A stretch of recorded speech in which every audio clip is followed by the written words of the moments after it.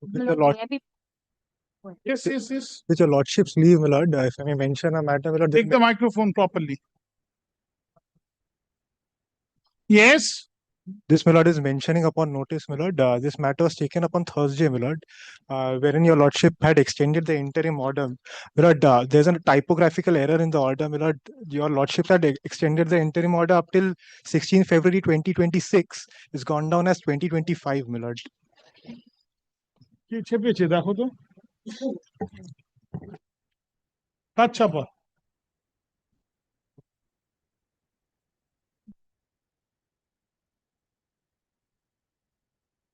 কার ছাপা হ্যাঁ আসুন This is not in the list, my lord, today. ঠিক আছে কালকে টু বি মেনশনটা দিয়ে দাও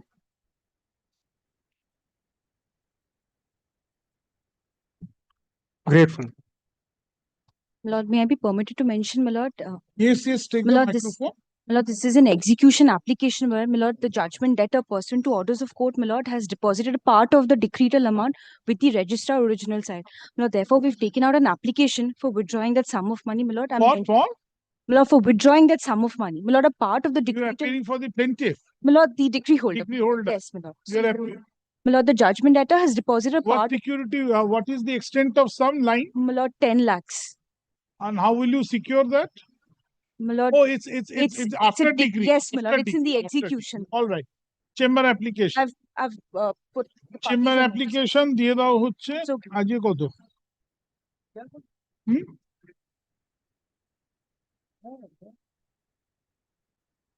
20 তারিখ দিয়ে দাও Thursday give notice Yes, my lord, affidavit I have. an affidavit of service Yes, I'm so grateful. yes yes Lordship, I appear for the plaintiff. I am praying for leave under clause 12. Lordship, primarily my suit is for discharge as well as injunction on enforcement of a bank guarantee owing to the fraud perpetrated by the bank. Lordship, the facts of the case only are the leave under clause 12 clause 12 as well as section 12 of the Commercial Codes Act, Lordship. Lordship, there is a subsisting suit filed by me, filed by the corporate debtor. Lordship, I am one of the suspended directors of the borrowing bank of the borrowing company, the corporate debtor. Lordship, what had happened was I filed a suit for recovery. take the microphone properly The corporate debtor filed a suit for claiming damages from the bank because of which I lost certain contracts. Now, Lordship, pending that suit, the bank chooses not to. Lordship, the bank chooses not to contest the suit. Instead, it goes further for recovery proceedings under SAFEZI as well as IBC. The company goes into liquidation yes pursuant to the orders of the NCLT. Lordship, the stakeholder committee is comprised of 97% holding of the banks itself, the respondent number 1 and 2, who ultimately vote in favor of withdrawing the suit that would have helped the company revive.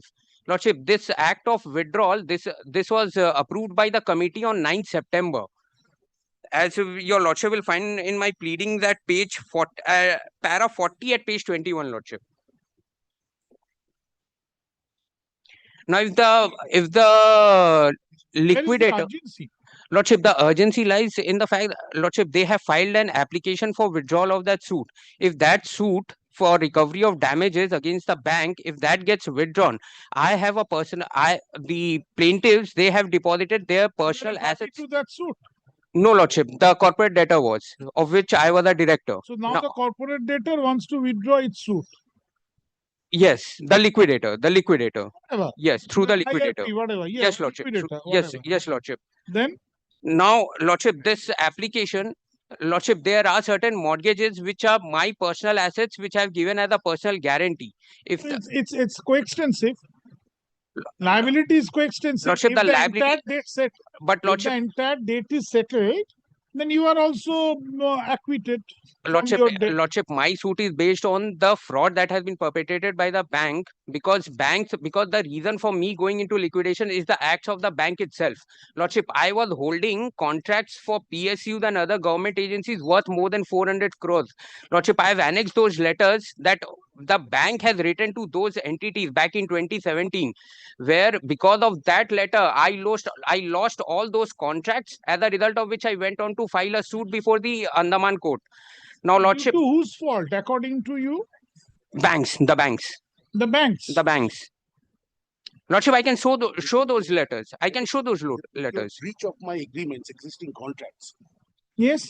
They procured breach of my existing contracts, which I had with those PSUs. And because of that, I went into CIRP and liquidation. Well, unlike a CIRP process where the RP is bound by the decisions of the COC, a liquidator is not bound by the decisions of the SCC. The liquidator, despite my objection, decides to go and withdraw the suit in Andaman. To what extent your guarantee? My lord, co-extends. My lord, today, your lordship is aware, a guarantor steps into the shoes of the creditor. Correct. If the creditor gives away the money which is receivable from the bank, I will have nothing to recover from the creditor. And they have filed the application on 8th of October asking for withdrawal of the suit in Andaman. No, but if entire claim, either by way of resolution process or It's not by resolution process, it is liquidation. The resolution process did not go through. over. That's over. That's over. That did That's not over. go through. So the liquidation. Liquidation. In the liquidation, the Liquidator decides lender bank wishes to settle the dues or withdraw. not wishes, withdraw the suit filed against it. They are the judge Filed against whom? Filed the banks itself by the corporate debtor. by the corporate debtor. They are the judge of their. So the corporate debtor wishes to withdraw the suit. No, the liquidator acting on the dictates of the bank.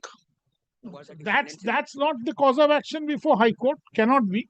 No. The liquidator appointed by NCLT. Yes. So if you have a cause of action against the liquidator, My cause of action, because of the withdrawal of the suit, now they will try to enforce the guarantees so and it's my lord enforce it's precisely your cause of action against the the liquidator and the banks. and the banks. Yes. And arising out of a proceeding before NCLT. No, my lord. It is not a proceeding. It's a collusion and fraud. It So is that not. go before the NCLT. You No, go my and lord. apply. This suit wouldn't be maintainable.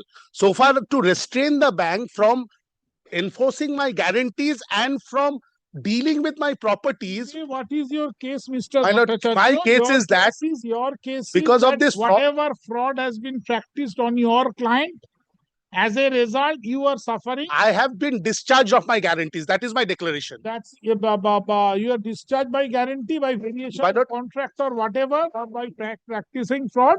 But for that, the proceeding pending before NCLT is going to be withdrawn.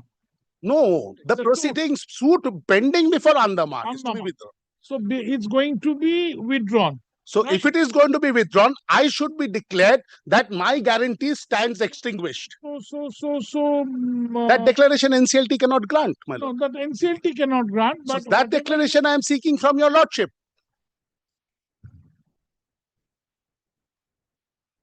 And corresponding to that, section 34, perpetual injunction restraining them from taking any steps with regard to my mortgage properties. Because they will immediately upon withdrawal of the suit, they will deal with my But properties. prima facie, you have executed a guarantee. Yes. But I could have stepped into the shoes of the guarantor, had this money in the Andaman suit, because it was directed, it will appear ex parte without the bank. At that stage, I am not a party to the Andaman suit. the liquidator is still sitting on the issue. No, they have No. filed a- No, They have filed an application for withdrawal. That's right. So the liquidator has been appointed by virtue of NCLT order, My lord, right? my lord. So if you have any grievance against the liquidator, you have to go and complain of before the NCLT. My lord, what I am seeking essentially in this suit is a declaration. I tell you, Because they have done whatever wrong neither mischief they had to do. not the borrower company is a party to your suit. No. Can't be. It is already into liquidation. Not the liquidator is a party to your suit. He's a party to this suit. Defendant number 3. He is the defendant number 3. I am only seeking whatever mischief you have done it. By virtue of section 139 and 143 of the Contract Act, I get discharged. Yes. That declaration only your lordship can grant, not the NCLT. My lord will kindly take the prayers of the plaintiff. Is there any procedure in the Andaman suit? You are not a party. No, the guarantors were not a party. The corporate debtor was only a party. You are not a party.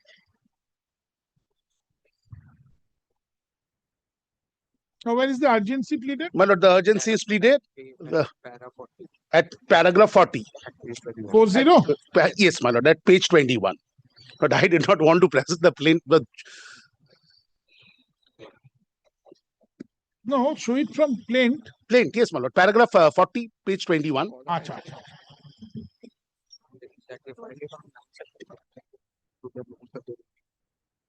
They filed the application on 9 September. I don't know whether it has already been withdrawn or not.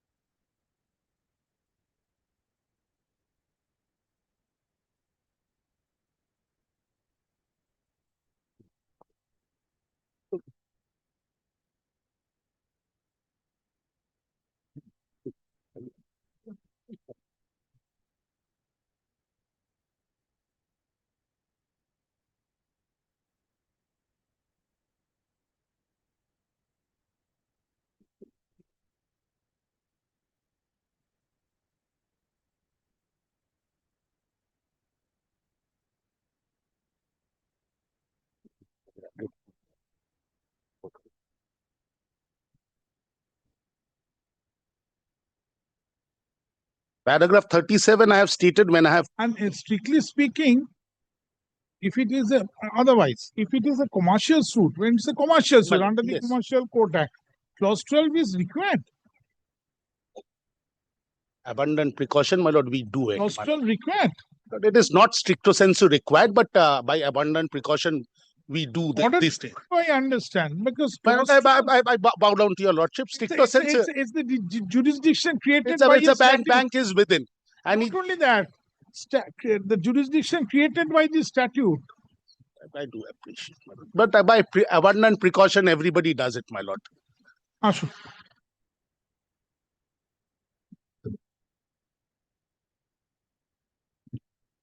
As the plaintiff contemplates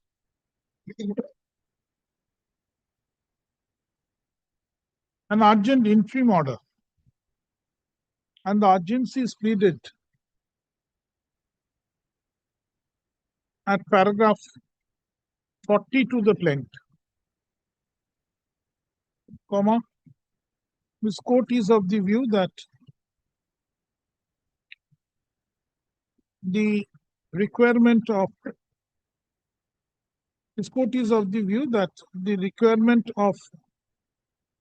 pre-litigation mediation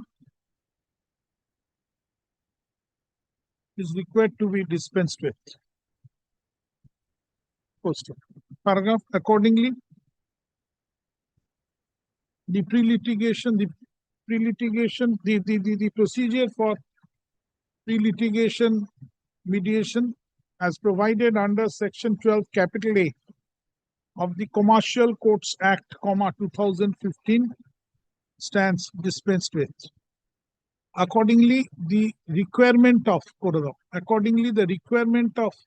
pre-litigation mediation as provided under such and such stands dispensed with.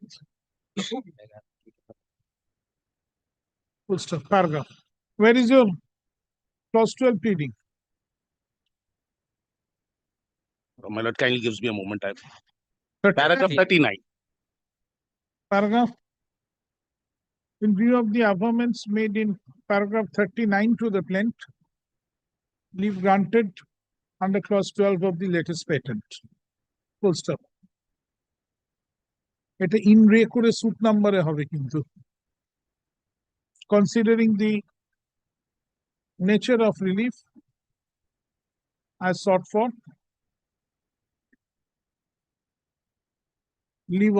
leave is also granted under order Roman 2 rule English 2 of the Code of Civil Procedure 1908. Mr. Paragraph.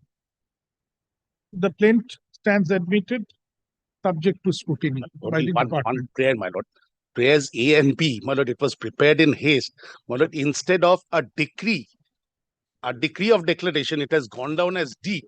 My lord, prayers A and B, my lord, leave to correct it, my lord.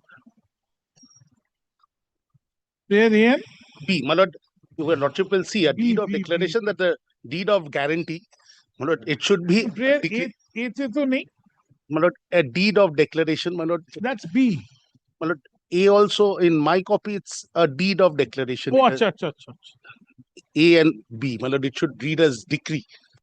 Paragraph. Mr. Rudroman Bhattacharya, learned senior advocate appearing for the plaintiff, submits that in prayer A and D to the plaintiff, it is wrongly typed as deed of declaration, which shall be corrected as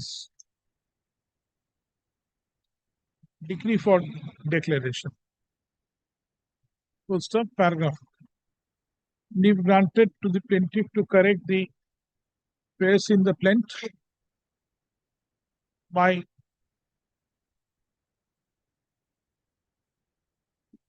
putting the signature of the learned advocate on record for the plaintiff. Full stop. An amended copy of the plaintiff shall be served upon the defendant in accordance with law. My lord, and I was seeking leave to move the application.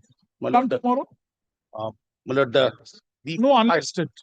leave to file it. No, but unless the leave is given, it won't be taken by the department. May I come? Fiat endorse করে দাও. I will come back day after, my lord, your lordship. So, Upon urgency pleaded, leave granted to obtain. No, day after or tomorrow, that depends upon when Any you day. get the number. No, my practice is after it is numbered, ask your junior to mention, I will direct it to appear. my lord, লিখুন upon, because Friday I have a personal difficulty. So, ask your junior upon urgency pleaded, leave granted to obtain regular number. great.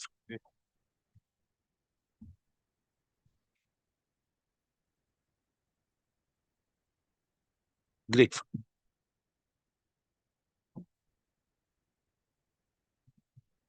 Yes.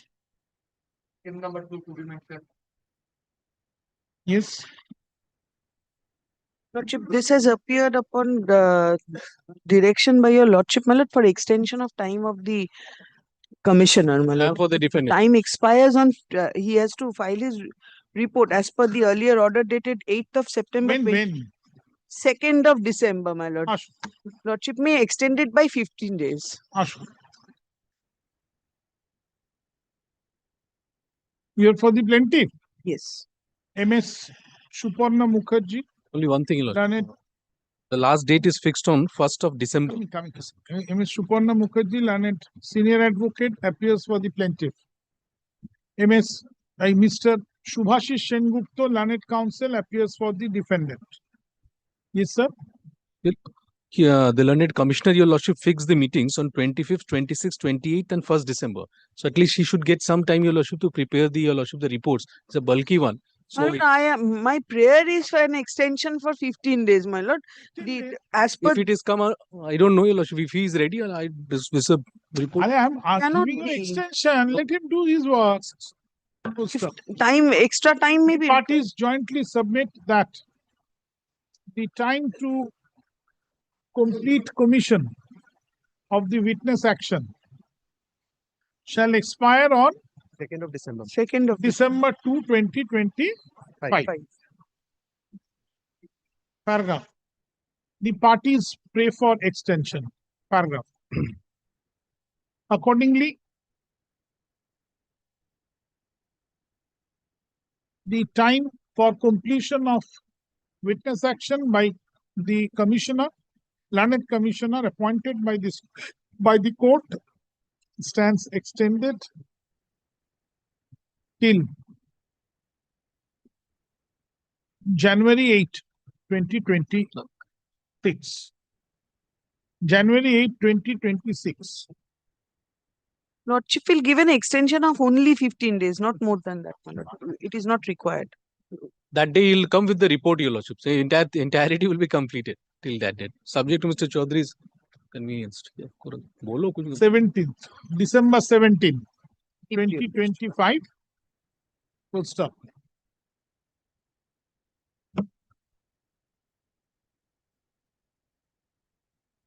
This is the entire witness action is over. Yes, But yes. But everything is over, only any further witness? No, your lordship. No. We don't have any further witnesses. Nobody has any further witnesses. No, The yes. matter will be set down for hearing, For hearing of the arguments, my lord. for arguments, For arguments. whatever, for arguments.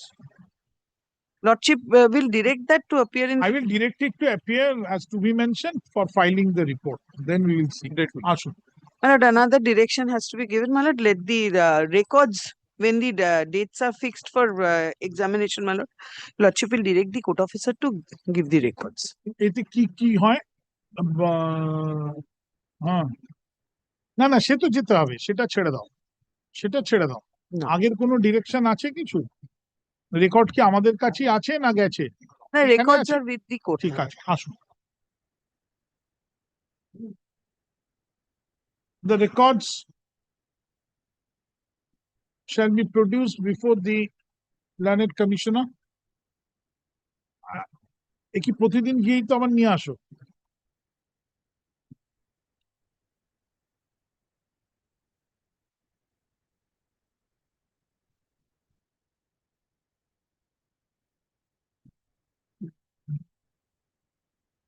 হ্যাঁ, কে নিয়ে যায়? দেখি কত কি ছিল আগের বার।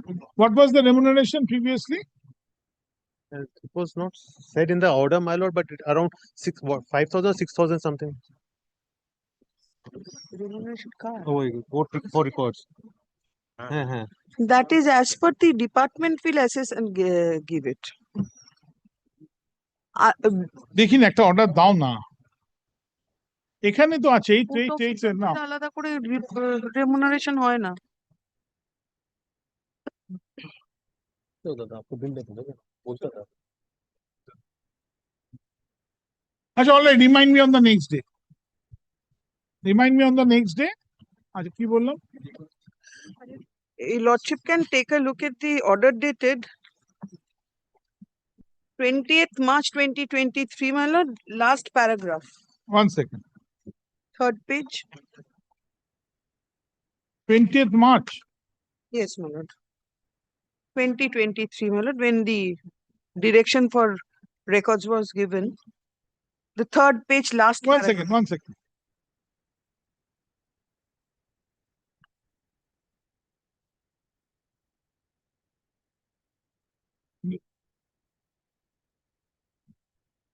বলে দেবে কত টাকা যদি দিতে হয়। এটা কোনো Give me. Let me just see. last paragraph.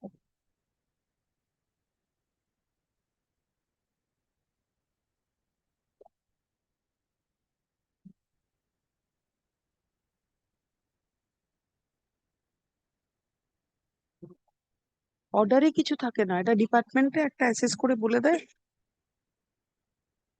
কোনোদিন থাকতো না দাদা, ডিপার্টমেন্ট থেকে বলে দেয় কত টাকা দিতে হবে।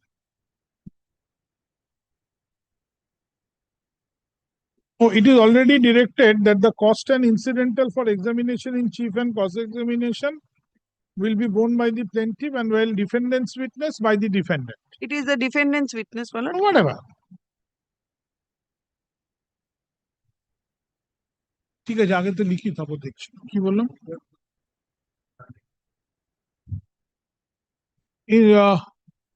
While the commission shall take place, paragraph. The registrar, original site shall depute a responsible officer for carrying the papers as and when required at the venue and to get it returned to the court. Full stop. The venue, comma, the dates, comma, timings for commission shall be fixed by the respective advocate, or it's already fixed. So দরকার নেই বলা। Full stop. এটা ফেরত দিয়ে দিন ম্যাডামকে। ঠিক আছে। I'm grateful. Your Lordship. Grateful. Deeply obliged.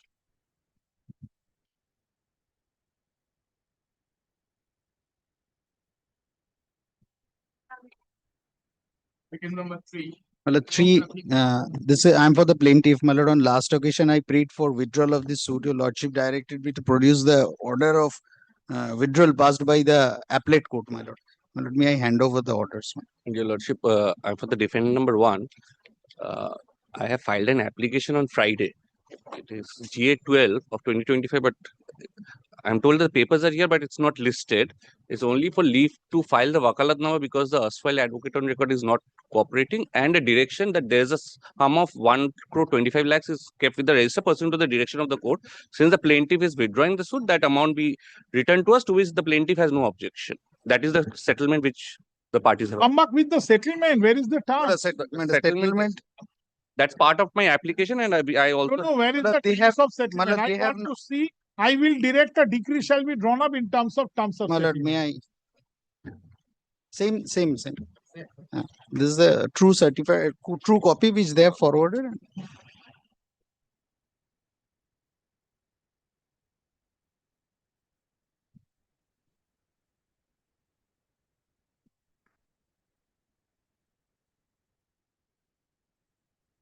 How many parties are there in the suit?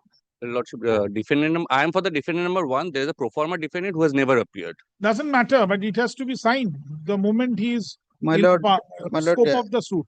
Your Lordship, the settlement is that they will withdraw the suit. That's why it's not. my lord, it's a dispute between the plaintiff and the defendant number 1. My lord, defendant number 2 is Sony India, my lord, because they are licensee. That's why you had to make them a party.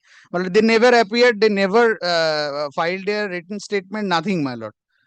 Doesn't matter. The moment you have made, if you wish to file a terms of settlement, you have to comply with the provisions. My lord, if they doesn't appear, my lord, Doesn't appear, then there shall be Your no Lordship, settlement. Your Lordship. With the defendant number 2, should shall survive against it. No, but the plaintiff is withdrawing the my suit, Your lord, Lordship. during the suit in its entirety, my lord. The suit entirety. Clarity. So where is your record showing plaintiff will withdraw the suit? My lord, Your Lordship, this take is my paragraph 3 instruction, of the my lord. settlement. That I take to the Come up with an affidavit, short affidavit by the plaintiff. That plaintiff wishes My to lord, withdraw. that is my instruction, my lord. Maybe, but since the second defendant is not there, Mhm. you come up with an affidavit, small affidavit. And Your Lordship, Simply that the plaintiff does not wish to proceed with this suit, the plaintiff prays for withdrawal of the suit. My lord. and your, ফেরত দিয়ে দাও, ফেরত দিয়ে দাও। and Your Lordship, GA12 may also appear where my. What is for GA12? My lord, Is I have filed an application, leave to file a fresh wakalatnama with the new advocate on record because it's the client is unable to contact for reasons unknown the erstwhile advocate on record. But unless the erstwhile advocate on record's power stands revoked, No, that in that application is filed by the client only. The defendant number 1 is a company from Delhi. It's a TV Today group. So they were for reasons beyond control. They couldn't approach. They have approached, but his offices are closed and all. So he's not responding to the call. That's why we have filed an application to leave to file a fresh wakalatnama through the new advocate on record.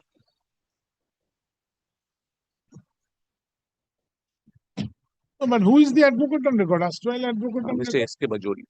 S.K. Bajoria. SK? Bajoria. So where is he? We have approached him for, it's been almost a year. We have been trying to chase him, but most of the time the offices are closed. And he's not responding to the calls.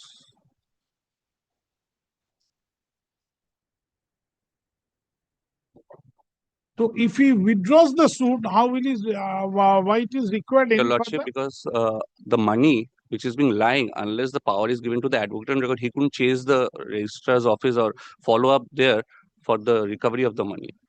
See, the moment he will withdraw the suit, the money will go back to him. go back to? No, my lord, it was deposited by them, my It was lord. deposited by It us. was deposited by them, my It was lord. deposited by Pursuant to us the as a order security. passed by, All right, so mention all this and file an affidavit by the plaintiff. And everything is mentioned in my my lord, application. my lord, I can record my no objection, or my lord, as in terms of the settlement, my lord, include the settlement. Your no objection is not required. My lord, Really. not my lord, plaintiffs. I'm saying my Plaintiff shall plaintiffs. come up with one-page affidavit that My I lord. don't was to proceed with this withdrawal. And the money be given to the defendant from up. My lord. My lordship will kindly record the order, my lord. It will be difficult for me to. Mr. My lord, Tanmoy Roy. Hon'ble Rai, learned advocate, appears for the plaintiff. Mr. Rudrajyoti Rudrajit Sarkar. Bhattacharya Sarkar, learned advocate, appears for the defendant number 1. None appears for the defendant number 2. Have they entered in appearance? Never. The parties informed to this court that the defendant number 1 has never entered appearance.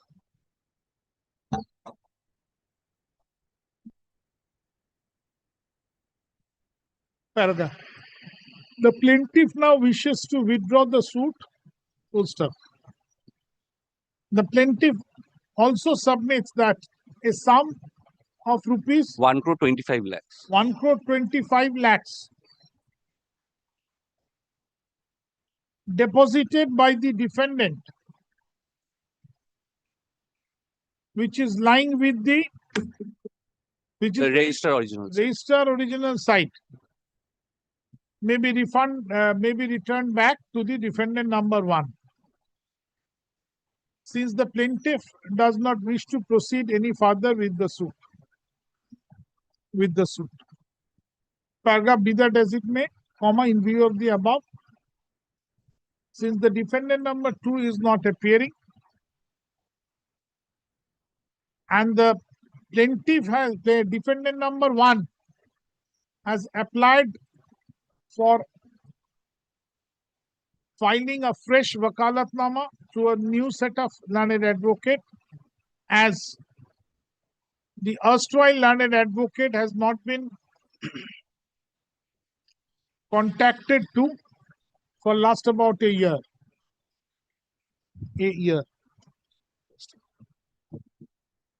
Accordingly, IAGA Com 12 of 2025. 12 of 2025, the application filed by defendant number 1 shall also appear on the next day along with the suit. Full stop. The matter shall appear under the heading for orders on. Tell me when. Next Monday, your lordship. Next Monday. On November 24, 2025. Right.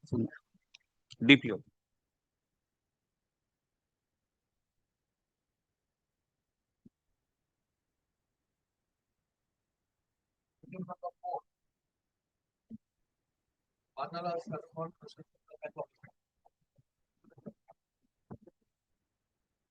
My lord, this matter is led by Mrs. Manju Agarwal, Learned Counsel Senior Advocate Manju Agarwal. So, my lord, she is occupied in other court. That's no ground. Well, she's appearing for whom? Appearing for petitioner, Pannalal. To come after some time. Last day also the same has happened. Time and occasion, also they are taking the time. Time and occasion, they are taking time. So my application is pending since last year, my lord. The refund of money. Huh? Passed over for the day. Next. First of all, that. Application item number 5. If she does not appear yesterday, then their application, if running in the list, will be taken up. This is bank's No, application. my The lord, only she thing is coming within 5 minutes, my lord. So the court will wait for 5 minutes. My lord, this lord, kindly give us application, my lord, this time. application is preferred by the bank. Bank is the defendant, KMC is the defendant. He is the plaintiff. Plaintiff file a suit here before this High Court. Application by defendant. Application by defendant. All right, come tomorrow. Lordship. I am appearing on behalf of the plaintiff petitioners. I appear for the defendant number 2. Plaintiff. There is an application which is GS6 of 2025. That is my application praying for acceptance of written statement. My written statement was prepared and was filed in the department within the time stipulation of 120 days. If Lordship sees GS6. 6 টা আগে দাও। What is 5 for injunction? But there is a little story to it. My lord, I am the Coming, defendant number 1. 5, GA5. Main application is not appearing, which the appeal court has directed towards my lord. It is 38, item number 38. ওটাই তো শুনতে হবে না? হ্যাঁ, ওটাই item So number what has 38. happened is that there was an order of injunction passed against me, the defendant number 1. No, just 1 minute, Mr. Banerjee. Yes, my lord. GA5 is for what happened? I don't know, my lord. I have also not been served with GF. I have not been served. GF5 is an application by the defendant number 1 for extension of time to file written statement. But that will only come if my actual GA6 is my application. GS6 is defendant number 2's application to file written statement. Although the written statement has been Don't argue on merit, I will hear on merit. GA5? GA5 is not my application. Not your application. Not my application. You are for the plaintiff. I am for the plaintiff. You have any application pending? My applications are not pending, your lordship. Only the moot contention is in. Forget it. Contention, I will hear. Item number 38, which is defendant number 1's application under section 8 of the arbitration and It's concession. to be heard first. Yes, because why I'm saying, my lord, we have secured the amount before the appeal court. That is neither here nor So, there. my lord, it has to be heard has to first. be first. That's all. Affidavit complete. Yes, shop complete. Yes, we can, so far as the section 8 next week. start, commence. affidavits are we can complete. So far the section 8 application filed under the arbitration act, my affidavit has been filed. The reply to that has You are for the plaintiff. no, defendant number 2. So how does it matter? Item number 6. Co-defendant's affidavit in section 8? Does it matter? No, it does not matter. Matterance. It's between the applicant and the plaintiff. My lord, if your lordship is minded to take up the section 8 on another day, my lord, my learned friend's application is item number 6. That is for extension of time to file written statement. Provided suit survives. That's really, my lord. Yes. I'm only saying if your lordship is not taking up the section 8 today, my lord, kindly gives us short 1 week affidavit. In that. You want to file affidavit to G6. In that. Extension of written statement. Oh, his application. Yes, Mr. Ghosh wants to oppose my application file for extension of Right. time to file written So the time statement. can be utilized. That's all I'm saying. প্রথমে করুন। আচ্ছা, এইটার সঙ্গে না serial number 38. 38 দেখো তো। জিনিসটা এত ঘেঁটে আছে না। 6 টাকা 6 টাকা ওদের 6 টা তো ওদের ওটাতেই তো affidavit। ভাই অদ্ভুত, ডিফেন্ডেন্টের নামগুলো কস্ট টাইটেলে থাকে না কেন? 6 টা আমাকে সার্ভিস করেছিল কেন? PCC logistic versus nothing. এদিকে আমারটাতে অপোজিশন দিতে হ্যাঁ, কি হয়েছে এটা? এতে কিসের জন্য অপোজিশন দিচ্ছ? বলো, এসব চলবে না আমার কোর্টে। না না, আমার এইটাও বাস দিচ্ছে কেন? আসো। আমার কাছে অবশ্যই দরকার নেই। Mr. Rupak Ghosh, Learned Counsel, appears for the plaintiff. Mr. Shatarup Banerjee, Learned Counsel, appears for defendant number 1. Mr. Orithro Basu. Orithro Basu, Learned Counsel, appears for defendant number 2. Paragraph. The parties jointly submit that the instant application is a connected one with that of IAGA. IAGA, my lord, GA-COM 4 of 2024. IAGA Dash COM 4 of 2024. Eta bold didi, huh? And both these applications can be taken up together. Full stop. Paragraph. এবার করুন রি করে in রে IAGA 8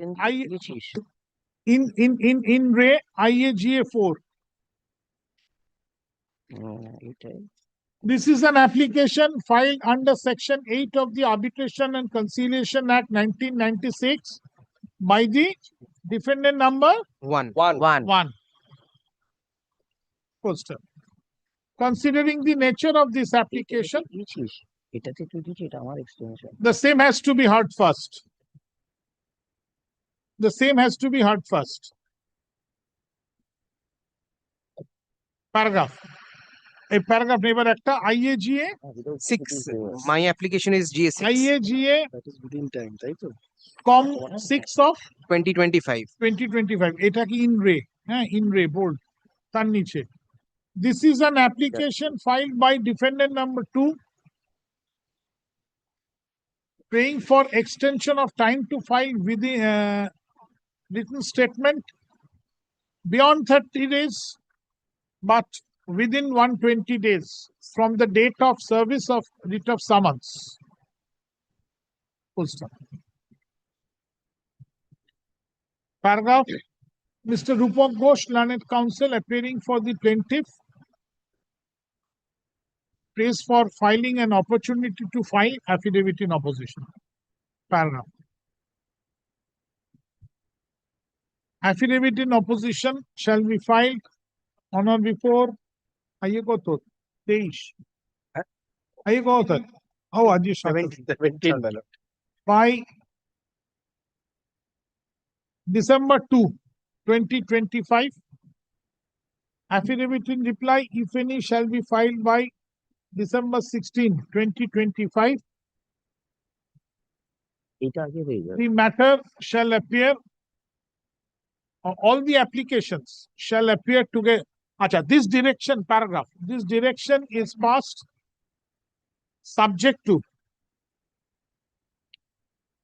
the fate of the Section 8 application. ঠিক বলতে পেরেছি? Subject to the fate of pending Section 8 application. Full stop. Paragraph. The matters, all the applications shall appear under the heading Section 8 to new motion. Affidavit, Adjourn motion. Under the heading adjourn motion on কবে দিলাম অ্যাফিডেভিটটা না ডিসেম্বরে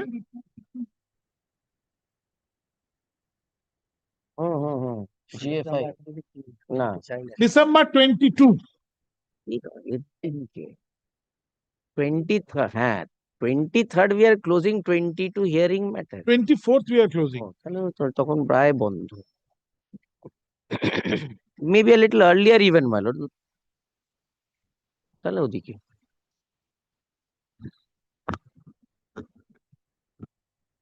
January 7 great 2026 2026 আগে সকালবেলা না ভুল হয়েছে যারা নিয়েছিলেন আবার টু বি মেনশনড আনতে হচ্ছে 2025 এ চলে যাচ্ছে 6 But only one submission. GA number 5, there is another application, which is my learned friends. Different number 1's application for extension of time to file written statement. There we don't wish to. It is not in the list. it is there in Not the in the list list. it is there that There.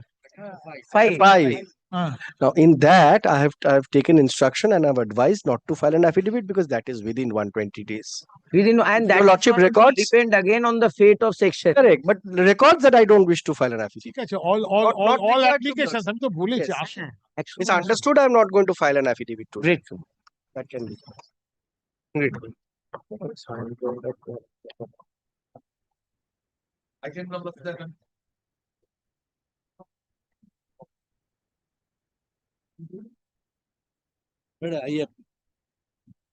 I appear for the petition in the execution application, my lord. I appear on behalf of the judgment debtor, your lordship. To order, my lord, the judgment debtor has filed an affidavit of asset.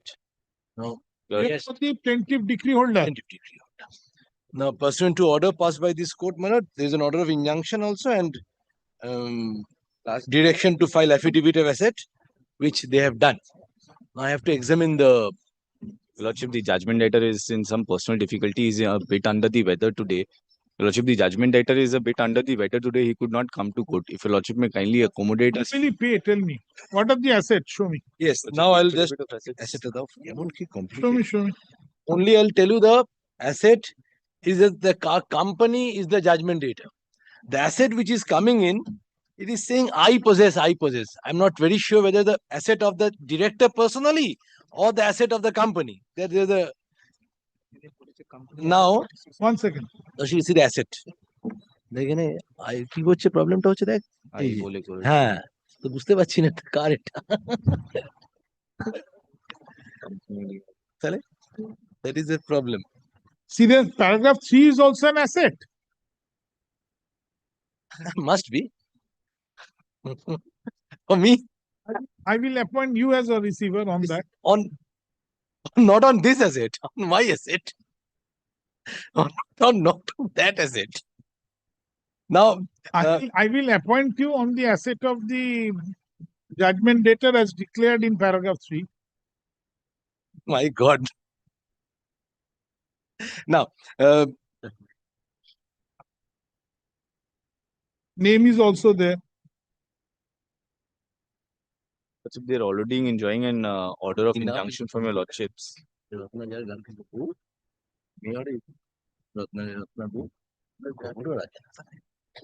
Now, only thing, my Lordship will see Wait. 8. Sorry. Wait.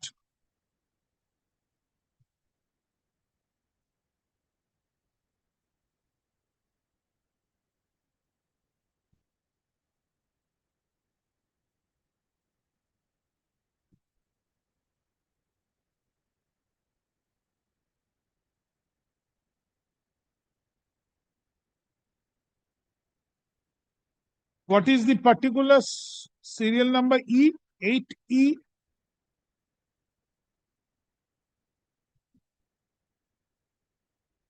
Eight E. 8 crores. 8 crores.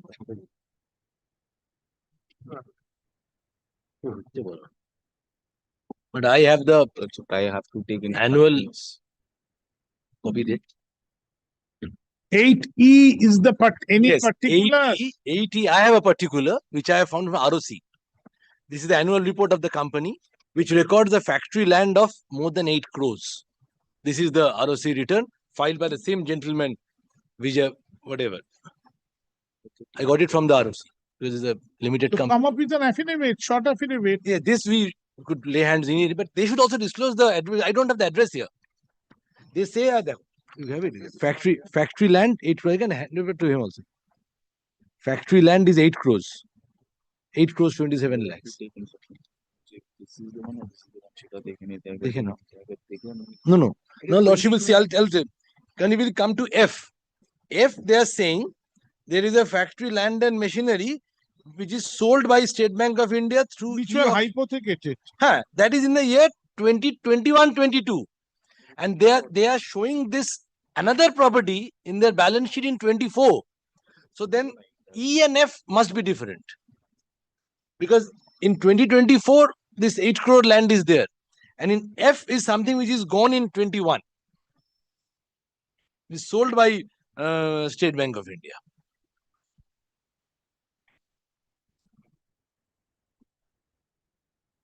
What about this Upohar?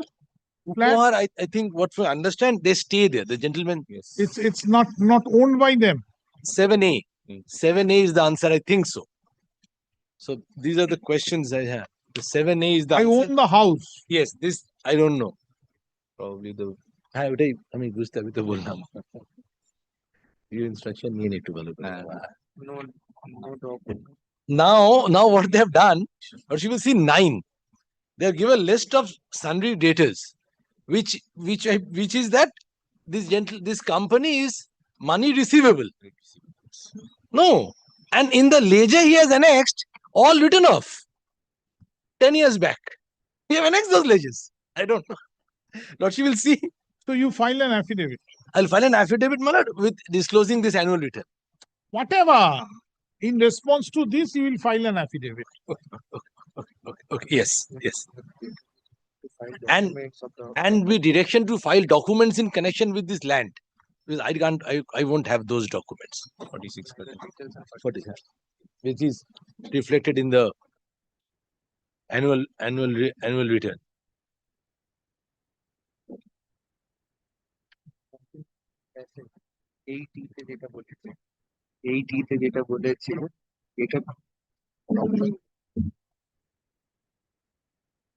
বলে দেবে 8 documents in support of 80.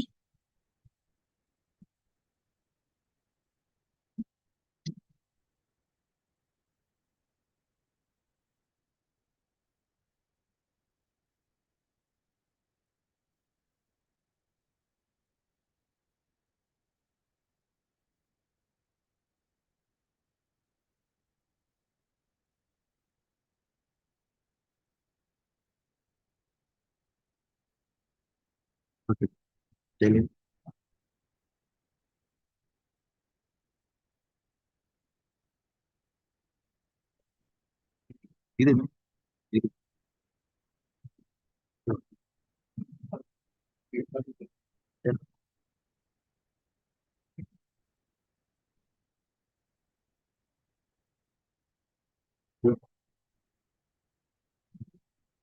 Finally, come to the order, September 25.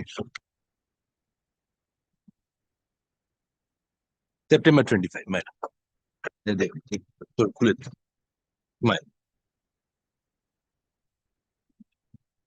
আচ্ছা লেখো আসুন।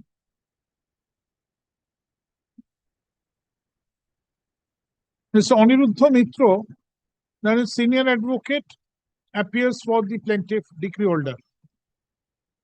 Mr. Varun Kothari.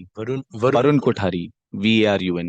Varun Kothari, learned advocate, appears for the judgment debtor defendant. Sole. So. Yes, company, sole. Paragraph. The decree is dated. Decree is dated 9th January 20. Is dated January 9, 2020. 2020. 2020. Paragraph.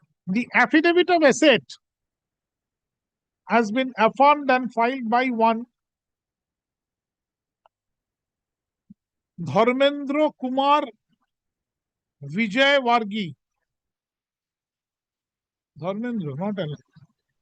না পিছিয়ে আছে Dharmendra Kumar Vijay পিছিয়ে আছে না Vargi, WARGI. RSS নেতা। হ্যাঁ এই তো এখানেও আছে তো। হ্যাঁ দুটো। How many? Lordship, there was one affidavit of assets previously filed, which the coordinate bench was pleased to direct us to file a fresh affidavit of assets, disclosing further details. Because in the affidavit portion, Your Lordship, we have to state that we have. So which one should be taken cognizance? Lordship, the one affirmed on 24th of September 2025. আসুন কি বললাম পড়ুন। ও tomato ঠিক আছে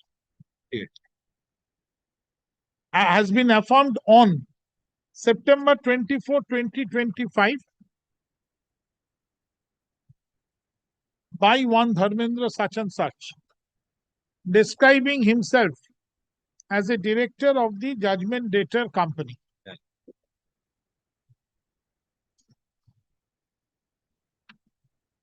Paragraph. Drawing attention to the content of the said affidavit of assets,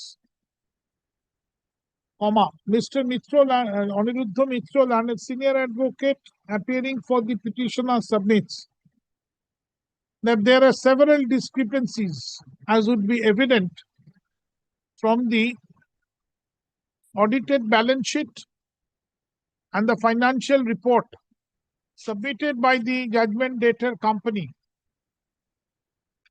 with the registrar of companies West Bengal for the year ending. For the relevant financial years.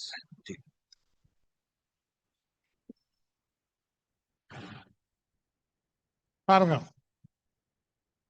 In view of the above, the plaintiff shall file an affidavit disclosing the alleged discrepancies with supportive documents on or before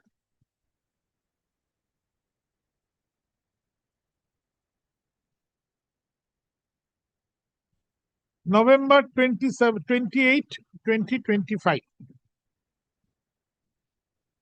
Full stop. A copy shall be served upon the judgment date or full stop. A copy shall be served upon the learned advocate on record for the judgment date or paragraph.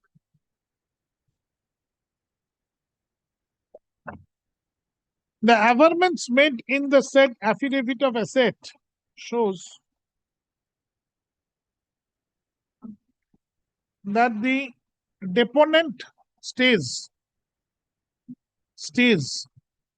at as described in paragraph at a premises described in paragraph 2 to the said affidavit of assets. Come in. Because এখানে 4 Ganesh Chandra Avenue. I don't know. Subparagraph 8 to paragraph 7 of the said affidavit also shows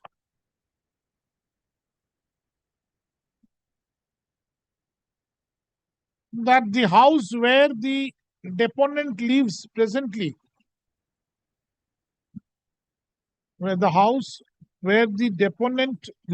presently, stands mortgaged with HDFC Bank Limited. Paragraph. Total decretal amount is rupees 22 principal 2246,524. Principal. Total principal decretal amount is rupees 524. And the interest Total interest has also been decreed thereupon. up to 12%, whatever. Paragraph. Yes.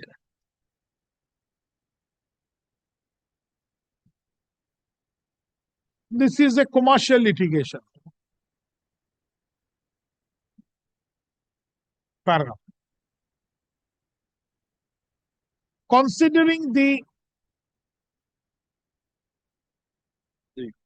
8E. full stop. Considering Details. তারপর এটাও লেখো 8E এর detail কিছু দিক না তো সব বোঝাই যাচ্ছে। the subparagraphs in paragraph 8 shows that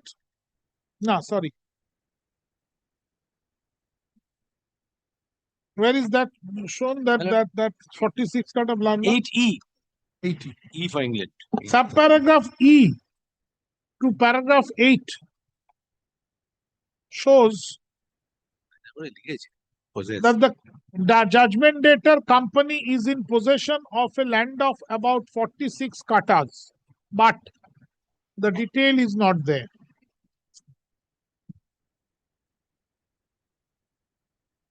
আচ্ছা এই উপরে যেখানে বলেছি প্লেন্টিফ শ্যাল ফাইল অ্যাফিডেভিট লিখুন তো কি বলেছি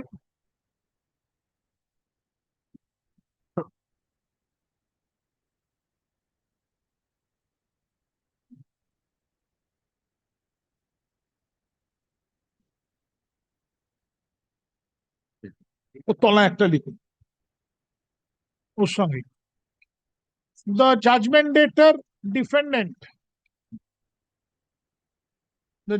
debtor defendant shall file a objection thereto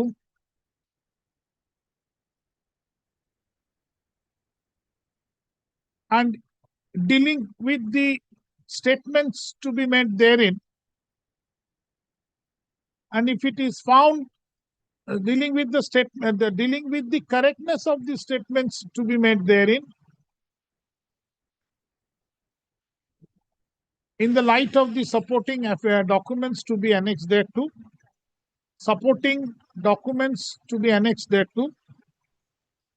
and if any particulars is found to be required for any property, be it movable or immovable, from the balance sheet or the annual return or the financial statement of the defendant, the judgment debtor shall disclose the detail of it in the said affidavit. হয়ে গেল। এবার নিচে চলে আসো, কি বলেছে?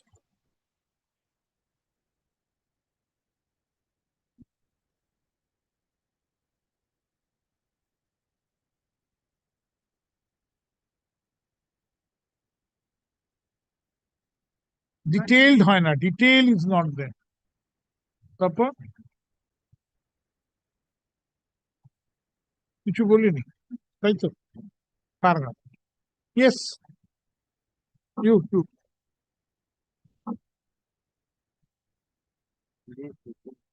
না না না, নিজে বসে আছে। Mister, what's your name? Pritam Basu. Mr. Pritam Das. Basu, madam. Pritam Basu. Pritam Basu, madam. Learned advocate is appointed receiver to go and make an inventory of the flat described in paragraph 2 to the said affidavit of asset affirmed on September 24, Also see 2025. the office is at 4 Ganesh Avenue. He is not saying who is the owner. The company's office in 4 Ganesh Avenue. So he's silent. The asset reads, I Dharmender, aged, working for Gain at Ganesh Avenue, also live at a different address, 42 by 203 New Baliganj Road. So 3 addresses are here. One is Upohar, one is Ganesh Avenue, one is Baliganj. কি বললাম?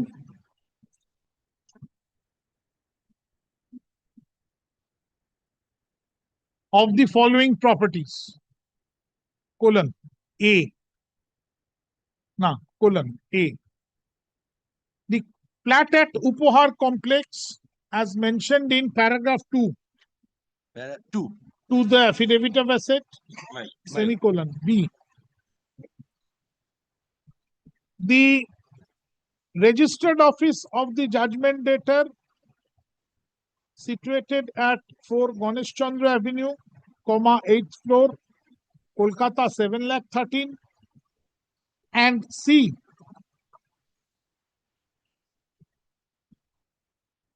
(42 by 203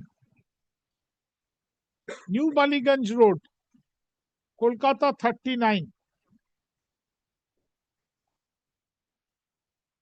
where the deponent stated as his residence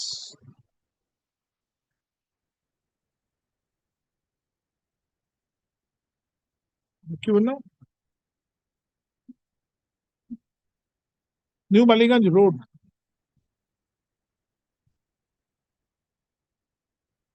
where the deponent presently stays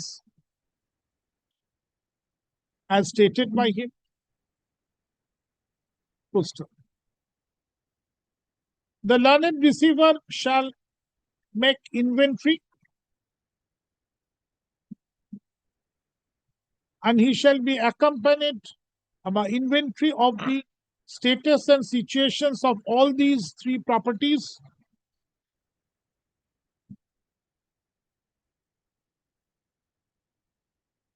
and shall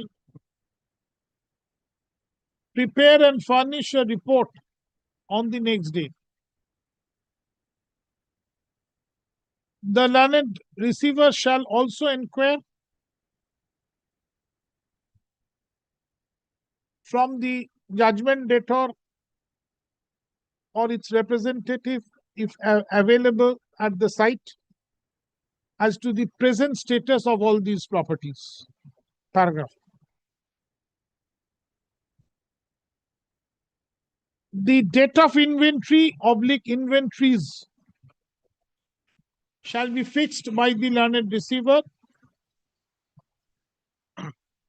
which shall be informed to the learned advocate on record for the plaintiff and the judgment debtor by the learned receiver in a written notice, by a written notice, date and time for the written notice. Paragraph. The learned advocate on record for the plaintiff and or its representative shall attend the learned advocate on record, learned receiver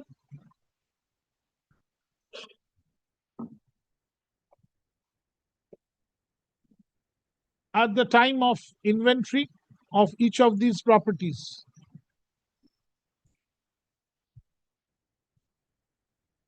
Full stop. After completing the inventory,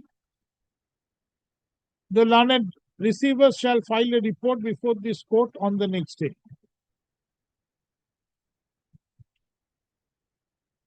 The learned receiver shall be paid an initial remuneration of rupees 50,000 consolidated, 50,000 by the plaintiff at the first instance. Full stop.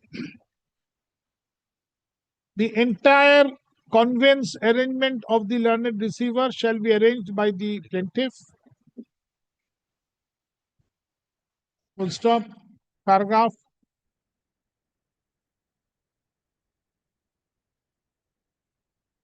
The remuneration of the receiver to be paid by the plaintiff shall be considered at the time of passing final order in the execution proceeding. Paragraph. The matter shall appear under the heading New Chamber Application.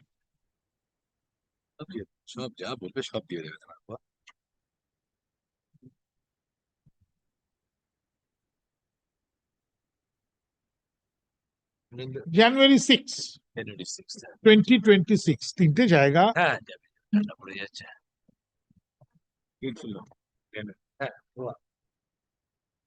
January 6. We need oblige. Great. Item number 8. India Limited. I am for the decree holder. It's my execution application. Here, on the last occasion, warrant of arrest was issued on the judgment date. I do not know the report.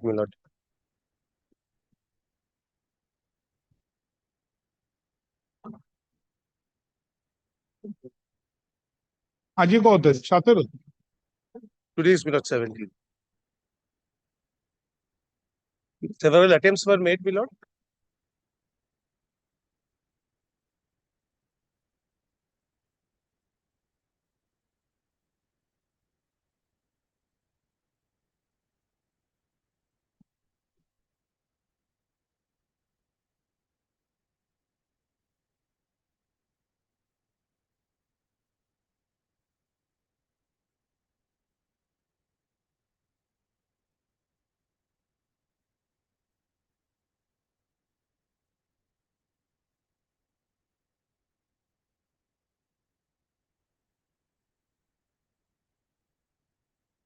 Despite there being a direction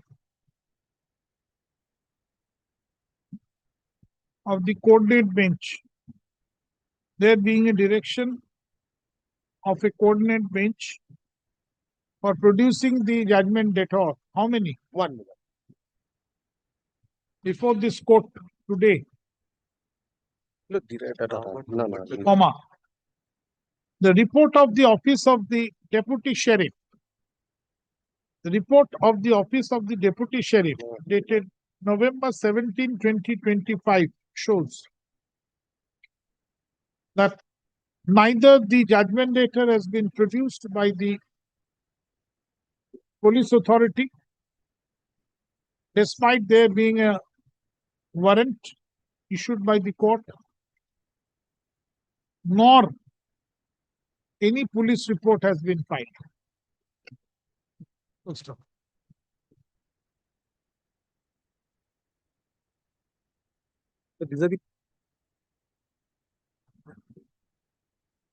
A copy of the order, a copy of today's order. In view of the above, one last opportunity is granted to the concerned officer, to the officer in charge of the concerned police station to produce the judgment dated on the next day and to file necessary report in that regard.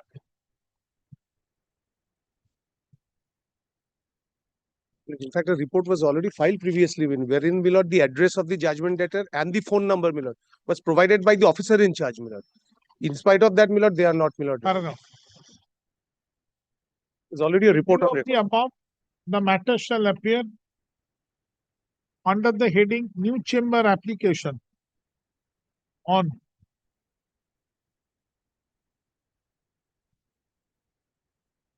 November 25, 2025. Paragraph. In the event, Could it be November 26th, my lord? Some personal difficulty on November 20th. November 31. Grateful. No, sorry, 31. No.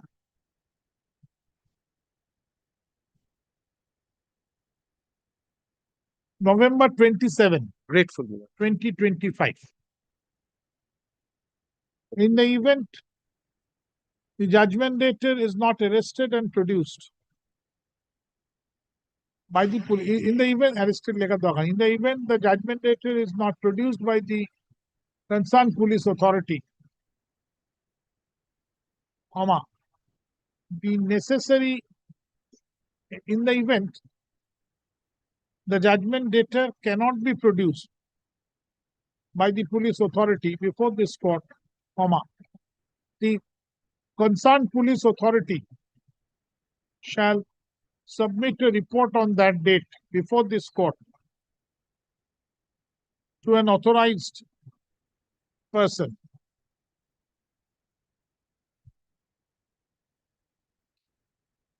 showing the reasons for the same.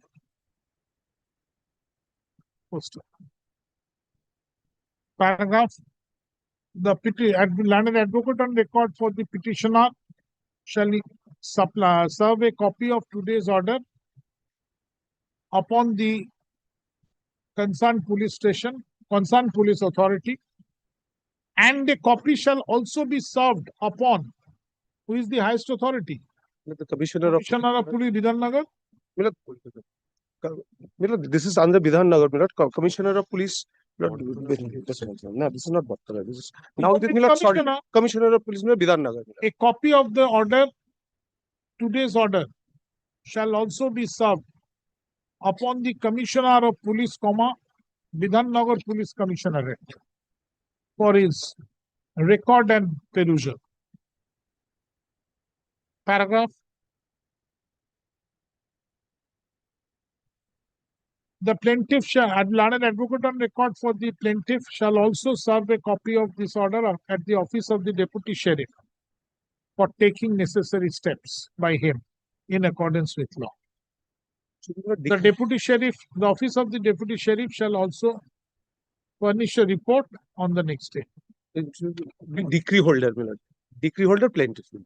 Sir, how does it matter? Plaintiff, decree holder.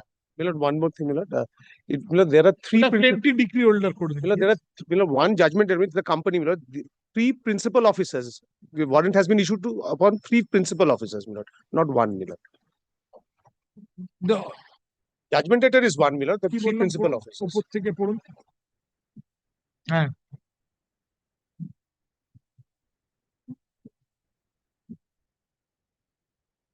Judgment for production of the officers of the judgment debtors, judgment debtor company.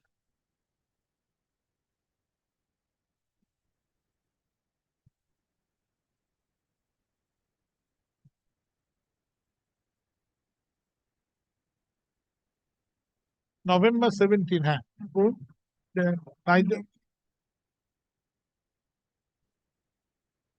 neither the officers of the judgment debtor company have been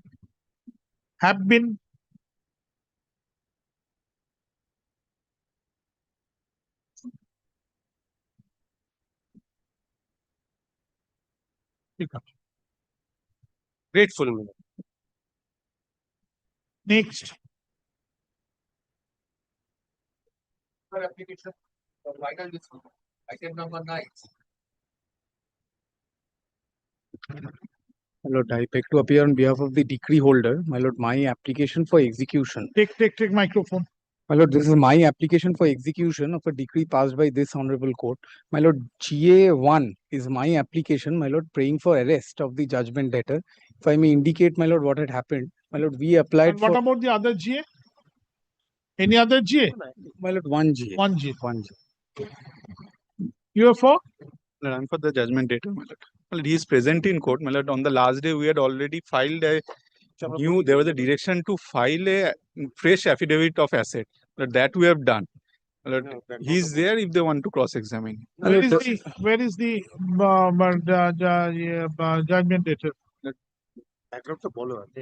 My lord, he's in the blue. What is the amount of decree? My lord, 37 lakhs, my lord. I'll indicate the... It's small business. He went out of business during the COVID period. A small Doesn't matter how will he pay. My lord, when we moved the execution application, my lord, an order of injunction was passed by this honorable court. Thereafter, my lord, a warrant of arrest was issued. My lord, he appeared in court. My lord, in the course of examination, my lord, we called for certain documents from him. My lord, bank statements. My lord, after the bank statements came in, my lord, we saw that in breach of the order of injunction, my lord, he has removed sums from the bank account. My lord, is that true? Lord, around 2 lakh rupees. My lord, that is admitted. Around 2 lakh rupees were removed. So first pay 2 lakh. No, more than that. My lord, what happened? We confronted him with the documents that he had made over to us in the course of, my lord, examination, to which, my lord, he has admitted that yes, I have removed sums. In fact, my lord, there was a fixed The orders deposit. were not served upon the bank. My lord, were not served upon the bank. That's the first thing should have been done. Thereafter, my lord, a fixed deposit was also mentioned in the initial affidavit of assets that were filed. My lord, in the course of examination, when we questioned him, my lord, he admits that the fixed deposit are not there. He's admitted many times. How much? My lord, fixed deposit was around 50,000 and 32,000 odd, my lord. My lord, thereafter, my lord, after the admissions have been made, my lord, we have filed GA1 for arrest and detention of the, my lord, judgment debtor. And my lord, the affidavits are complete. My lord, in the affidavit in opposition, he does not explain anything, my lord. Save and except bare denials. Explain, no explain, let him be arrested. Yes, my lord. That is my humble prayer before your lordship. Yes, sir. Straight arrest. He's there, but my lord, Take the microphone. yes, I'm sorry. My lord, his business has failed. Actually, he has taken up a new job around 20,000. Doesn't matter how will he pay. The affidavit of asset does not disclose any asset. I don't mind for asset. I will make him to be state guest. Where no cost and expenses, he will enjoy. What he had told me before the vacations was that he had taken up a job which pays around 20,000-30,000. No, let him be behind the bar for some time. Enjoy the state hospitality. It's not bad. My lord, when Justice Rao was there, my lord, his lordship had indicated that this is a decree of court, you have to abide by this. He was given enough chances, my lord. Several chances given. Wait. আজকে জেলে পাঠিয়ে দিই। But what he is submitting, that his salary slip is there. He is ready to pay around 50% of that every month. 50% of that salary. That maybe. How much? For eternity, he will be paying. Even what can be done? He actually does not have any asset according to his affidavit. Make him understand. ঘর থেকে বেরোবে police নিয়ে যাবে। Make him understand. আজকেই এখান থেকে। But we had put it to him before. We had said that to him before the holidays only. I had given him that instruction. Before the holidays only, I had given him that instruction when my lord Justice Rao was there, that this might be his fate. Lord, he says his business has failed. Now, So how will he pay? He has to pay.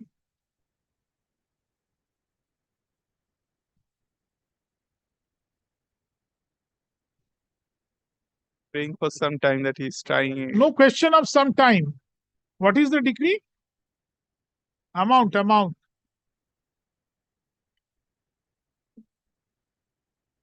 My lord, 37 lakhs 58,376. Ask him to pay 10 lakhs by Monday.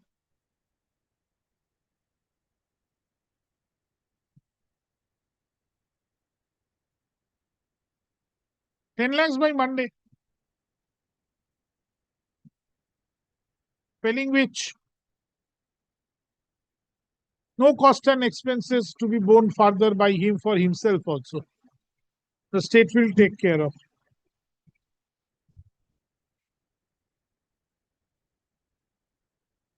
বুঝিয়ে বলো সোমবারের মধ্যে 10 লাখ টাকা না দিলে ওর নিজের খরচা নিজেকে চালাবার দরকার নেই তো স্টেট খরচা নিয়ে নেবে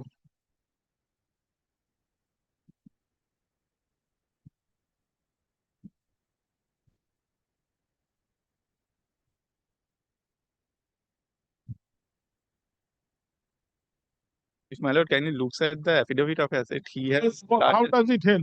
he has got larger debts, my lord.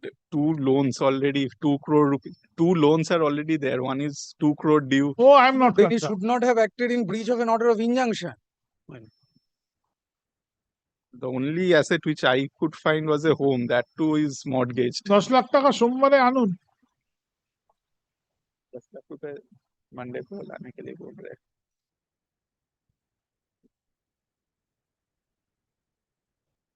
The alternative is he will also not bear his own expenses. It should be taken care of by the state. Make him understand.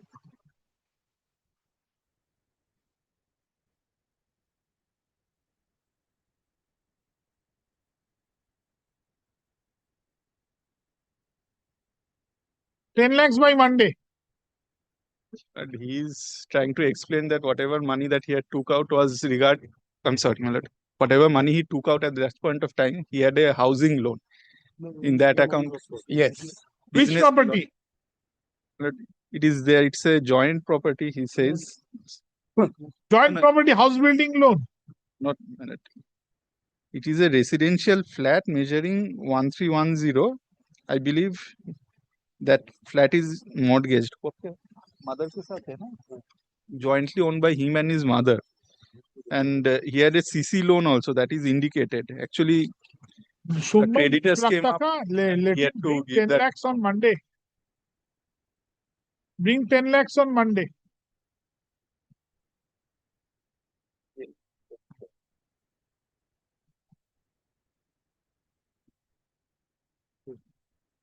He's praying for 1 month's time. He's praying for 1 month's time. I am opposing, man. 10 lakhs on Monday. Then I shall consider time. Pay 10 lakhs on Monday, I shall consider. I'll give you time. Pay 10 lakhs on Monday.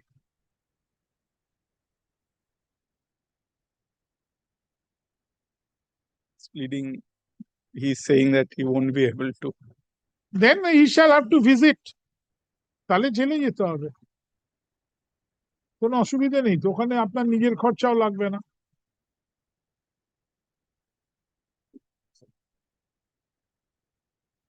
Then you have to go inside.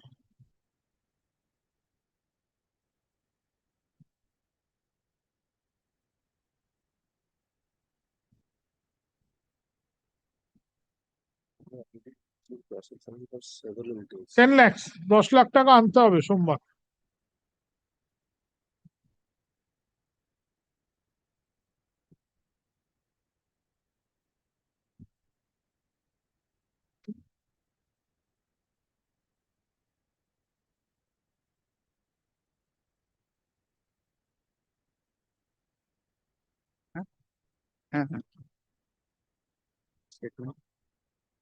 The decree is of The decree is 3rd July 2023. July 3, 2023.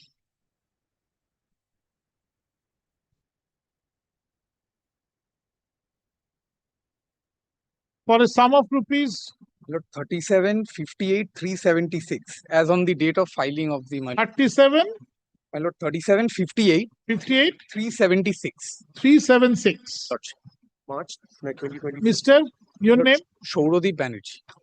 Shourodip Banerjee. No. Shourodip. Shourodip Banerjee, London advocate, appears for the plaintiff decree holder. Give him. Mr. Dutimoy Pal. Dutimoy Pal, London advocate, appears for the defendant judgment debtor. Instructed by Mr. Upadhyay. He could resolve. Paragraph. Ankur Kumar Mishro. Here. The judgment debtor, paragraph, is personally present in court as the matter has been fixed for examination of judgment debtor.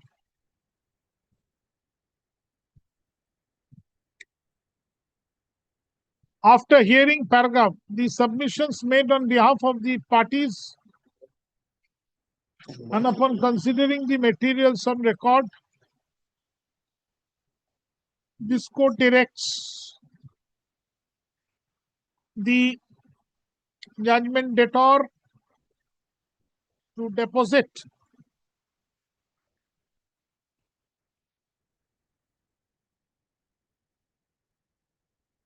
a sum of rupees 10 lakhs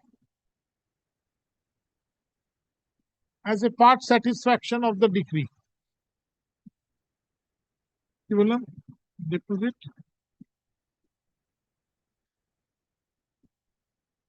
Before this court, in whatever mode,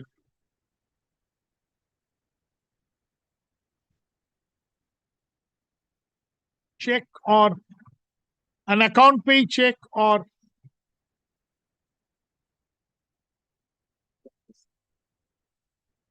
pay order, account pay check / pay order / bank draft, Bank transfer.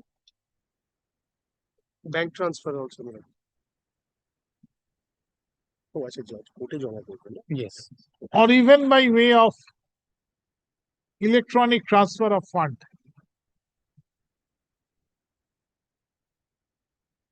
By কি বললাম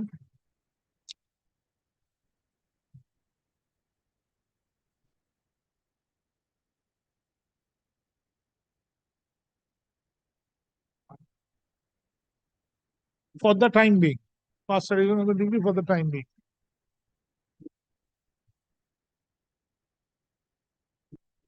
In whatever mode, comma, an account pay check, pay a comma na slash.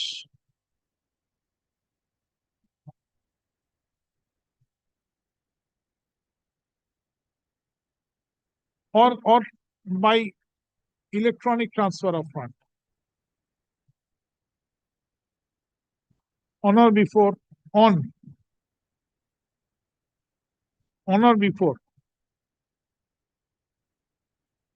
November 25, 2025.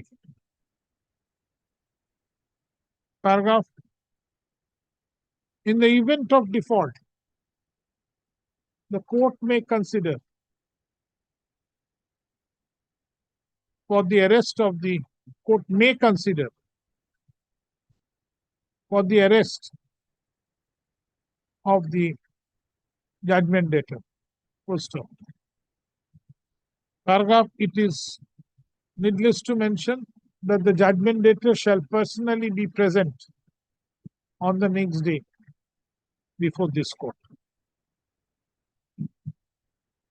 The matter shall appear, paragraph, on November 27, 2025, under the heading 27th. কিসে আছে? New chamber application. এটা final disposal. Chamber application for final disposal. May it just come up on 28th. He's in some personal decree. On 28th. He has to come from Dhanbad. He's not. He has to come. I'm just thinking one day. 28th. Let it be on 28th.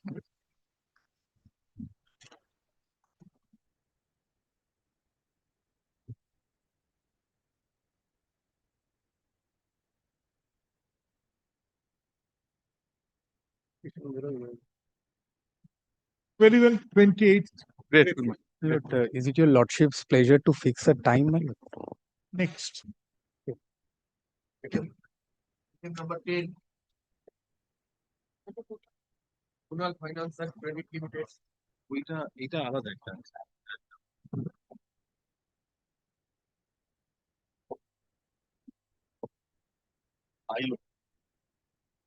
That's 12 method. But nowadays we don't fight. No, we never. We oppose, but nowadays we don't fight. Previously we used to. My application, suit for recovery of money. Application for? I'm telling you, lordship, substitution. That suit for recovery of money against the partnership firm and the two partners of the partnership firm.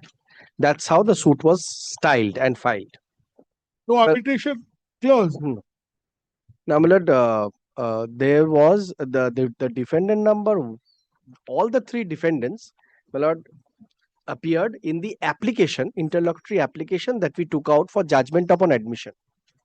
My lord, we succeeded, and the order was, unless they pay that amount, my lord, the defense would be struck off.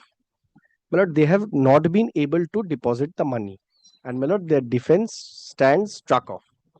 So, my lord, the written statements that were on record have not been accepted.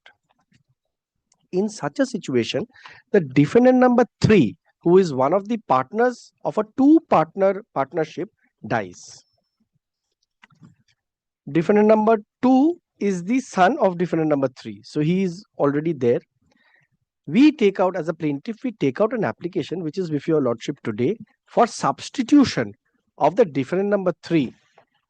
That is the father of defendant number 2 with the other legal heirs of defendant number 3. That is the application presently before your lordship.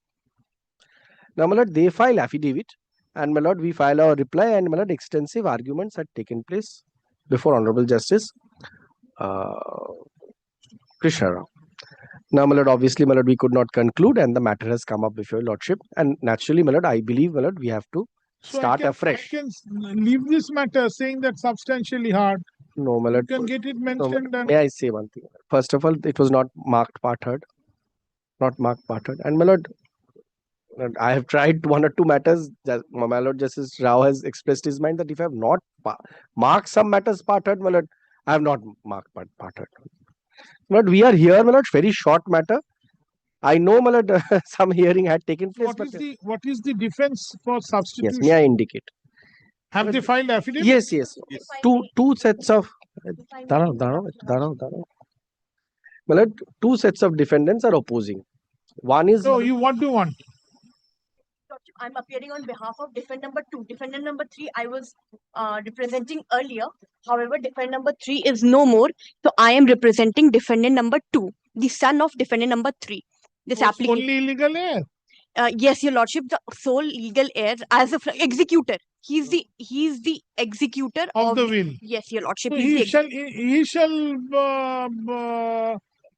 your lordship, if I may. No, but he shall represent the estate of the. Yes, he is the executor of the estate, your lordship. But your lordship, if I may just interrupt your lordship. But for partnership, it's not an estate really, unless partition, unless the segregation made.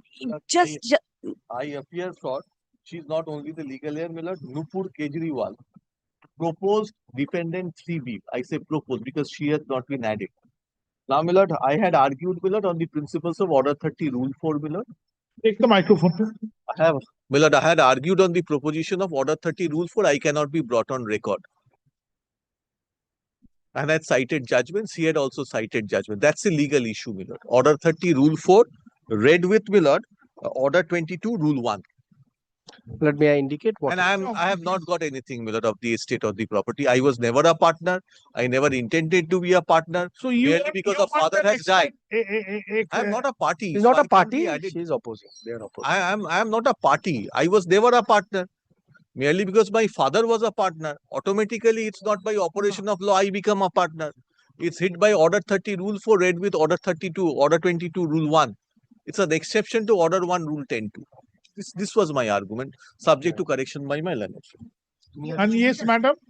Your Lordship, before I make any submission, Your Lordship, I just want to indicate that on this application, at least 10, 12 hearings have taken place. Your Lordship, my learned So se- then what so do Your you Lordship, want? I mean, this matter was very What do you want? was very extensively heard, Your Lordship. So all I'm requesting is, if they agree, the matter can be transferred back to Mr. Justice Krishna Rao, Your The Lordship. because he- transferring power is not with I understand, Your Lordship, but this is the situation because the matter was extensively heard, Your Lordship. I am opposing that also on the ground that Justice Rao is now burdened with the appellate side list. He has hardly time to take original side Because, matters. Your Lordship, we were only at the stage of distinguishing the judgments, Your Lordship. That's all, Your Lordship. Arguments were completed, and on behalf of defendant number 2, we only had to distinguish the judgments presented by the plaintiff, Your Lordship. Last So let me do one thing. Let me record her submission. Right, I'm not releasing. No, I know. I record her submission. You take a chance before His Lordship. But my instructions are, my lord, to press the application. I will also record your submission. Because kindly appreciate one thing, my lord, as I indicated, Justice, I have told your lordship other matters. That is the view of lordship. That if I have not made any part-heard Sir, marking, you just it is come not. back, then I will again include. Number two, my lord, kindly appreciate one thing. He is taking only one. I can come back, but 1 day of original side. Assigned matters. And I am before Very your well. lordship. Very well. Since And it last shows- hearing is it August. shows, Mr. Ghosh, it shows that the their submission is there. Some submission she has. I have also made submissions. Everybody has.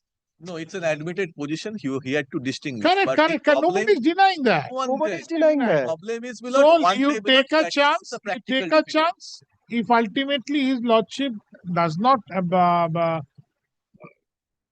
Is not take minded the to. matter, Minded the to. matter or refuse to entertain, then again you mention. But, may I indicate?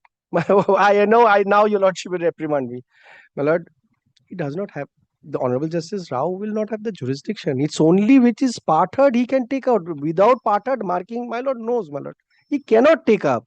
Then they and my lord now to mark it part-heard now No, that's cannot not be possible. done. That No, is the that's not problem. That is exactly what Justice It has Rao to has. be assigned. Yes. It is to be assigned. Assigned, my lord, before him. CS. It has to be assigned. Face That's this. permissible in our rules, my lord, but that there is no guarantee to Yes. go, my lord, back No, to it. that I don't know. We faced That I this. We exactly mentioned other matters and Justice Very Rao well. pointed out Yes. that this is the problem.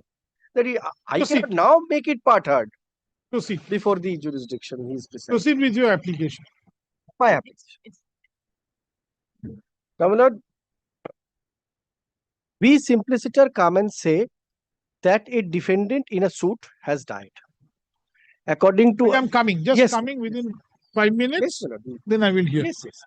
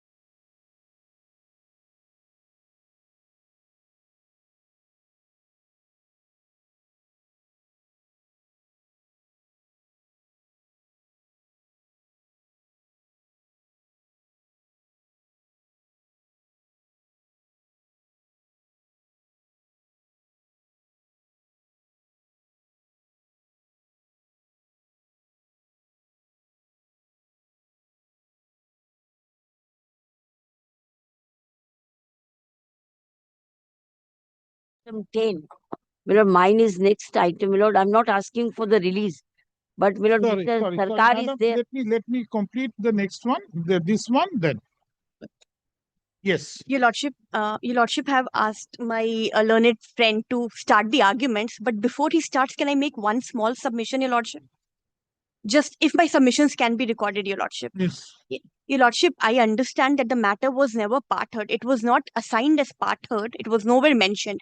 But however, if you see all the order sheets, Your Lordship, it very clearly records that the plaintiff has concluded the arguments. The proposed defendant has also concluded its arguments, and we have also concluded our argument. Only we have to distinguish the judgment. I understand the rules, Your Lordship, but all I'm saying is that if we can try it once, if it is not allowed, we'll be back before Your Lordship. All I'm making this humble submission, subject to Your Lordships. This is just my submission, Your Lordship.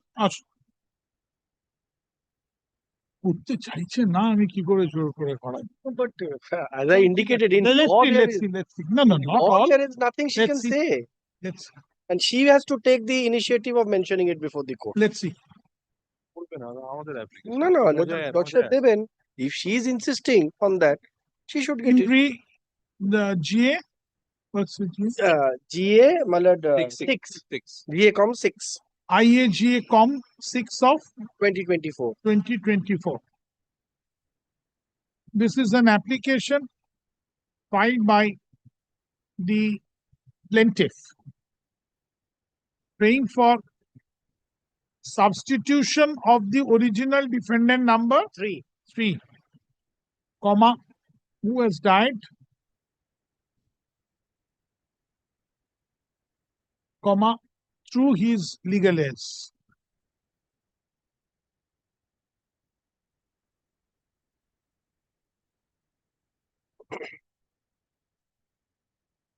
Paragraph. This is a partnership action. Paragraph. Mr. Rupak Ghosh, learned counsel, appearing for the plaintiff, appears for the plaintiff. Full stop. Paragraph. MS. Asia Hassan. Spell out. AASIA. Hassan. HASAN. Learned advocate, appearing for defendant number 2. The defendant number 2 submits that he is one of the legal heirs of the defendant number 3. Full stop. She further submits that plaintiff has already concluded his submissions before the coordinate bench, before the erstwhile coordinate bench, who had the determination at the relevant point of time. Full stop. Defendant number? Proposed defendant. I am appear for I am appearing on behalf of defendant number 2. Defendant number 2 has also concluded its submissions. That she's saying, I'm recording. No, she is subject to correction. She is saying we were to distinguish the judgments. I'm coming, sir. Please, I allowed to record. কি বললাম?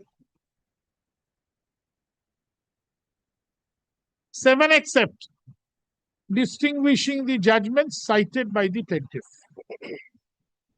I had also concluded that's a fact recorded in the order. Paragraph. Mr. Devnath Ghosh, learned counsel, learned senior advocate, appearing for defendant number? Proposed defendant number 3B. Proposed defendant number 3B submits that he has also concluded his submission. But I have nothing, my lord. Either lordship takes up or I have full stop, nothing. full stop, full stop. At this juncture, comma, MS, ওনার নাম Alia Hassan, learned advocate appearing for defendant number 2, submits that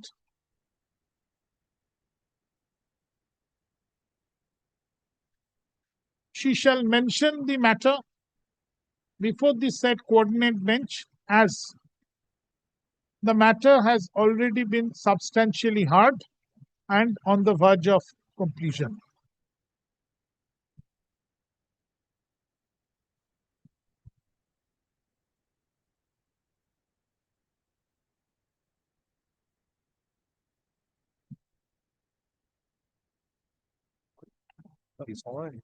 In view of the above,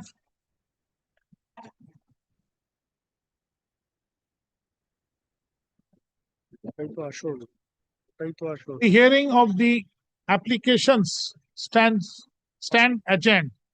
Only one application. Huh? Only one. Only one application. GS6. Only GS6. GS6. The Lordship In has view of the above, hearing of the application being GA IAGA Com 6 of 2025 four. stands adjourned for the time being.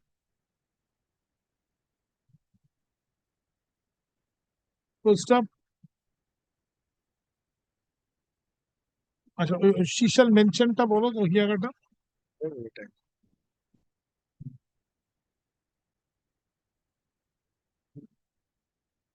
she shall mention the matter forthwith. Liberty to mention. কি বললাম liberty two mention যখন খুশি mention করবো দেখে নেবো দুদিন mention না করলে করবো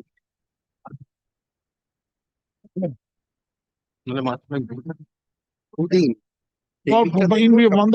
on the verge of conclusion, comma, for inclusion in his lordship's list. But one observation. তারপর Matter has not been only GS stands adjourned. Yes, that's G6, GS6 only. for the time being. But only one. Lordship has finished dictating. But kindly record that the plaintiff says that it has not been marked part heard. Kindly records that. আচ্ছা in view of the above এর আগে একটা paragraph. Mr. Rupak Ghosh, learned counsel for the plaintiff submits. The application was not a matter marked as part heard. That's an admitted position. Yes, no. That's an admitted position.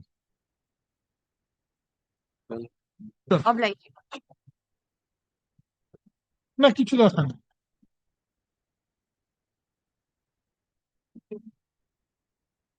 Number 11. My lord, I am for the plaintiff in this matter. হ্যাঁ এটা কত yes proceed. My lord, after the suit was filed, Take the microphone, madam. after the suit was filed and the proceedings were, written statement was filed and discovery and inspection had taken place, my lord, the defendant taken out an application for rejection of plaint on the ground that this suit should be heard on the ordinary side, not on the commercial side. Now, in that application, my lord, plaintiff had, defendant has concluded his argument. You are for the plaintiff. I am for the plaintiff. I had to argue. And my lord, thereafter the matter could not be taken up. Lord, this is the situation, my lord. So In fact, start yes. My lord, application. I appear for my lord the defendant applicant who had made the application for my lord for dismissal. But my lord, the difficulty is that my lord, I presently do not have instructions to appear anymore in the matter. Some my lord, material instructions, perhaps my lord, with the my lord advocate, learned advocate. My lord, this thing has happened 5 times in this suit proceedings. I When do my not lord, know, my lord, 5 that- times 5 times what happened that the advocate will appear, learned advocate will appear. so they Then adopted next the day- same practice. Same practice. Next All- day, if they will not appear, let their application be dismissed, my lord. They don't want to pursue.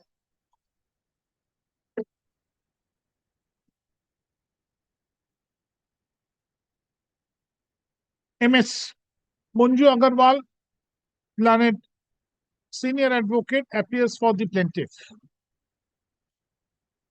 Mr. Shankarshan Sarkar, learned advocate, appears for the. So the defendant who had made the application. Come on, which defendant? But there's only one defendant. No, there are 3 defendants. Who made this application? Partnership firm on behalf of all the 3. All the 3 defendants, I believe. But I do Defendant. not even have the my lord brief that. You are for the defendants. Defendants. Paragraph. The defendants have already filed written statement and thereafter filed an application with the contention that the instant suit is not a commercial suit and shall be placed before the and shall be placed in the list of the ordinary suit.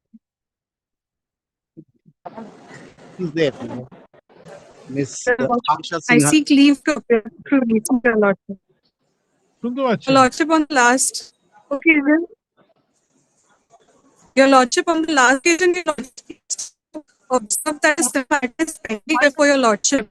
It reminds me of my childhood days while listening the gramophone records. But I think what she's trying to indicate is this, my lord, that on the last occasion when this application was taken up, your lordship had indicated that Mr. Bagh is arguing an issue with regards to extension of time to file the written statement as to if the written statement has been taken on record and the application is pending or something of the No. Mr. Bagh's situation was written statement was directed to be taken on record without the application being on Made, record. right. Yes. Same situation? No, my lord, not at all. Here, what Here, happened? application has been filed. With the application, my lord, they took the leave of the court and filed the written statement, and the order records that the written statement be taken on record subject to the outcome of the application, because it was probably on the same day. On the same day, 190th or the 120th So let day. me see the explanation. Yes, Yes, my madam. lord. Who is there? Mr. Ghosh. My lord, Mr. Ishan Jha was leading Miss Singhani, I guess. My lord, she's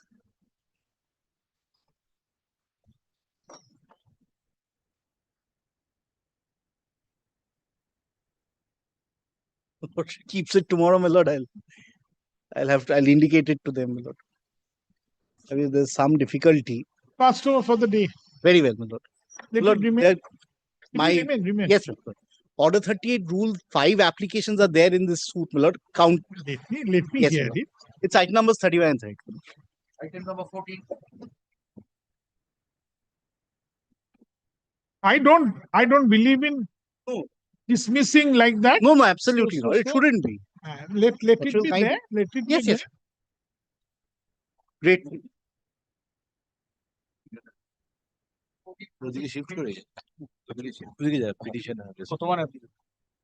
14. I appear on behalf of the defendant petitioner in the instant application. This was my application under Order 7. Take, sir. Take the microphone. I beg your Place it properly. Argue. Lordship, this was my application under Order 7, Rule 11 for deletion of my name from the array of parties. I'll indicate to your Lordship once. Lordship, I happen to be the director of the defendant number 1 to 3 companies. The 2 directors are defendant number 4 and 5. This was my application. The privity of transaction. So you are appearing for defendant number 4 and 5. 4 and 5 happen to be who the happen to be the director of defendant numbers 1 to 3. company. The companies. 1, 2, and 3. 1, 2, and 3. Your 3 Lordship, companies, 2 individuals. 3 companies, 2 individuals. You are appearing for those 2 individuals. 2 individuals All who right, happen to all be the right. director. Your Lordship, this was my application taken out under Order 7, Rule 11. Your Lordship, I You understand. are asking for expunging your name. Expunging my name, Your Lordship. Yes, your On the application. last occasion, my learned senior had taken the preliminary objection with respect to the maintainability on account of it being an order styled in an Order 7, Rule 11. Your Lordship, however, that Your Lordship, I've prayed for a higher relief. Come on, place on substance. I'm sure he will, at this stage, he will not take that. No, Your Lordship. Your Lordship, Only thing, I have to get ready in the matter. Your Lordship, Mr. Shuddha Sattva Banerjee is leading me in this matter, but Doesn't matter. Your Lordship, I'll just start today, Your Lordship. Your Lordship, I'll just indicate the facts. This is a plaint for recovery of money for goods sold and delivered, Your Lordship. Subsequently, we have taken objections with respect to the quality of the goods, the general standard pleading, Your Lordship. Your Lordship, however, on demurrer, if I may plead, Your Lordship will kindly peruse the application and the annexures thereto. Your Lordship will appreciate that it is vociferous. Show me your pleadings in the application. Your Lordship, I'll showcase my pleadings. Should Your Lordship take the plaint once? Because Your Lordship, Accept what you say. my Come on, show me the plaint. Your Lordship, Show me the application. I'll Accept showcase the plaint. application in the factual backdrop that I plead my case on the basis that the privity with respect to the business transaction is only with respect to the defendant number 3 company. Now, Your Lordship, I need not, in my novice assessment of this court, Your Lordship, Not at all. I need not Who's embellish. this? Yes, Your Lordship. Not at all. Your Lordship, I need not embellish Your Lordship with respect to the fact that when the privity is with a company, the directors cannot be made personally liable. Your Lordship, I'll place my application. Accepted. Your Lordship will just kindly take up. Accepted, sir. Grateful to Your Lordship. Solomon versus Solomon. Solomon, even before that, Your Lordship, our High Court's judgment, Your Lordship, this was in probably 3rd year of college. It's in everyone places reliance on Solomon versus Solomon. It is originally, your lordships, a judgment called Condoiti passed by this honorable yes, court in yes. 1839. your And thereafter, it's 55 or 52 Supreme Court. Yes, your lordship. But originally it was Condoiti, your lordship, not Solomon. Absolutely right. So I accept that also. In the light of that, Is very kind, your in the lordship. light of that, you show me the statements in the plaint. Your lordship will just kindly take up page number. Your lordship, the plaint is at page number 10, your lordship. It touches GA 3. Absolutely feel free and comfortable and make your submissions. Extremely grateful, your lordship. Just take the microphone properly placed. That's all. Lordship, I hope I'm audible now. I hope. The moment you will be not audible, I will Very notify grateful to the comfort Don't that your lordship is. Tell me. Your lordship, page number 10 is where my plaint incepts of. The pleadings. Let's see the plaint. Yes, your lordship. The pleadings, your lordship, starts off from page number 17. Because the golden rule, The that averments we have to read the plaint and nothing to be looked into. Lordship. Show me. Your lordship. And again, let me share my thinking. Considering the nature of application you have said, the plaint has to be read and it has to be seen that those two defendants, whether are relevant to be there for the whatever adjudication of purpose. It might so happen, Mr. Counsel, Mr. Chakraborty, that no relief can be granted against those two. But those two are Their material presence may be necessary for adjudication. for trial of the suit. Lordship. Am I right? You don't listen to these. No, your lordship, my learned senior has done nothing but guide me. So. Don't. Your lordship, lordship will just kindly take up page number 17 of my application. Yes, 15 the plaint starts. 15 the plaint starts. The averments are incepting Please off in from your own page way. 7. Your lordship, paragraph number 1, your lordship, is the description of the plaintiff. Paragraph number 2, your lordship, would become relevant. Yes, sir. Lordship, where the description of the defendants are enumerated. I'll just place it, your lordship. The defendant numbers 1, 2, and 3 are the private limited companies. 1 second. Let me see the cost title once.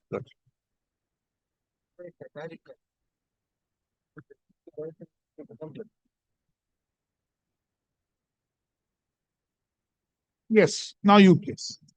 Lordship will kindly turn over the page and take page number 18, internal page number 4, paragraph number 2. That's where the defendants are described. Correct.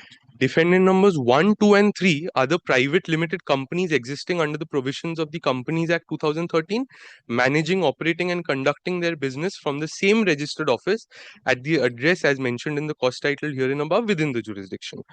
The defendant number 4 and 5 are the directors, shareholders, ultimate beneficiary of the defendant number 1, 2, and 3 companies responsible for managing and controlling the day-to-day management and affairs of the defendant companies.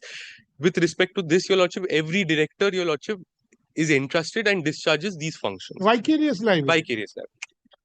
3, your lordship, sometimes in the year 2017, the plaintiff had commenced their business relationship with the defendants upon being approached by the defendant number 4 and 5. The defendants represented themselves to the plaintiff. Just wait for a moment. Paragraph 3, your lordship, at page number 3. Running page number 18. Okay. Internal. Read the first sentence. Sometimes in the year 2017, the plaintiff had commenced their business relationship with the defendants upon being approached by the defendant number 4 and 5. So, it at was least a single statement made that defendant number 4 and 5 had approached the plaintiff for selling the goods. Goods, your lordship. Whatever the cause of action. Lordship, I will take their case a notch higher. I can also come to the conclusion in a bare reading that probably I had induced them into this business transaction. All right. Next, you place in your own way. The defendants represented themselves to the plaintiff as financially sound, solvent, and approach the plaintiff for supply of the said goods for the business purposes and or for commercial usage with the assurance of making payment for the same on receiving of the respective invoices for the supply of the goods made by the plaintiff. Your The Lordship, expression starts with of this section, defendants, defendants, Your Lordship. which includes So, all the five. jointly and severally. That's right, all the five. All the defendants. Your Next. Lordship. The next paragraph also, Your Lordship, my case, defendant number 4 and 5, I am subsumed again, as pointed out by Your Lordship, in the expression, the defendants used to place orders upon the plaintiff verbally at the plaintiff's erstwhile office situated at so-and-so within the jurisdiction of this Honorable Court for supply of the said goods of respective quantities and specifications. The said orders were duly received by the plaintiff from the defendants in the plaintiff's office as aforesaid. Next paragraph, Your Lordship, relying upon the representations made by the defendants and upon being convinced with their assurance of prompt, timely payment against the invoices to be raised, the plaintiff used to sell, supply, and deliver diverse quantity of the said goods from time to time. Such supply of the said goods was arranged by the plaintiff from time to time, and against such supply made to the defendants, the plaintiff used to raise tax invoices along with e-way bills and receipt upon the defendants from time to time against the supplies.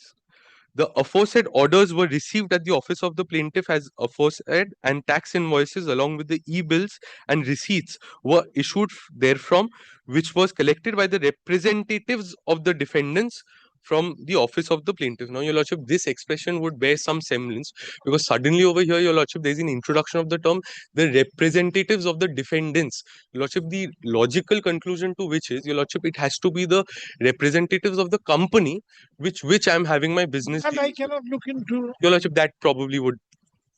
I will not trouble Your Lordship. at this stage. I bow down to that, Your Lordship. Subsequently, Your Lordship, it is pertinent to note that all the materials being the said goods as mentioned in the invoices as the description of the goods sold, supplied, and delivered by the plaintiff to the defendants have been used and appropriated by them without any demur or protest. There was no issue or dispute as to the quality or quantity with regard to the said goods supplied and delivered under invoices raised by the plaintiff at the time of receiving of the said goods by the defendants.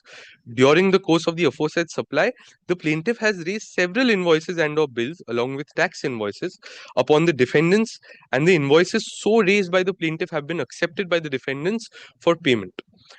However, from the beginning of the year 2019, the defendants have started showing lackadaisical approach towards the payment against the invoices raised by the plaintiff for supply of the said goods after adjusting the part payment made by the defendants to the plaintiff.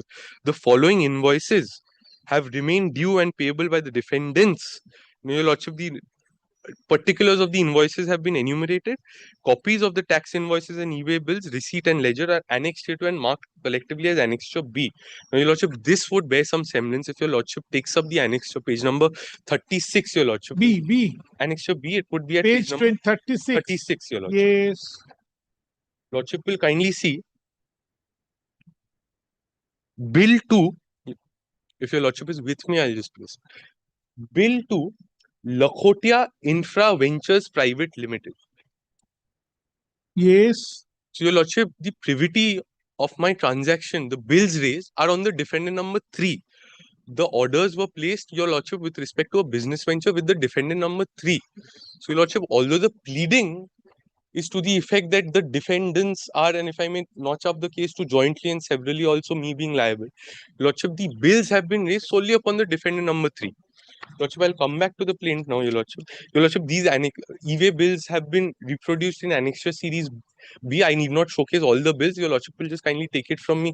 It's all to the defendant number 3. And Your Lordship, my learned senior, I hope will not quarry with that. Your Lordship will then kindly see paragraph number 9 at page number 20.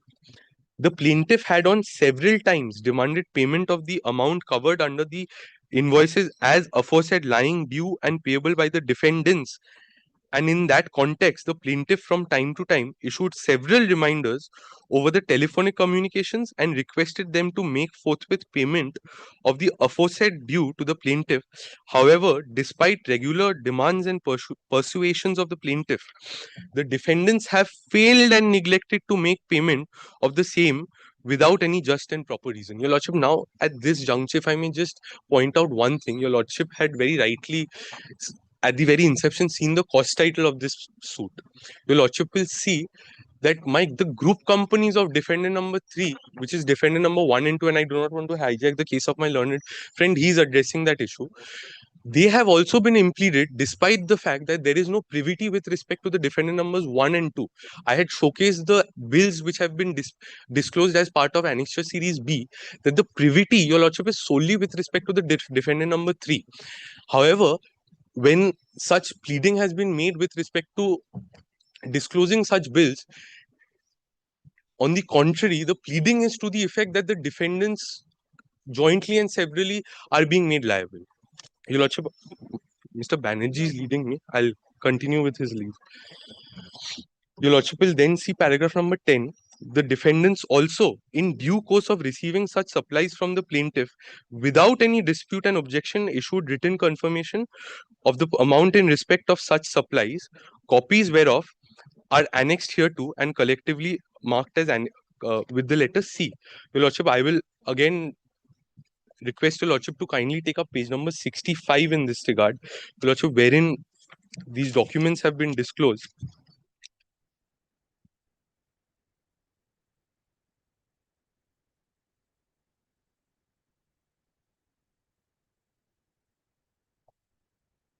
I beg your pardon, Your Lordship, but that will be page number 62. If Your Lordship is with me, I'll just place the relevant portion. Yes, of course. Why not? Your Lordship will again see. You proceed in your own way. I'm grateful to Your Lordship No hurry. for the comfort that is being accorded. To me. Lordship will kindly see the top right-hand corner. Wait, just let me reach to that page. Lordship. এতগুলো page number না ভুলে যাচ্ছি 62. 62, Your Lordship. Annexure Series C. Confirmation of accounts. There are two paginations. That's why I'm confused. Your Lordship, I apologize. That is the pagination of the plaint. Sir, tell me. To Lakhotia Infra. From JD. From JD, which is the plaintiff. Plaintiff proprietorship concern. To Lakhotia. Lakhotia Infra Projects Private Limited. Lakhotia is D? Your Lordship, D1, Your Lordship. D1. So, Your Lordship, again, Your Lordship, Your Lordship, I stand corrected. It's defendant number 3 because originally I apologize, Your Lordship, because my case, Your Lordship, all along is that the privity is with defendant number 3. Your Lordship, 1 and 2 are the sister concerns of defendant number 3, Your Lordship. 1 second.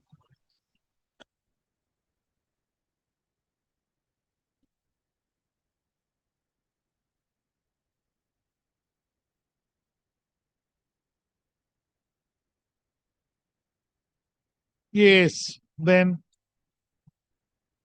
Your Lordship will just kindly turn over to 63 and then subsequently 64. Lordship will again kindly peruse that. Same, to the same defendant number 3. Your Lordship. I admit. Next. Lordship will then kindly take up paragraph number 11 of the plaint at page 21, running page number 21, internal 7. Correct. In furtherance thereof, a check was also issued, being a post-dated check number so and so for a sum of rupees 50 lakhs, drawn from the State Bank of India from Lakhotia Infra Projects Private Limited, the defendant number 3, for securing the unpaid dues of Lakhotia group of defendants in this suit. So, Your Lordship will see that the documents that have been disclosed is vociferous of the fact that the privity of my business relationship is with respect to defendant number 3. However, Your Lordship, suddenly, there is no pleading to this effect prior to paragraph number 11, that the outstanding dues are being imposed on defendant numbers 1 to 3 companies jointly, Your Lordship, without any factual or, Your Lordship, any basis on paper. Lordship will then kindly see, assured the plaintiff as to receiving of payments due from the defendants within the date specified in the check, failing which the plaintiff may appropriate. Where? Your Lordship, 11, the portion where I left 11. from. Come on, sure. Next. Fourth Yes. but last line. Assured the plaintiff as to receiving of payments due from the defendants within the date specified in the check, failing which the plaintiff may appropriate the said check and may present it for encashment if occasion so arises. Thereafter, in partial discharge of their liability, the defendants have made payment of a paltry token sum of rupees 2,77,261.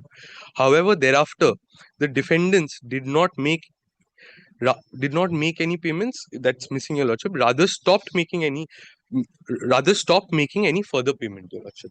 Now, your lordship will kindly note, and your lordship, this is something that your lordship will perhaps have to test, that no documents have been disclosed with respect to this disbursal of a sum of rupees 2,77,000, because your lordship, then it would be evident that the privity, this payment has been released and remitted by the defendant number 3 and not by the defendant numbers 1 and 2. 4 and 5, your lordship, the question doesn't arise. Sir, no document is disclosed at this stage, at a pre-trial stage. Document may come at the trial stage. Lordship, but this is a commercial suit, your lordship. The documents have to be disclosed with the He plaintiff. may, he may not be permitted to rely on it. Your lordship, he may not be permitted to rely on it, but your lordship, an averment, your lordship, it must be, even though on demurrer, your lordship, I bow down to the fact that it has to be taken on its face value. But your lordship, then the logical consequence of that would be, your lordship, then Logical consequence, inference, these are not in a demurrer plea for application, your lordship, demurrer. I cannot plead those, your lordship. Circumstantial evidence, they are not the No, plea your for lordship, demurrer. that I bow down to, your lordship. But your lordship will kindly appreciate that it is factually incorrect with respect to the basis that the defendants. But Correct. your lordship, this payment has been made. They by the will not be able to prove the case against the last two first two defendants. defendants and the last two defendants. But your lordship, then I will be embroiled in this litigation. I'll be taken to task with respect to contesting the suit, your lordship. So, your lordship, that if Beneficial I for may the say, petition your lordship, as well. this point, your lordship, I need not, and probably your lordship, in my assessment, would probably appreciate this. ওগুলো ধরার বয়স হয় বুঝতে পারেন Your lordship, বুঝতে পারেন no, your lordship, then I beg. Yes, proceed in your own way, Your not to lordship worry. would be kind enough to just put that point to me once more so that I can attempt to. No, that's nothing. No, nothing to do. Oh, I apologize, your lordship. Your lordship, with respect to a commercial suit, your lordship, and if I may just place this point also, may not be very relevant, your lordship. The whole objective of a commercial suit and the enactment of the Commercial Codes Act, your lordship, is the speedy disposal of the suit, your lordship. Now, your lordship, if parties who are not connected in any way to the suit are being embroiled in this litigation, your lordship, it is going to take time, your lordship. However, this point, your lordship, I cannot urge here. Your lordship, may I just come back to the plaint, your lordship? Paragraph number 13. Come at 2 o'clock. Lordship. So up to 14 you have placed? Up to 12 I have placed. Up to 12, I'm so sorry. 12 you have placed, come at 4. Your lordship, 2 o'clock, would your lordship be kind enough to... I will take up the matter. To that... No, your lordship, if my learned senior could address your lordship, because First some you, better assistance. First you. Grateful to your lordship for that. You're doing very well. And if this is not a matter that your senior will get time for 5 minutes, more than 5 minutes. It is just because you or just because the juniors is arguing, I'm hearing. No, your lordship.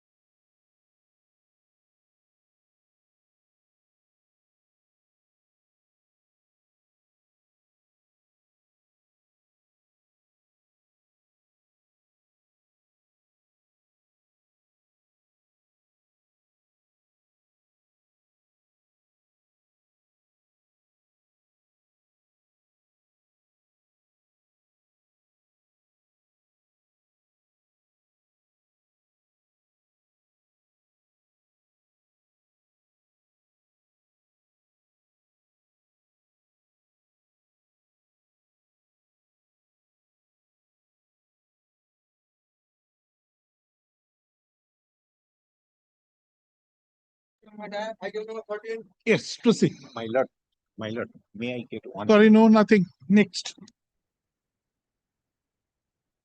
Your Lordship, I was placing paragraph number 12 of the plaint. Your Lordship, I'll just summarize in the interest of expediency, Your Lordship. My case is premised on the principle of espousing an illusory cause of action, Your Lordship.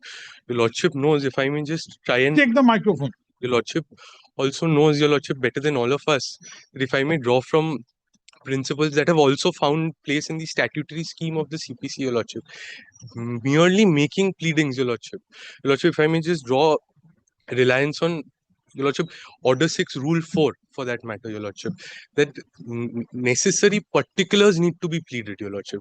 Merely using the word defendants, Your Lordship, or merely using the word fraud, as Your Lordship, courts have found, Your Lordship, Your Lordship, that would not make good. Your Lordship, even if I may just draw parallel, Your Lordship, maybe not exactly applicable with respect to, Your Lordship, Order 8, Rule 3, Order 8, Rule 4, Your Lordship, where the denials, Your Lordship, they must be specific, Your Lordship. Specific particulars must be pleaded to deny a particular fact that has been pleaded in the plaint, Your Lordship. When I juxtapose these two principles with Order 6, Rule 4, Your Lordship, the necessary particulars need to be pleaded. Just on that semblance, Your Lordship, may I just place two more paragraphs here, Your Lordship? Paragraph number 14, Of course you the are. cause of action, one judgment, Your Lordship. I need not embellish this court's wisdom with judgments, but in my attempt to just satisfy Your Lordship, Lordship will just kindly take up paragraph 14, Your Lordship, on page number 22. Yes.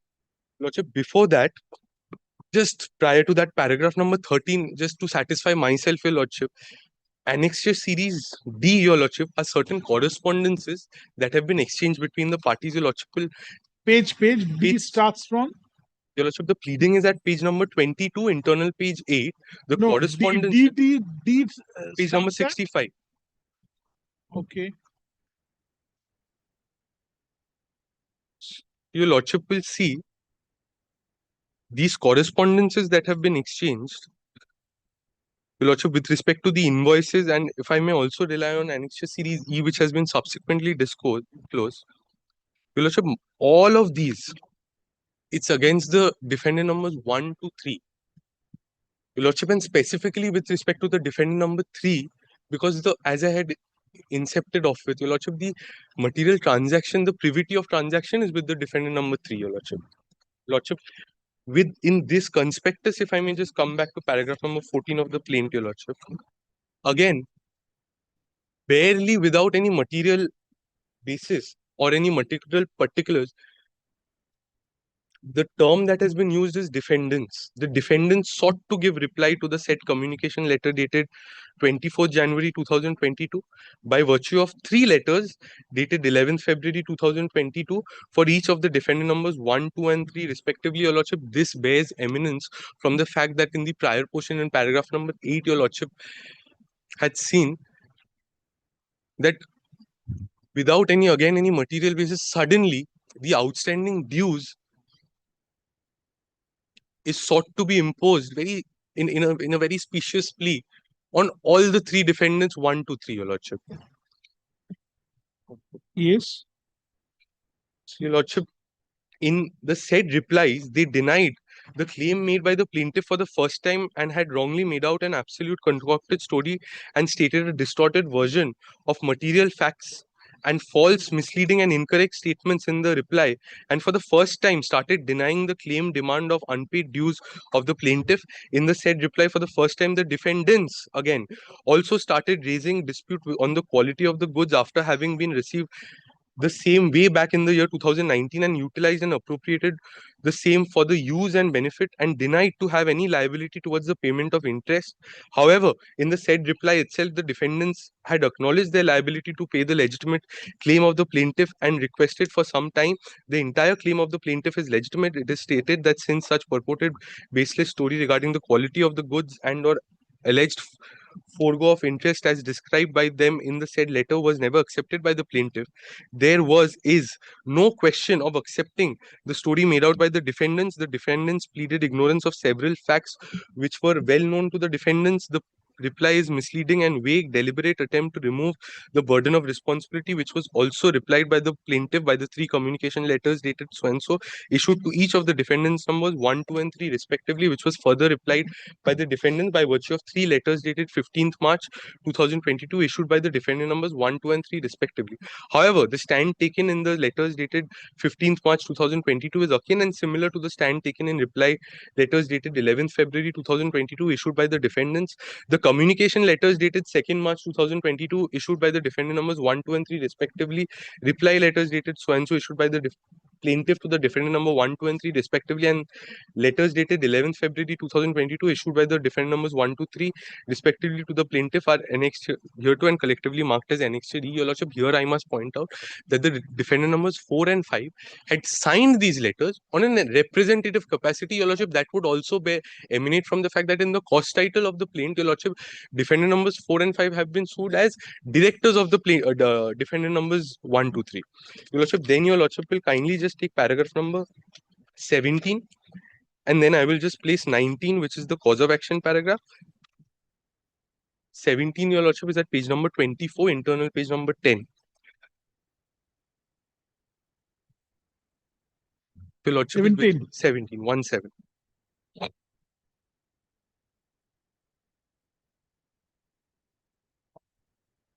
Despite being the regular demands and persuasions of the plaintiff, the defendants willfully neglected and failed to make any payment. In such circumstances, choosing last resort of getting the legitimate amount due to the plaintiff, presented the said check number bearing so and so dated 11th July 2023, drawn on State Bank of India SME Park Street branch, Kolkata, 7,16,000 on 7th August 2023. But to the utter shock and surprise of the plaintiff, the said check got dishonored and returned unpaid with the remarks, account closed by the ICICI Bank with a check return memo dated 8th August 2023, and the plaintiff came to know about the said dishonor of check through the banker. Consequential to such event of dishonor, the plaintiff caused a notice of demand dated 11th August 2023 sent to the defendants through its learned advocate under speed post, thereby intimating them the fact of dishonor of the said check and demanding the sum of rupees 50 lakhs covering the amount in the said check. The said notice has been duly served upon the defendants, which would be evident from the track post reports obtained in the website of India Post. A copy of the check deposit slip check along with the return memo dated 8th August 2023, demand notice dated so and so, along with postal track receipts and track report obtained from the official website of the India Post showing delivery of the demand notice confirmed are annexed hereto and collectively marked as check. Your Lordship, this check has been signed by an authorized representative of the defendant number 3, Your Lordship. Your Lordship will just then kindly take paragraph number, Your Lordship, 19. I'll place some reliance on, that is on section 12A of the Commercial Codes Act, and then finally 22, Your Lordship. I may just directly go to 22 because, Your Lordship, 19 places with respect to another suit which is filed before the City Civil Court that I cannot agitate here. 22, Your Lordship will just kindly see. The cause of action of the instant suit arose on several dates, being the continuing one. First, on 11th February 2022, when the dispute regarding the payment of the dues had commenced between the parties herein, although by such letter, a substantial part of the payment made by the plaintiff has been admitted by the defendants and also acknowledged on the part of the defendants to pay the same. And thereafter, on 8th August 2023, when the security check issued by and on behalf of the defendants got dishonored, and lastly on 12th September 2023, when the defendants refused to participate in mediation process proceeding by writing a letter on disputed facts and allegations. Furthermore, the period of limitation from 15th March 2020 to 20th February 2022 is deemed to be excluded from the calculation of the period of limitation in view of the order passed by the Honorable Supreme Court in suo motu rate application number so and so. Therefore, encapsulating the claim of the plaintiff within the period of limitation, no part of the cause of action is barred. Your Lordship, over here also the cause of action emanates firstly, Your Lordship, with the original demand letter that is surreptitiously caused service upon on all the defendants. And secondly, Your Lordship, it's premised on the dishonor of the check, a check which is issued by the authorized representative of the defendant number 3, Your Lordship. Your Lordship, these are my humble submissions with respect to the factual aspect. One judgment, Your Lordship, I am also carrying LIC versus Escorts, Your Lordship. I need not place reliance on that. LIC Escorts for what proposition? For the proposition that the directors, Your Lordship, the company is a separate legal jurisdiction. Yeah, absolutely. I Your agree. Lordship, that I am not placing reliance on. One judgment of the Delhi High Court, Your Lordship. There are many judgments. I am placing reliance on this, Your Lordship. Just kindly see, this is a LIC judgment. Escorts 86. 86, 1 SCC. Your Lordship, I'll just give the citation, Your Lordship, if it's required. Your Lordship, this is a judgment of the Honorable High Court at Delhi. Yes, show me. Your Lordship, there are many judgments. I am relying on this. This is by Justice G.S. Sistani. No, Reported at? Reported at 2014, Your Lordship. I'll just indicate that. Your Lordship, I apologize. It's not in the original site stitching. 2014 SCC Online, Delhi, 2662. Your Lordship, this is a short judgment. I'll just, in a passing manner, place reliance on all the paragraphs. Your Lordship, paragraph number 1, this is an application under Order 1 Rule 10 filed by the plaintiff seeking impleadment of one of the directors of the defendant number 1 as a party to the present suit. Here, Your Lordship, I am already impleaded, Your Lordship. The foundation which has been laid in this application for impleading one of the directors as a party to the suit is that the agreement dated so and so was signed by the proposed defendant as a director of the defendant number 1. Your Lordship, I'm kindly taking Your Lordship back to the cause title. I am being sued as a director of the defendant numbers 1 to 3 companies, Your Lordship. I have been. You are already party. I am already a party, Your Lordship. Here, I am proposed to be added as a party, Your Lordship. supposed to be added This is as one a party. fundamental. Now, even if the plaintiff chooses, Lordship, is the choice of the plaintiff to institute a suit? as Dominus Litis, He it's chooses the director to make a party. He may make a party. Ultimately, if at the time of trial, he may not succeed against the director, who is already a party. In this application, it was an Order 1 Rule 10. for impleadment. He thought that director is a necessary party, who was not made a party. So applied under Order 1 Rule 10 to make the director as a party. It got rejected, Your Lordship. Right. Your Lordship, Two what I'm situations are relying on, different. different And I admit situations. that defendant, director and company are two distinct separate entities. Distinct separate entities, Your Lordship. Me interacting with the plaintiff in the capacity of a director, Your Lordship. Your Lordship, the test that has been laid down over here, Your Lordship, when such is the scenario that I am interacting on my privity of contract or Your Lordship, the business It might so transaction. happen that so many correspondence were exchanged with your client. My Those correspondence are required to be proved. So where is the wrong adding them as party? The plaintiff may not get any relief finally against those two defendants. Your But Lordship, where is the wrong? They may be called on the box. They may go to the dock. They may be asked questions in cross-examination. Those are permitted in law. Your Lordship, that I bow down to. I am only just in one line relying on this aspect. Again, based on first principles, Your Lordship, that making mere pleadings, Your Lordship, if tomorrow I make a pleading against my learned colleague, Mr. Chadda, Your Lordship, then without his involvement, Your Lordship, merely on no material basis, Your Lordship, if he's impleaded into the suit. Then the question so of, then, sir, there is no utility of holding a trial. Where is the utility? Your Lordship, then if I may just, with the courage, and Your Lordship, I'm saying this with a sense of temerity guided by my senior, would Your Lordship consider framing this as a preliminary issue in the suit, Your Lordship? It's not required. That the defendant may choose, may not choose. If those defendants come and they say, yes, this is my suggested issue, and that says whether the defendant number 4 and 5 are necessary or proper party, the court may consider and court may take it while framing the issue, finalizing the issue. That's a different issue. In that case, Your Lordship, I'll leave it to Your Lordship's wisdom to prevail, Your Lordship. Also to correct me if I've made some. No, incorrect- whatever. You have done excellent. Yes, Mr. Banerjee. What else? What will you add more? Tell me. If he has missed anything. He Because hasn't what he has submitted, is what could have been submitted. yes, and what the learned junior has submitted, he has submitted so well. So I'm sure that whatever I will hold, I will hold. I also may hold wrong. As much I as he also could may, have done, he has done. yes, I may commit a mistake on law in holding whatever I want to hold. That's a different issue.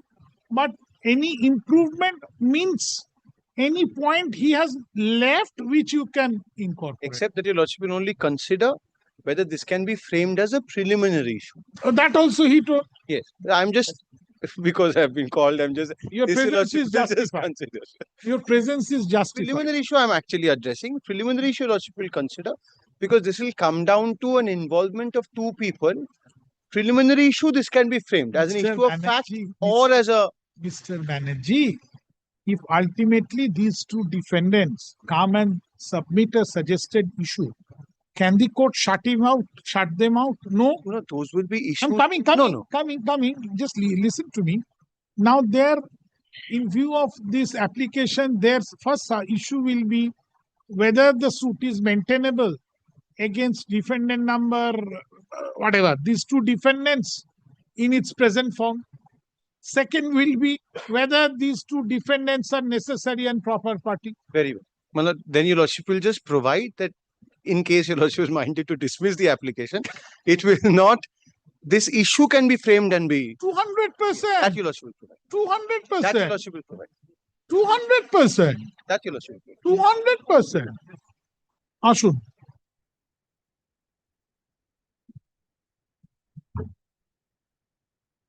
You will assist. So, Lordship, if I may just indicate my learned colleague. Item number 50. The two The applications. same plane, I appear for the defendants number 1 and 2.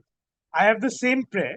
I am asking for deletion of the defendant numbers 1 and 2. My learned friend has placed the plane. May I address my lord for 5 minutes by the clock? Yes, of course. I think it would be more convenient if both are disposed তাহলে of. তো দেখি ওই application দাও যা আমি বললাম এক্ষুনি লিখে দেবো GA4 to Sir, one application for deletion of 1, 2, and 3, the other one deleted for 4 and 5. So all are yes. So all are deleted, and only the plaintiff is there. My lord, deletion of defendants number 1 and 2. And only the 3, 4, and 5. And 4 and 5.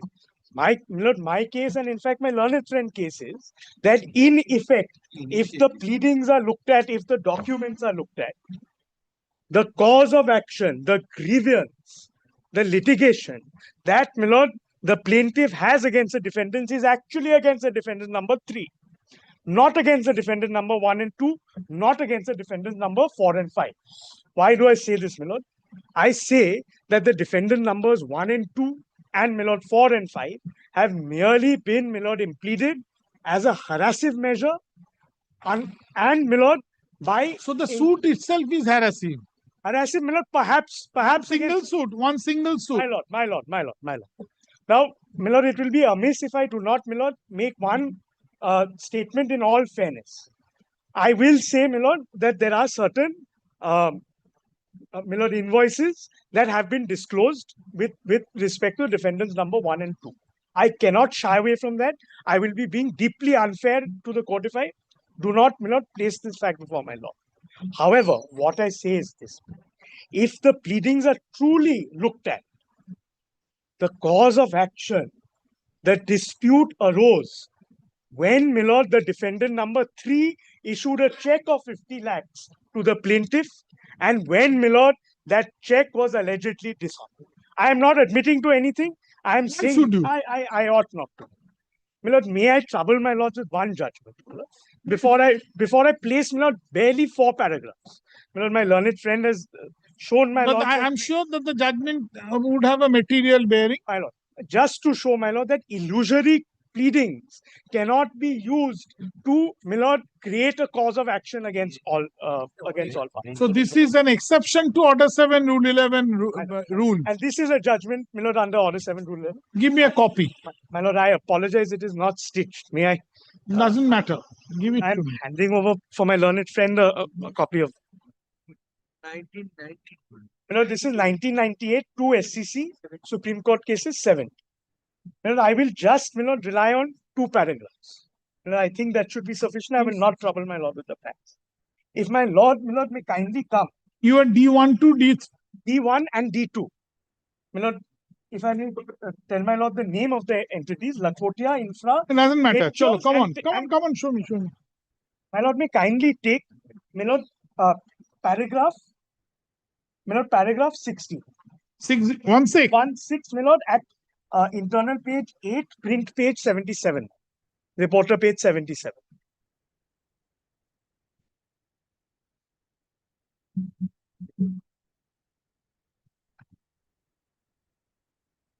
My lord has it. If I may place, the question is whether a real cause of action has been set out in the plaint or something purely illusory has been stated with a view to get out of Order 7, Rule 11 CPC. Clever drafting, creating... That's the old principle of nipped in the bud. Nipped in the bud. That's 78 Supreme Court. Yes, nipped in the bud. Yes, please.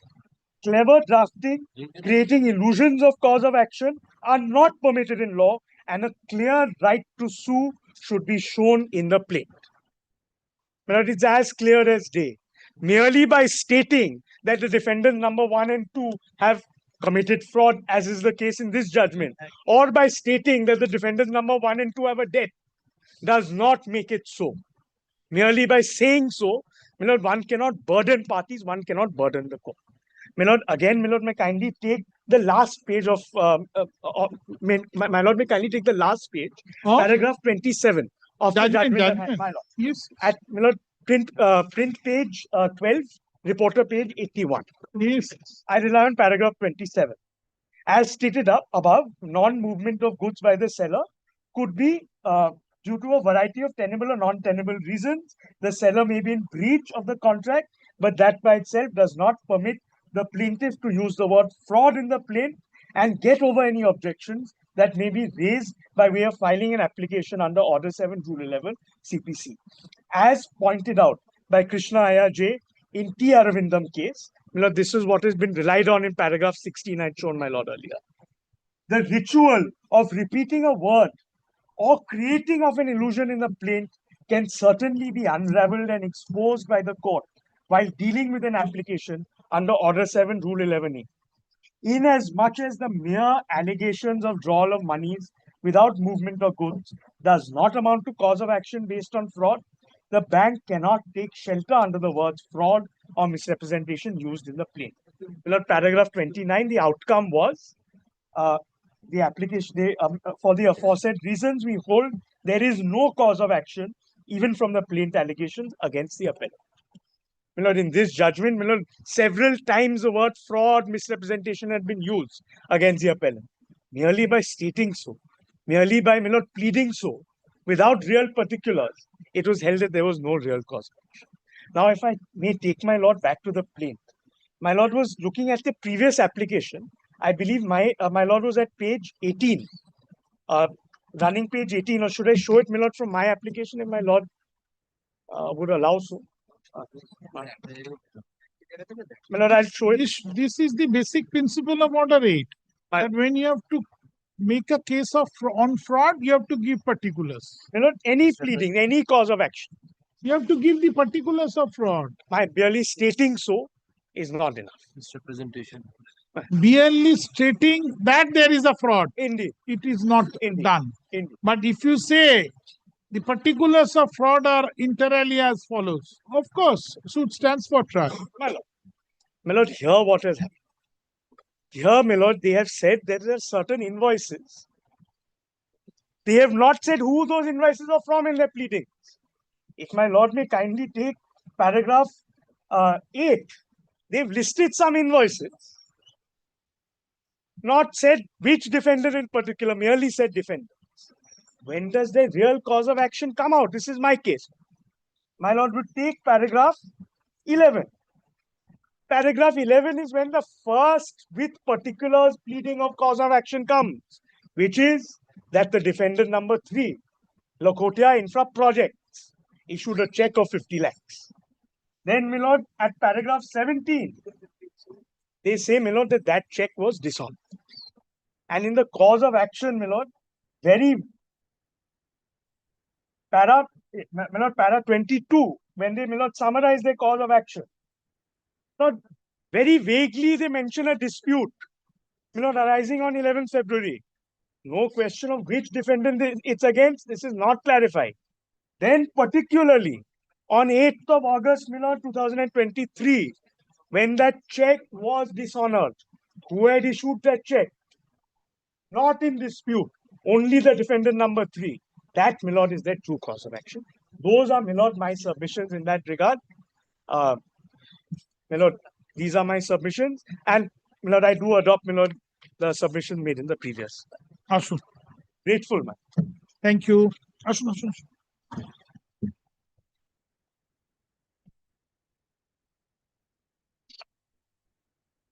কত কত হচ্ছে এটা 14-15 Item number 14 and 15. by consent of the parties both IAGA come on 3 and 4. 3 and 4 3 of 2025 and IAGA com 3 of 20 4 of 2025 are taken up for consideration together. Full stop. The parties submit that the suit is one, but the applications are filed by two sets of defendants. Full stop. GACOM 3 of 2025 has been filed by defendants number 4 and 5. Defendant number 4 and 3 also. See the first paragraph. So, typographical error, your lordship. Oh. 4 and 5. 4 and 5. No, notice of motion. Notice of motion আছে 3 I'm not pressing. 4 and ঠিক আছে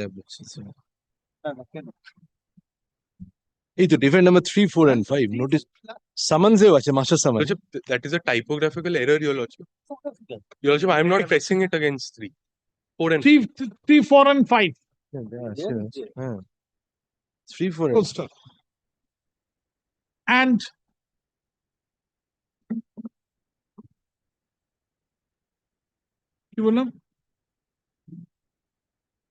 bracket for short the first application and GACOM 4 of 2025 bracket for short second application has been taken out by defendant number 1 and 2. 1 and 2. Full stop. Parties also submit that the reliefs claimed in the said two sets of applications are identical. Identical. Full stop. Paragraph. এবার করো in re.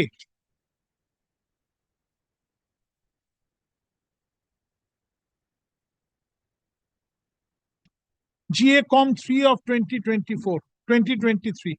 In re, GACOM 3 of 2023. 2025. 3 of 20. 2025. I'm so sorry. GACOM 3 of 2025.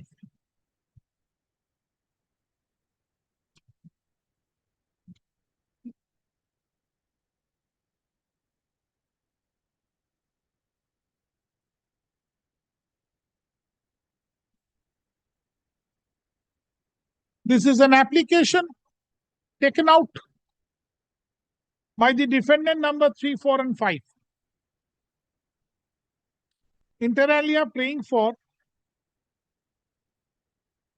rejection of the plaint and the consequential dismissal thereof as against defendant number 3, 4, and 5. Full stop.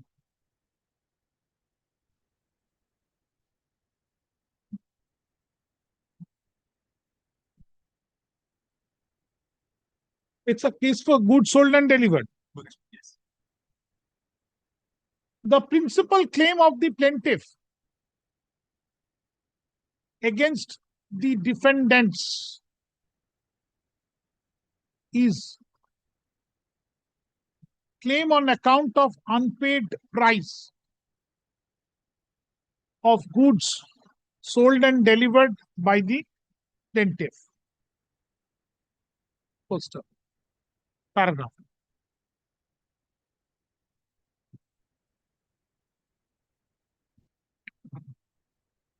The plaintiff case shows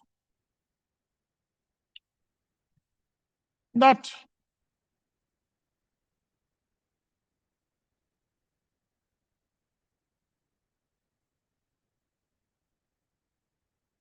negotiations took place with the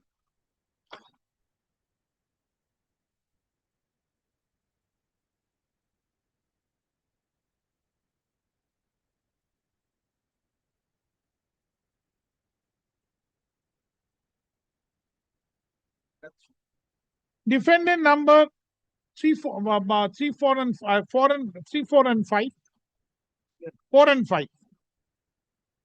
না 3 টাকে ও তো claim abandon করলো। Lakshmi, in my prayers in the master summon also, it is 4 and 5. 4 and 5. 4 and আচ্ছা তাহলে এটা একটু কি উপরে লেখো তো, লিখুন তো ওই দিস ইজ অ্যান অ্যাপ্লিকেশনের আগে লিখুন। হ্যাঁ পড়ুন পড়ুন পড়ুন।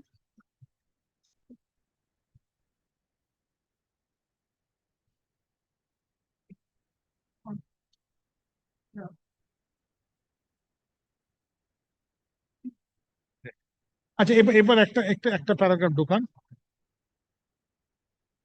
Mister what's your name sir, full name? Orin Chakraborty. Orin Chakraborty, Learned Counsel, led by Mr. Shuddha Satya Banerjee, Learned Counsel, appearing for the defendants applicants, submits that the mention of defendant number 3 is a typographical error, and this application should be treated an application filed by defendant number 4 and 5. Full stop. The prayers from the master summons also shows the same. Show the same. Prayers from the master summons also show the same. তারপর হ্যাঁ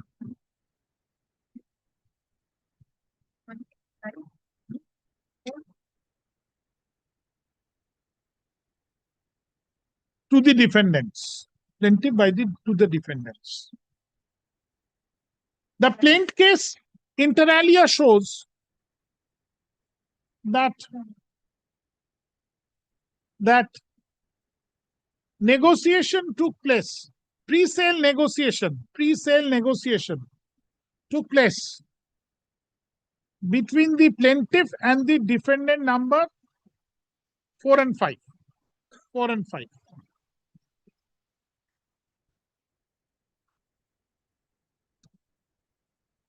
On the basis whereof the entire transaction took place by and between the parties. Full stop.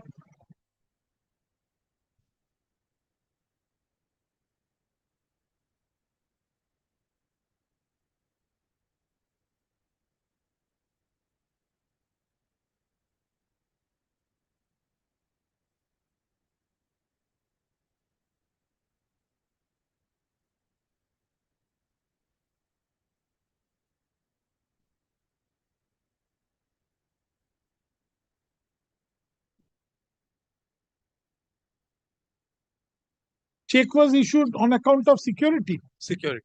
That is the defendant number 3 had issued a check for a sum of rupees 50 lakhs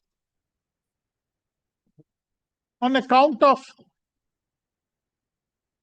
security against the sale of goods to secure the sale consideration or part of it. The check was dishonored upon presentation by the plaintiffs. Full stop. The plaintiff filed the suit. Paragraph. Mr. Orin Chakraborty, learned counsel, appearing for the defendant's applicants,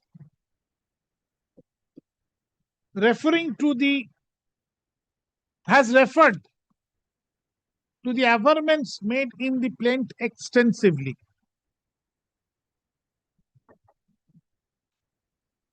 He submits that the meaningful reading of the averments in the plaint would show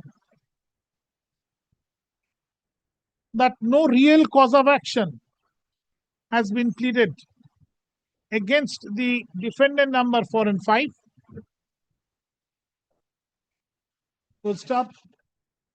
It is only the defendant number 3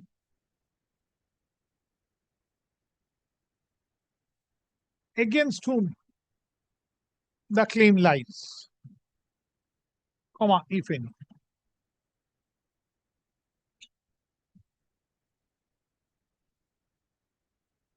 Referring to the correspondence from the annex appended to the plaint,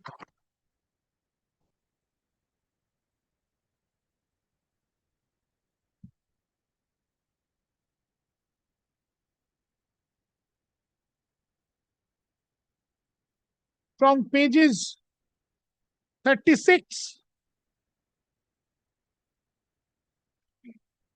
series, referring to the correspondence appended to the plaint under the various headings of annexures.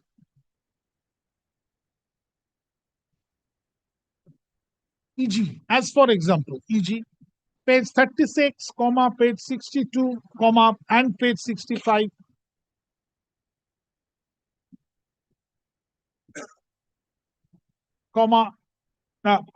Learned counsel submits all these correspondence on a meaningful reading would show there is no privity between the plaintiff and the applicant defendants. Number 4 and 5.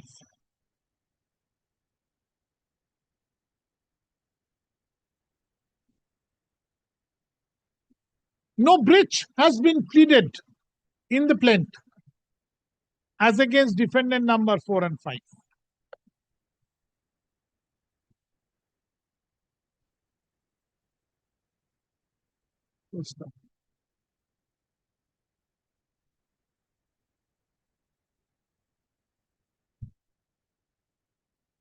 Referring to paragraph 22 to the plaint, from the plaint, Mr. Chakraborty submits that the cause of action pleaded in the plaint is actually against the defendant number 3, but not against defendant number 4 and 5.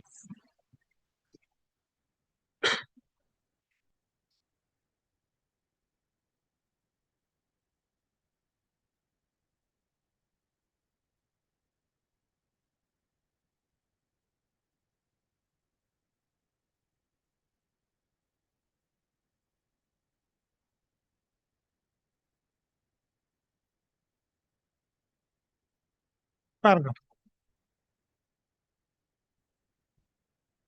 Mr. Orin Chakraborty, learned counsel, Mr. Orin Chakraborty submits that mere averments would not suffice unless supported by particular, supported by material particulars and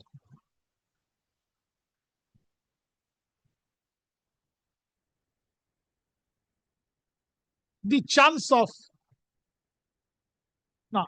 material particulars. In the instant plaint, there is no material particulars disclosed as against defendant number 4 and 5. so that the plaintiff can succeed against them at the trial.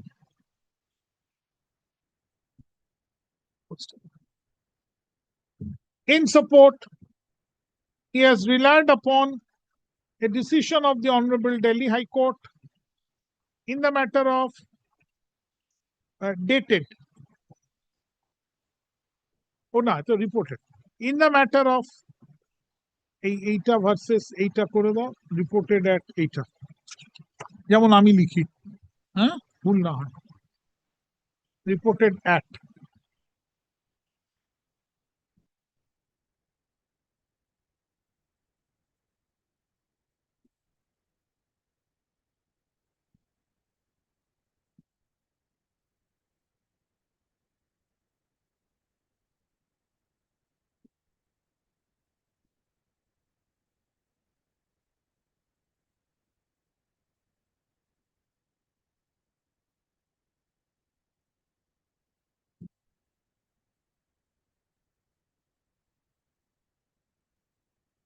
These are your submissions. Nothing further. In the light of the above, Mr. Chakraborty submits that the suit should be dismissed as against the defendant number 4 and 5. Paragraph. Mr. Aniruddha Mitro, learned senior advocate, appears for the defendants, the plaintiff. He submits, full stop report, he submits, Mr. Aniruddha Mitro, learned senior counsel, being ably assisted by Mr. Dipnath Chaudhary, learned counsel, learned counsel, appearing for the plaintiff, Dipnath Rai Chaudhary, learned counsel, appearing for the plaintiff, submits that the averments in the plaint would show a clear cause of action has been made out against the applicant defendant number 4 and 5.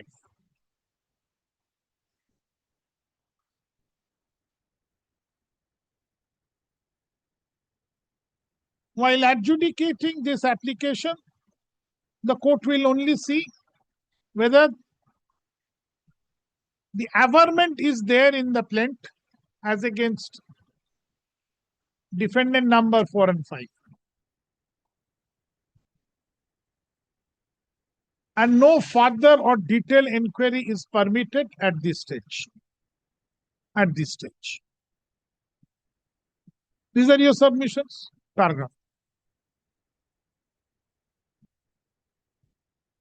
Accordingly, learned senior advocate submits that the application is devoid of any merit and should be dismissed. I'm also disputing the on merit what submissions has been made. The transaction is only with D3, defendant number 3, and not with others. On the merit. And learned senior counsel further submits, further denies and disputes the submissions made on behalf of the defendant number 4 and 5. Full stop. He submits that the instant application is devoid of any merit, and the suit should stand for trial against all the defendants. Paragraph. After considering the rival contentions of the parties, ছেড়ে দাও, এটা থাকুক, আরেকটা লিখুন, in re GA GA4 করে দিন, IA GA com 4, এটা bold করবেন, লিখুন mister Chadda, Dhruv Chadda. Dhruv Chadda, learned counsel, appears for the defendant number 1 and 2. 1 and 2. Full stop. This is an application praying for dismissal of the suit. The small, it's for deletion of the parties, only striking of the array. Only strike. If my lord may This kindly is an application filed by the defendant number 1 And 2. Inter alia praying for striking of their names from the array of the defendants. I think my lord had only recorded defendant number 1. My lord, it's defendant 1 and 2. 1 and 2, I said. 1 and 2. ঠিক আছে 1 and 2 হবে First. Paragraph. Mr. Chadda, Learned Counsel has adapted the submissions made by Mr. Orin Chakraborty, Learned Counsel, led by Mr. Shuddha Sattva Banerjee, Learned Counsel, appearing for defendant number 4 and 5. Appearing for defendant number 4 and 5. Number. Made on behalf of defendant number 4 and 5 in the previous application. Paragraph. In addition, Mr. Chadda has referred to paragraphs 8, 11, 17 and 22 from the plaintiff and 22 from the plaintiff and submits that essentially it is a cause of action against the defendant number 3 when the check issued by it was dishonored. Allegedly dishonored. My lord, I'm not admitting. I'm not admitting that it has been dishonored. Allegedly dishonored. Allegedly dishonored. First up, he submits that there was no involvement of the defendant number 1 and 2. First up. Paragraph. Mr. Chadda further submits that while adjudicating this type of this application, the question has to be ascertained whether a real cause of action has been set out in the plaintiff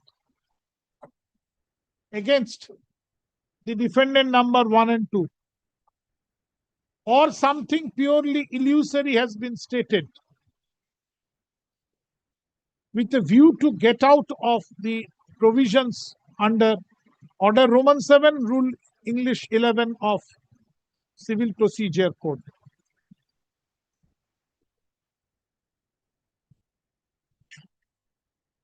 Paragraph.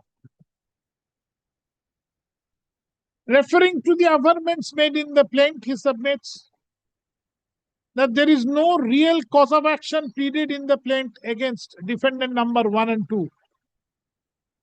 And therefore, the defendant number 1 and 2 should be struck off from the array of defendants.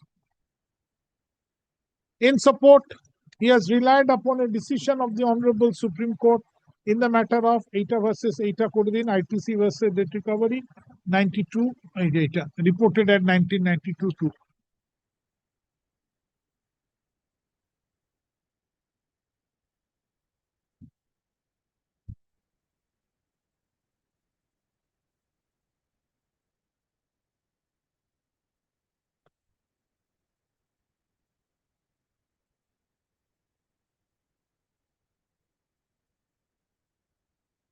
Paragraph. These are your submissions? Hello. Nothing Hello. further? Hello. Paragraph. Mr. Aniruddha Mitra, learned senior advocate, appearing for the plaintiff, has denied and disputed the submissions made by Mr. Chadda on behalf of defendant number 1 and 2. Mr. Mitra has also reiterated his submissions recorded above in the previous application. Paragraph.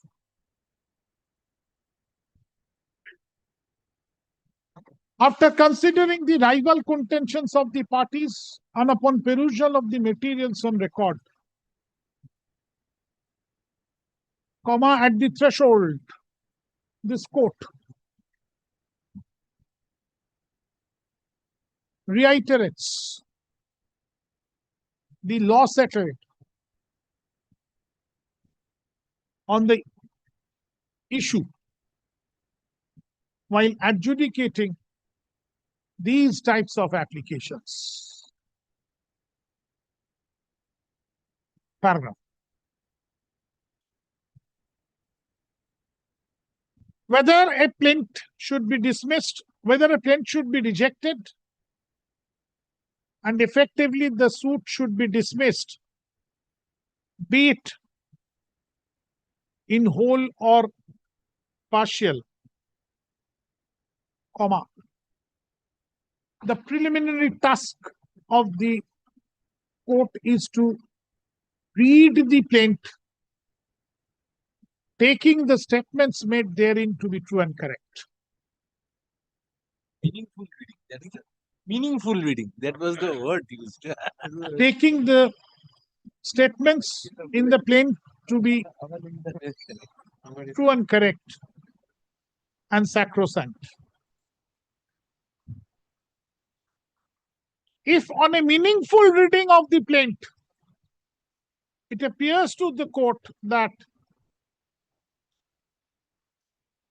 there is no cause of action pleaded against the defendant or defendants or some of the defendants, comma, the suit, defendants, or if the suit is clearly barred by the law, by any law, or if, একটু আগের থেকে পড়ুন এটা,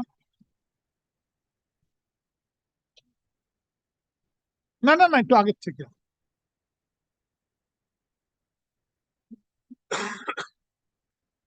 if on a reading, on a meaningful reading, হ্যাঁ পড়ুন,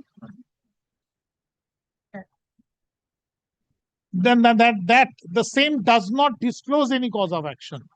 ল্যাঙ্গুয়েজটা দিয়ে দিন, disclose আগে সব কেটে দিন, সেম থেকে লিখতে শুরু করুন, that the same does not disclose any cause of action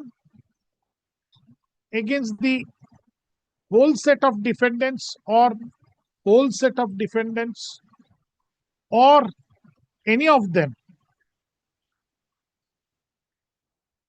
or if the plaint on a plain reading of it appears to be barred by any law,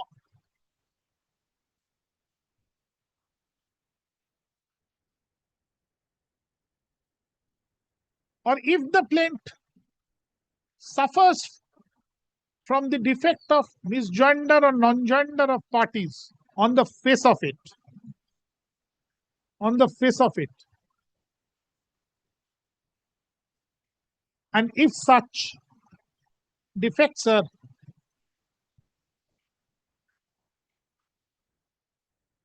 visible from the statements made in the plaint, then only, comma, then only the court shall proceed to reject the plaint or the consequential dismissal thereof against the whole set of defendants or any such defendants. Any such defendant. Paragraph. In the instant plaint, the reading of the statements made therein shows that in every paragraph, when the breach or the cause of action has been allegedly pleaded, the same uses the expression, quote unquote, bold, defendants, meaning thereby the plaint case is against all the defendants and not in segregation against any of it. Full stop.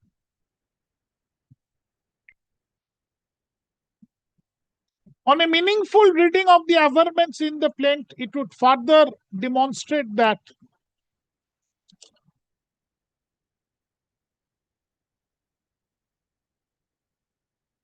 the summary rejection against either defendant number 1 and 2 or defendant number 4 and 5 are not possible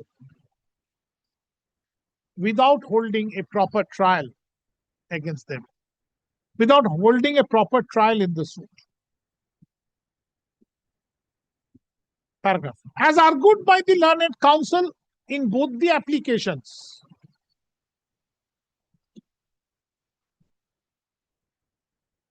to ascertain and come to a conclusion that who is the actual defendant, comma, if any, against whom the cause of action in the plaint survives, comma, in the facts and circumstances pleaded in the plaint is a mixed question of law and fact.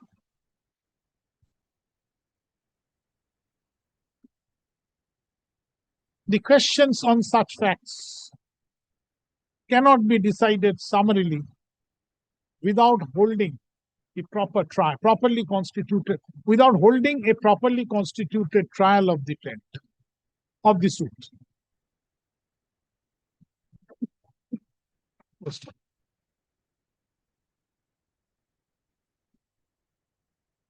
Paragraph.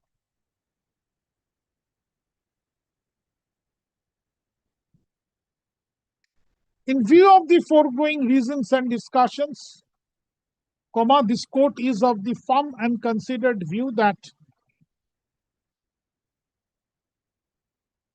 no case has been made out in both these applications for summary rejection of plaint or against the defendants or expunging their name from the array of the defendants, of their names from the array of the defendants at this stage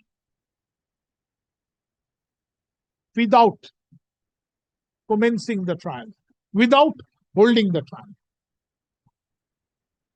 Paragraph.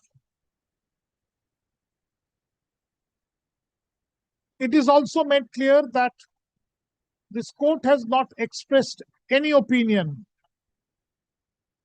on the underlying rights of the parties to the suit or on the rival contentions of the parties to the suit. All points are kept open for the parties to urge at the time of trial of the suit. Full stop. The parties shall be at liberty to suggest their respective issues Only difficulty in whatever manner and mode they wish to. defendant number 1 and 2 has not filed written statement. Doesn't matter. Timeline over. Doesn't matter. The other 3 has done it. Doesn't matter. Lordship is regarding the parties. So it will not constitute as this lawyer has given liberty to them also to No, that is suggest not issues. possible under the. Can't be. It's not possible. Can't be. Parties shall be at liberty to suggest their respective issues As pleaded. in whatever manner and mode they wish to. The parties who have already filed written statements. আরে জানা কথাই 120 দিন হয়ে গেছে In law, a written statement in the suit. হ্যাঁ কি বললাম? ঠিক আছে Written statements.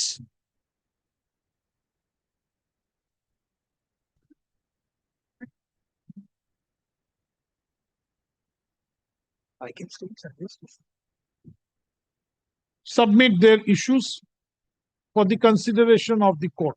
But may I just submit merely because I have not submitted a written statement? You only have a right of cross-examination. Cross-examination, correct. Fair enough. That is not precluded. Obviously. Well, very well.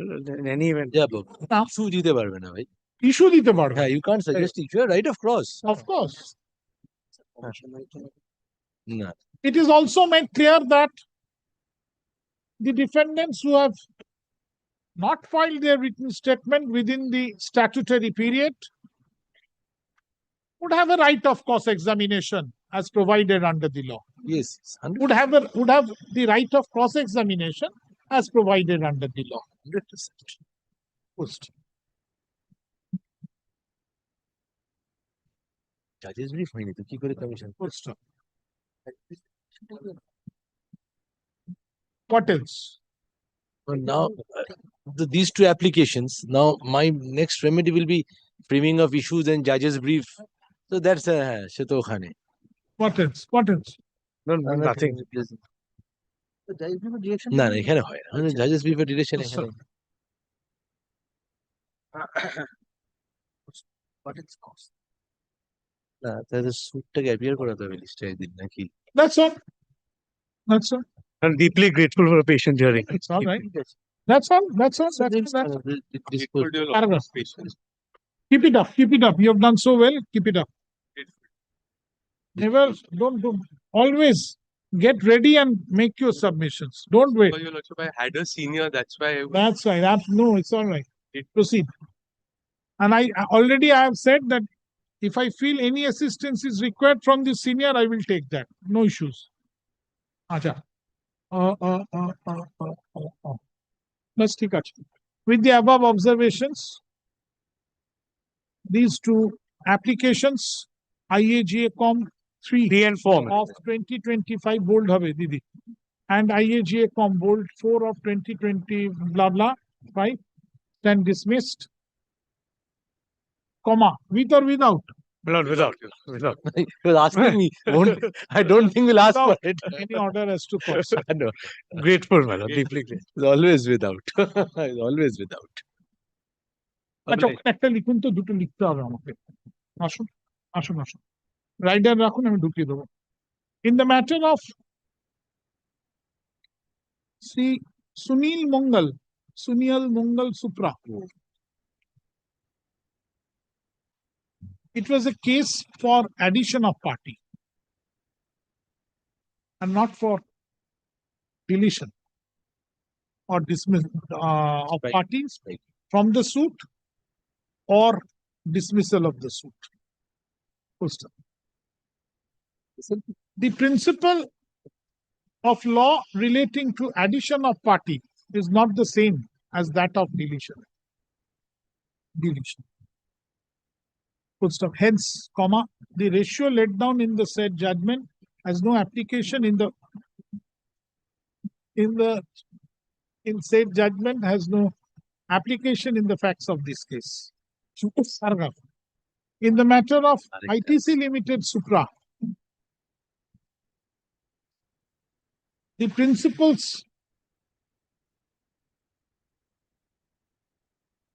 already settled, but the settled principles, while applying the provisions for rejection of plaint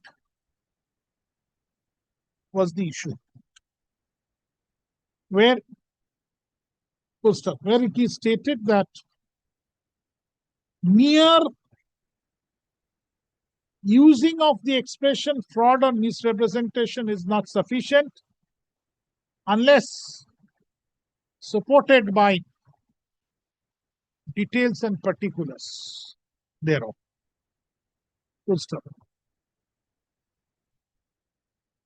The ratio of the said judgment is not applicable in the facts of this case, as the parties hereto pray for deletion of their name from the scope of the plaint or for dismissal of the plaint against them. Sure. Great. Next.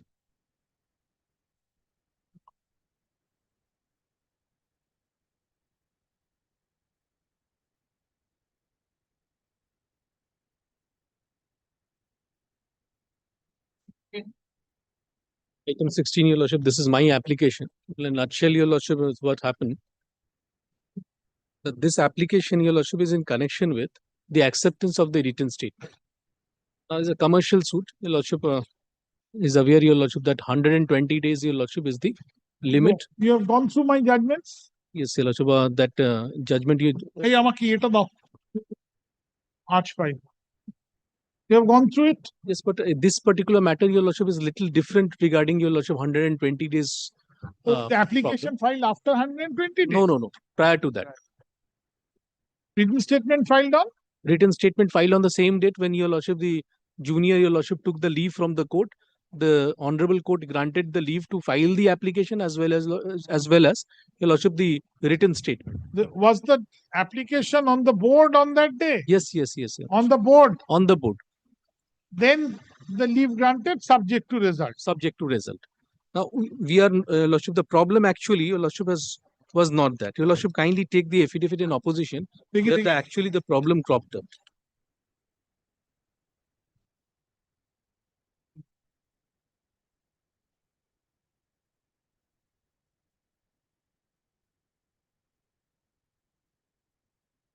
Kindly take the affidavit in opposition.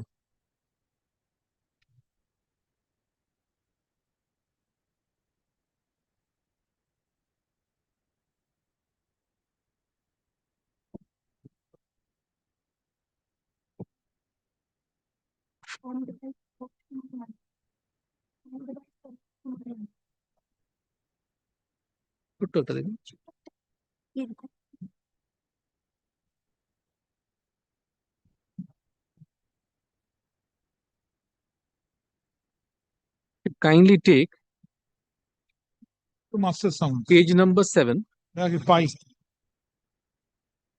Opposition. It is the affidavit, master summons affidavit. No.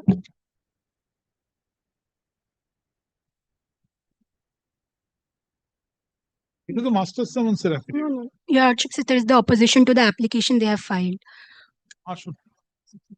On the prayer of Your Lord.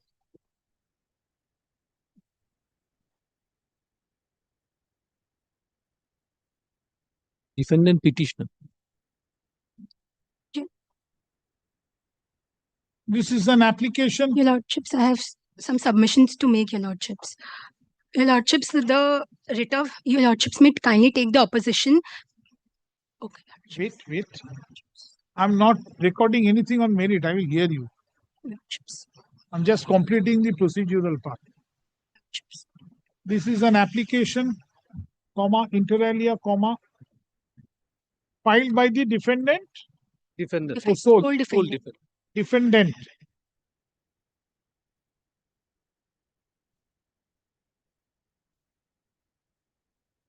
Inter alia, praying for acceptance of the written statement by extending the time.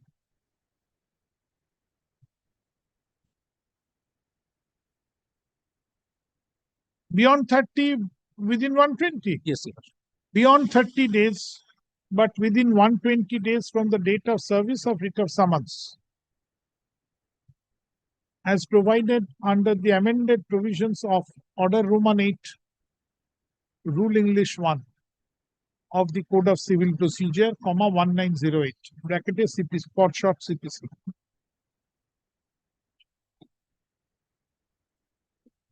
Mr. Shubhashish Sengupta, Learned Counsel, appears for the এটা মাথা আগে দেবেন তারপর this is an appearance গুলো আগে. Shubhashish Sengupta, Learned Counsel, appears for the defendant applicant. MS Sneha Singhania. Sneha Singhania, Learned Advocate, appears for the plaintiffs. Plaintiff. Paragraph.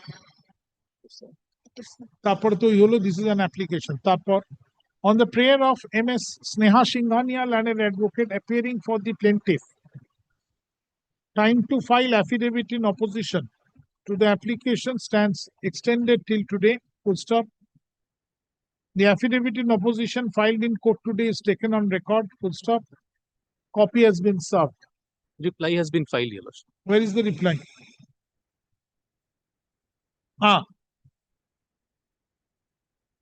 Paragraph.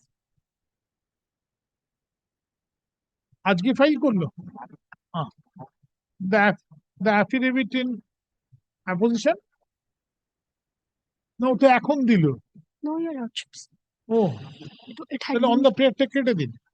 লিখুন the affidavits filed and exchanged filed and exchanged by and between the parties are on record. ওই তাহলে on the prayer থেকে কেটে দিন। Yes. So kindly take your lordship. Actually, the problem cropped up. Opposition. Affidavit in opposition, annexure A, page 7.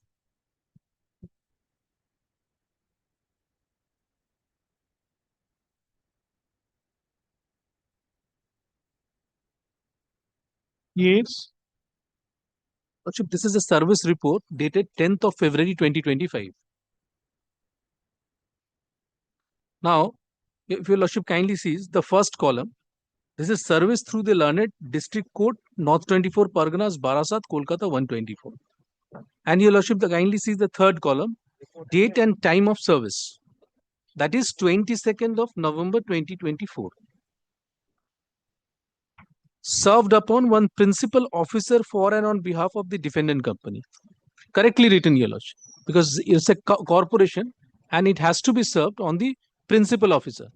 So I have accepted this particular date, 22nd November 2024, your lordship, when this writ of summons along with the copy of the plaint has been served upon me. 22nd November 2024, the application as well as the written statement, both have been filed within 120 days. 20? When filed? 22nd November 2024, there is no dispute. 22nd November 2024, writ of summons served. Served. Thereafter, within 120 days, rather than or one night. Date. 21st March 2025. 21st March 2025, the written statement.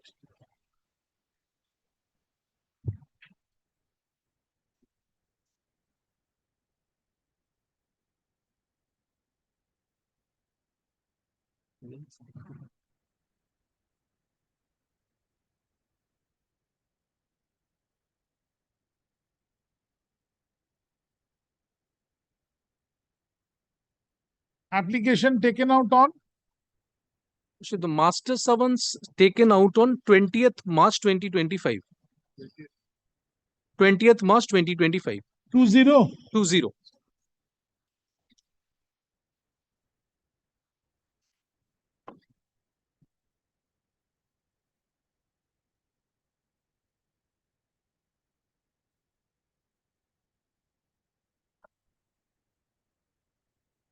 All right.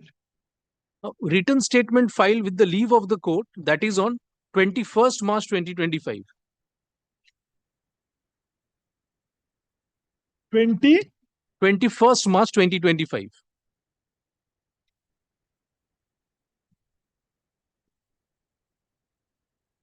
Yes. Now, 120 days with expired on 22nd March 2025.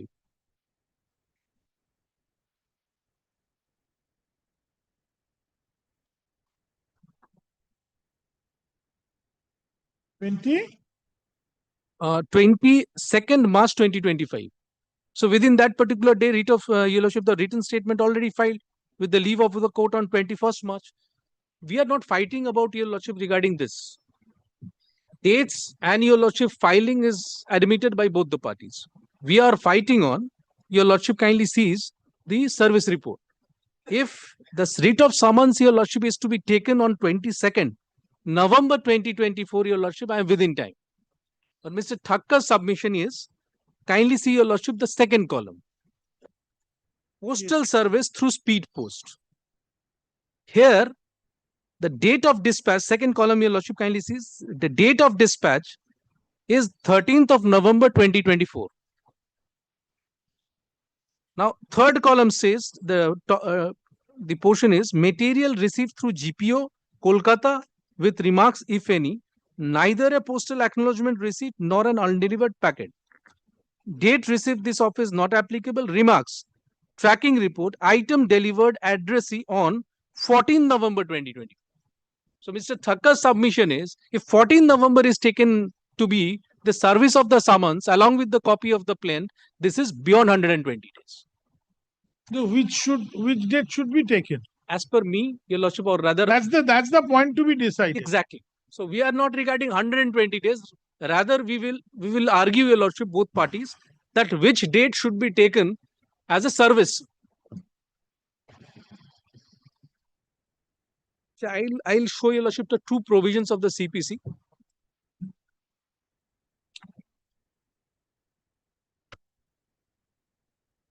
Don't show it.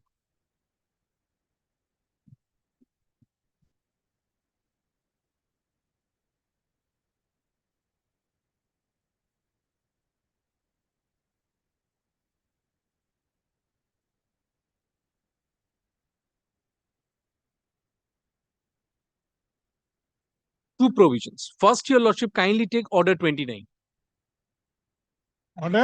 Order 29 of the Code of Civil Procedure.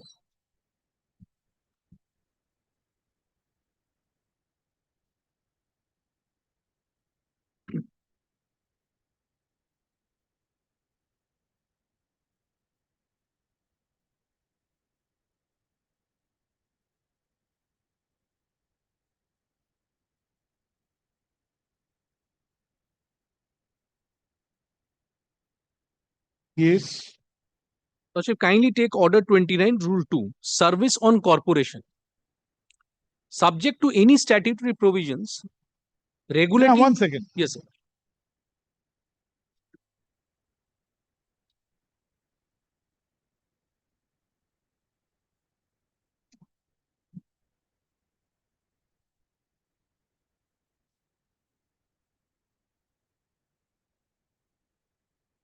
Service on corporation. Yes, sir. May I just place it? Service on any statutory provisions regulating service of process where the suit is against a corporation, the summons may be served on the secretary or on any director or other principal officer of the corporation. Now, there is a comma and it's mentioned or. By leaving it or sending it by post addressed to the corporation at the registered office, or if there is no registered office, then at place where the corporation carries on business.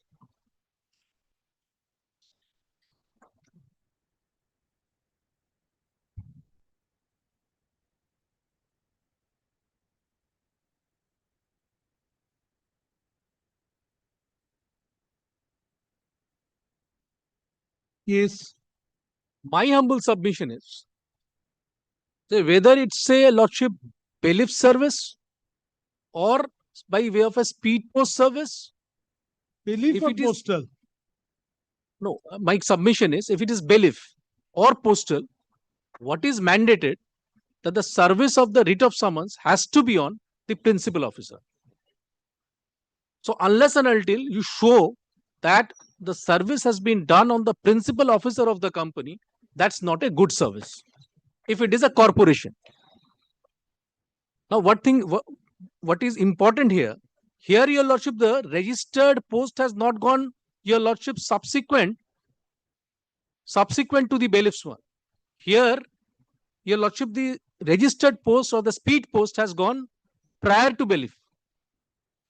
And your lordship kindly sees in this particular service report, it is not mentioned whether the service has been done on the principal officer, director, or the secretary of the corporation. There are again two parts. Whether on 14 November 2024 service has been done or not. And if the service has been done, whether it has been done on the person who is authorized to receive the writ of summons along with the copy of the plaint or not. Here I am accepting the second one because here, if your lordship kindly sees, the first column says served upon one principal officer for and on behalf of the defendant company. So my humble submission is that 22nd November 2024, your lordship, is the date when the writ of summons has been served. Through bailiff. Through bailiff. Now, your lordship, kindly take order 5, rule 9.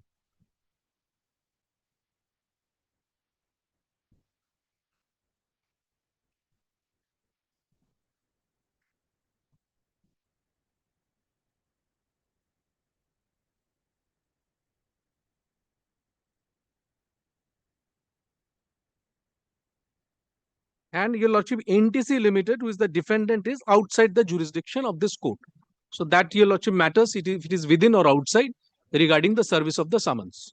Regarding under the original side rules. I'm showing your lordship the rules also. Under the original side rules. Yes. Under CPC. Because in what happens, your lordship, in the original side rules, it's mentioned order 5 rule 19A. That would be applicable. If your lordship kindly take once.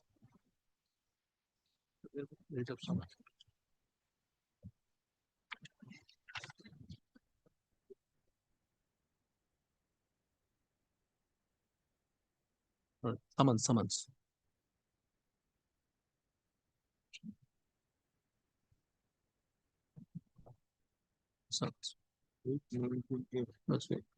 Lordship, kindly take your lordship the original side rules, chapter. No, you first show me. First, show me that ये second বইটা মোটা হ্যাঁ ঠিক ঠিক ওটাকে ঝেড়ে দিতে বলো I'm showing your lordship chapter 5, chapter 8. No, order 5 rule. No, I'm coming to that, your lordship, because original side rules also refer order 5 rule 19A, but 19A has been omitted. And your lordship 9, your lordship comes into the picture. I'm showing your lordship the connectivity, because when this original side rules, that particular portion was incorporated, at that particular point of time, it was order 5 rule 19A. But 19A, your lordship, was omitted, your lordship, sometime in 2002. So therefore, now we have to consider order 5 rule 9 first. May I just show your lordship once, your lordship kindly sees chapter 8 rule 6 first.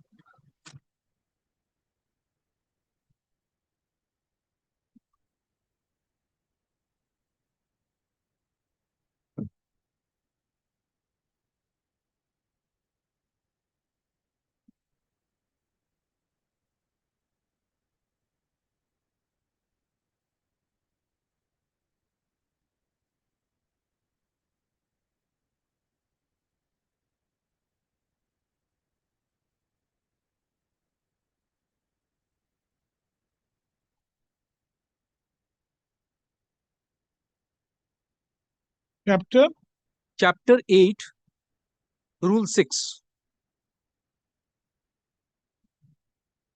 Chapter 8 deals with writ, summons and process. Now, your lordship kindly see rule 6.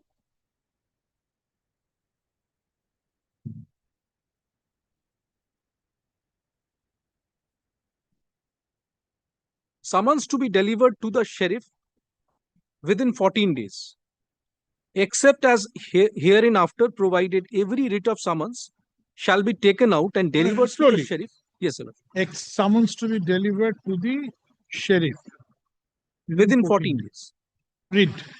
Except as hereinafter provided, every writ of summons shall be taken out and delivered to the sheriff for service within the local limits of the jurisdiction of this court or for transmission for service elsewhere. A writ of summons shall have annexed thereto a copy of the plaint and every document sued on, a copy of which is filed therewith.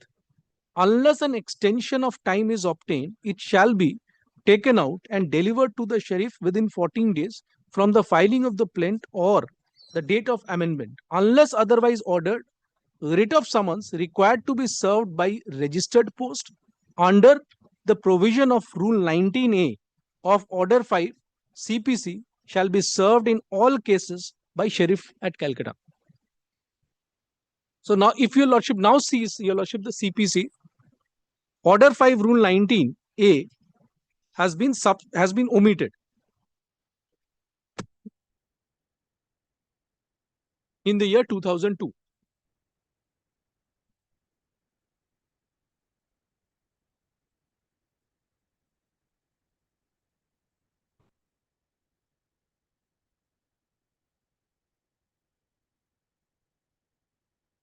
Yes. Now, after this omission, your lordship, Order 5 Rule 9, your lordship, has been amended. If your lordship kindly sees Order 5 Rule 9. Yes. Delivery of summons by court. Yes. Where the defendant resides within the jurisdiction of this court in which the suit is instituted or has an agent resident within the jurisdiction who is empowered to accept the service of summons, the summons shall, unless the court otherwise directs, be delivered or sent either to the proper officer to be served by him or one of his subordinates, or to such courier service as are approved by the court.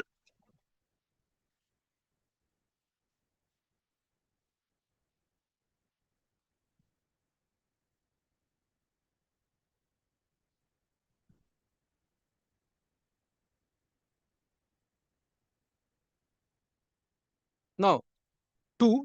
The proper officer may be an officer of a court other than that in which the suit is instituted, and where he is such an officer, the summon may be sent to him in such manner as the court may direct.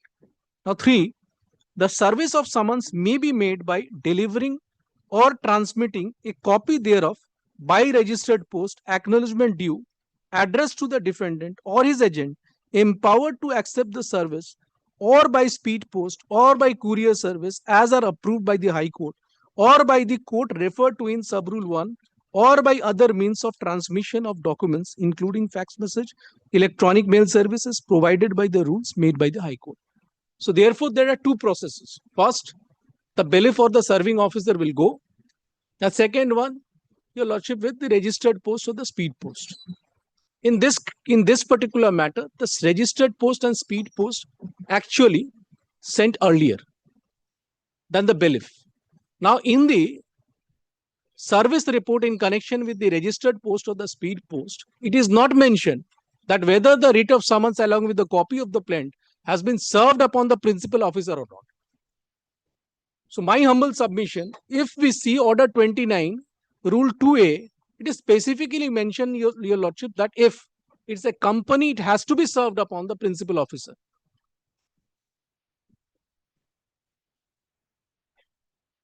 The reason, your lordship, is Order 29 or, your lordship, this Order 5 Rule 9, this was actually incorporated when the Commercial Courts Act rigors were not there.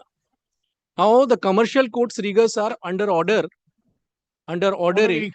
120 days is a mandate. I cannot, even the courts cannot give me an action extension if it is beyond 120 days. So that's the only reason. If your lordship kindly sees. The service has not been qualified. Service against a corporation, how it will be made?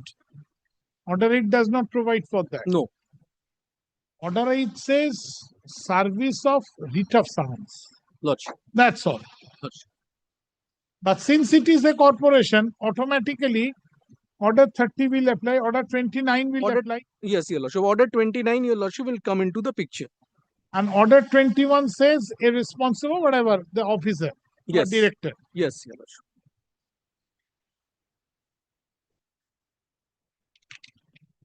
So therefore, my humble submission should that it has to be, your lordship, on the principal officer, and that should be taken as a correct service.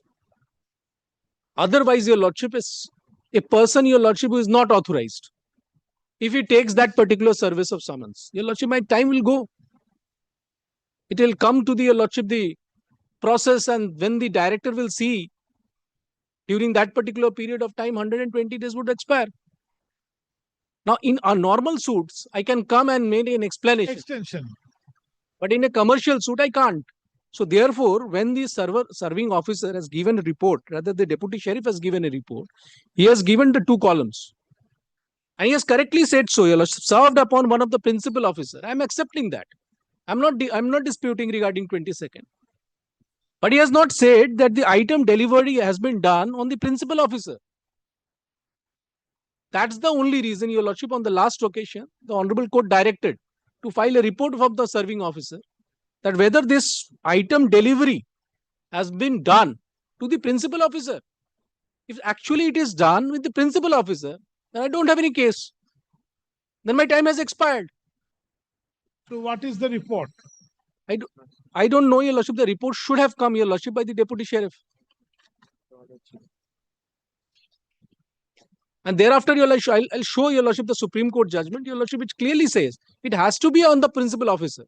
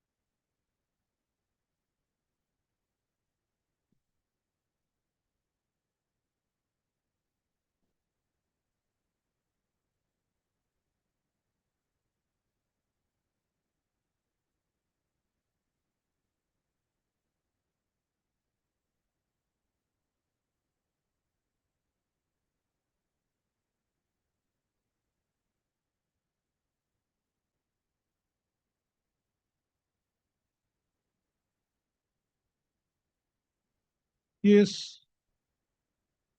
Now, your lordship, regarding the forfeiture of the written statement, apart from order 8, if your lordship kindly sees after the amendment, order 5, your lordship, and proviso has been, your lordship, added. Order 5, rule 1.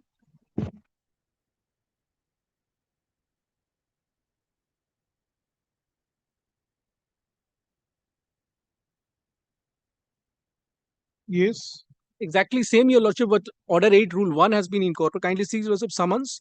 When a suit has been duly instituted, a summon may be issued to the defendant to appear and answer the claim and to file written statement for his defense, if any, within 30 days from the date of service of the summons on that defendant. Now, first proviso was always One there. second. Yes.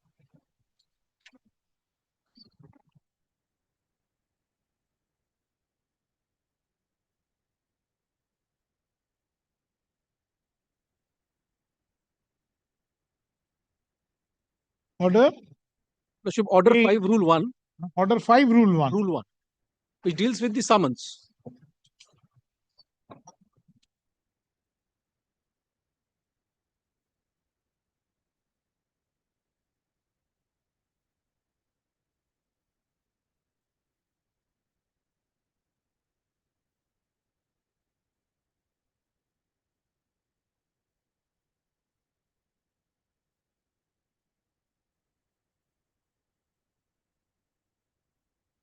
The first proviso, your lordship, was always there. Now, what they have done, these are copy paste of order 8, rule 1 proviso has been pasted. Where the defendant fails to file written Exactly statement the same language within the said period of 30 days. He shall be allowed to file the same within the for reasons to be recorded, but which shall not be later than 90 days from the date of service of summons. on the date from the date of service of summons, and on the expiry of 120 days from the date of the defendant shall forfeit the right to file the written statement, and the court shall not allow the written statement to be taken on record. So the main important thing is the service of summons. So service of summons does not mean the service of summons to any person of the company. It has to be in connection with order 29, rule 2A. You have to serve to the principal or officer of the secretary or a director of the company.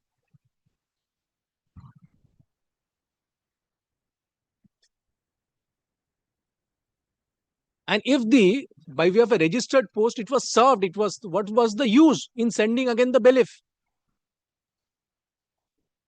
No, but both the provisions are there since beginning, be it in original side rules, be it in CPC, be it after amendment in view of the commercial code. Yes, that's prior. Order 29 was there since long, but Order 5 Rule 9 was amended after Order 5 Rule 19A was omitted.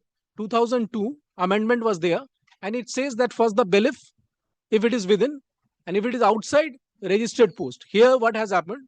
He has gone there. He has sent through a registered post with AD. I don't know whether he was satisfied or not satisfied. But it is where? Within or without? It's outside. It's outside. If your lordship kindly sees Order 9, I have showed Order 9 Rule 1, Order 5 Rule 9 1. That is within. 2 is again within, maybe a 3. Now 4 your lordship kindly sees. Notwithstanding anything contained in Subrule 1.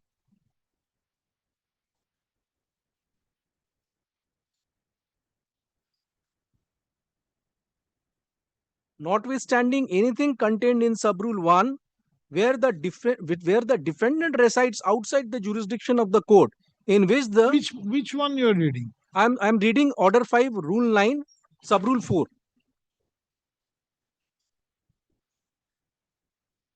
Yes. So till your lordship Order 5 Rule 9. Notwithstanding anything? Notwithstanding anything contained in Subrule 1. So this Subrule 1 is for within. Where a defendant resides outside the jurisdiction of the court in which the suit is instituted, and the court directs the service of summons on the defendant, may be made by such mode of service of the summons as is referred to in Subrule 3, except by registered post acknowledgement due card, the provisions of Rule 21 shall not apply. So in my humble submissions, if your lordship kindly sees the service report, if the service through the registered post or the speed post was actually effected, there was no need for sending the belief. The belief came on 22nd when I received it. No, but both the provisions are acknowledged. Yes. Belief and registered post. Exactly. My submission is registered post. It is not mentioned anywhere in the service report. I believe that Registered it's not post in does not mention upon whom it has been served. whom it is served. Correct. But 22nd, it is mentioned on the principal officer, and I'm accepting that. So why 22nd November 2024 should not be accepted as a date when the writ of summons has been served? And if this particular date is taken. No, but equally it is mentioned that the writ of summons has to be served. Yes. Through registered post also. Yes. But through belief also. Yes, your lordship. Order 9. Is this both? Both. Registered post and belief. That's not mentioned anywhere in the original side rules and Order 5 Rule 9. Order 5 Rule 9 1, 2, 3 deals with within jurisdiction, but 4 starts with notwithstanding anything contained in Rule 1.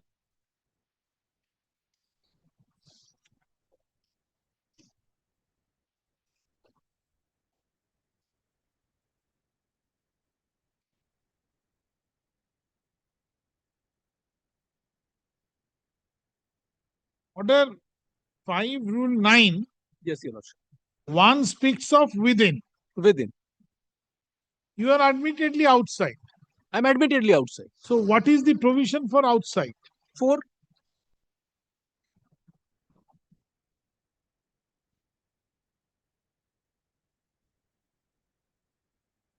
And there has to be a court direction.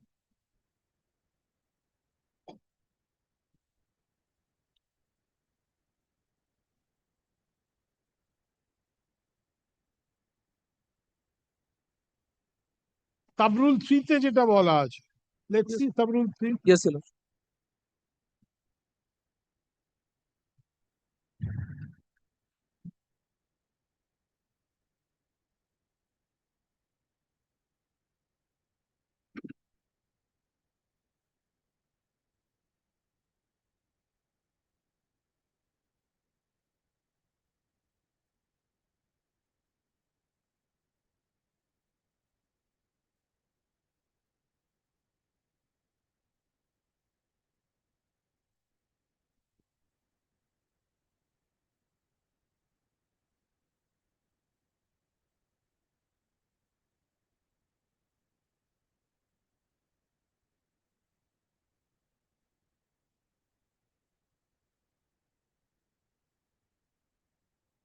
Here no belief service is spoken of. No. But here it is Sub-rule written, 3.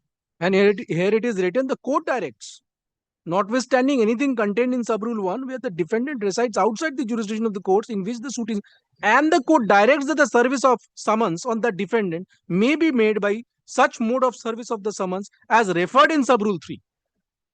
Now, once your lordship, this particular suit has been filed in a commercial courts, your lordship has to see, your lordship, the practice directions given under the Commercial Courts Act. It says Order 5, Rule 9. If your lordship kindly sees the practice direction, copy that.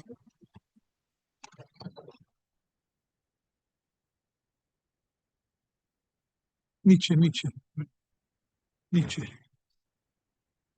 একদম নিচে ওটা রেখে দাও yes Lordship kindly sees part 5, practice direction. Act practice direction. transfer of pending suits. No, your lordship, lordship is practice direction is part 5, chapter 1, rule 10.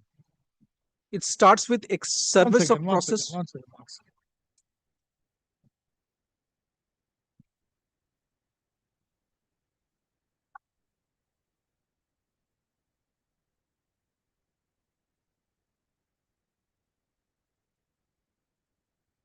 Chapter 5, service of Service, yes. witness. Sir, no, part 5, your lordship. Calcutta High Court Commercial Court Practice Direction. Yes, your lordship, that was notified, lordship, sometime on Part 5. Yes, your lordship. Service of process by courier. Wait.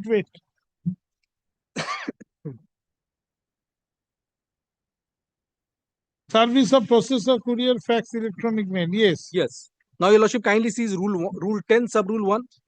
These directions with regard One to. second. Yes, your lordship.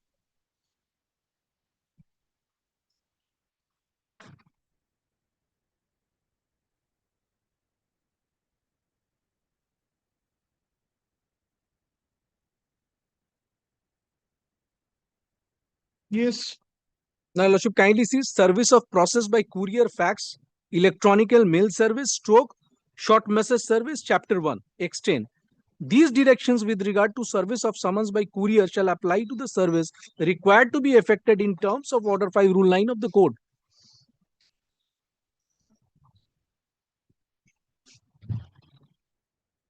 So, your lordship, Order 5, Rule 9, your lordship, has to be adhered with.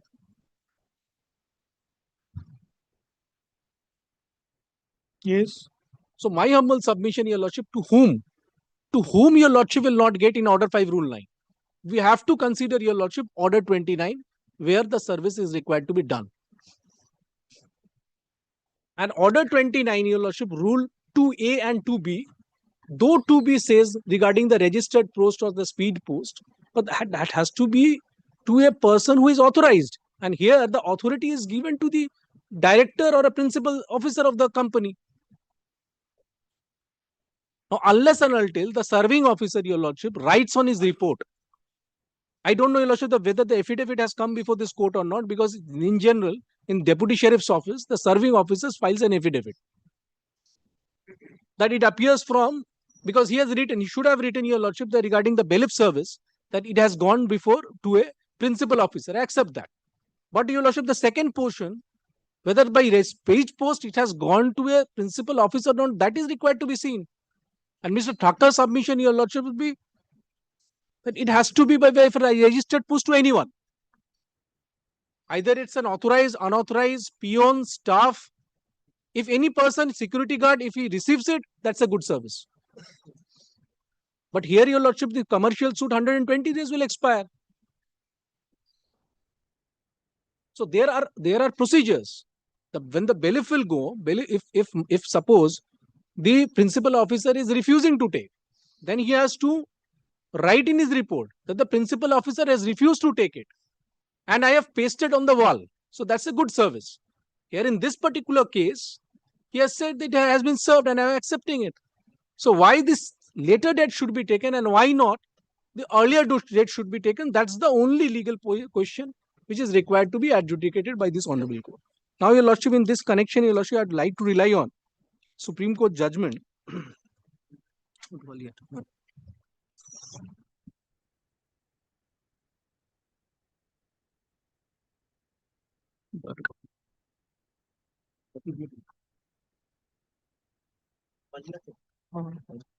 एक ही मिल रहा है.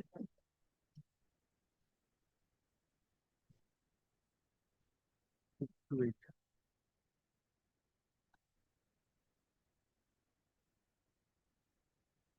This is for what proposition? Oh, that Order 29. Order 29 is mandatory. Yes.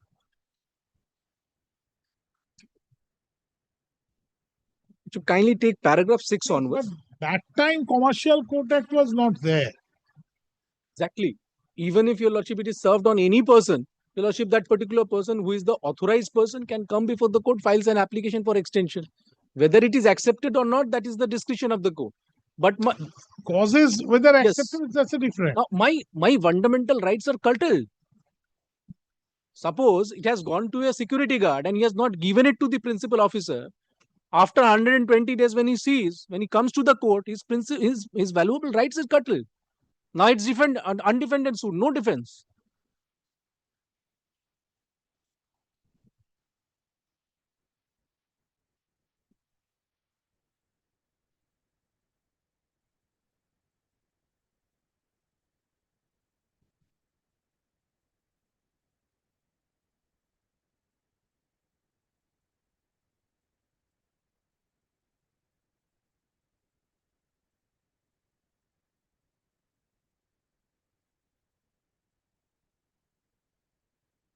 But why the service of 22nd November will not be taken into account? If 22nd November is taken into account, then you are through. I'm through. So why that will not be taken into account? So that's because it was not served with postal mode. No. That's their defense. What is their case? It's their case, your lordship, that what I get it from the affidavit in opposition, that Order 29 Rule 2A and B are optional. Are optional. If I send it through bailiff, it has to be with the principal officer. And I have an option that I can send it to the registered post or speed post, where to whom it should be served is not mentioned. Because between A and B, the word or is there. It's not and is mentioned. But my submission is 29A and B, 2A and B, 29 2B says that the mode of service, through which mode you will serve, but it does not say to whom it will serve.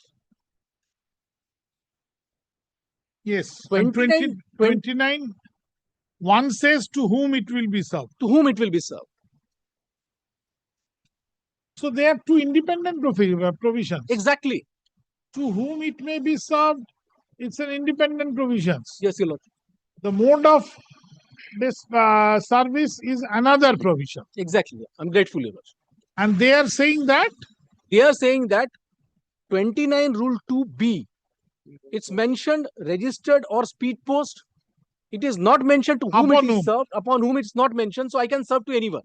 So if it is served, it's served. I am not required to serve it upon the principal officer. Upon the principal officer.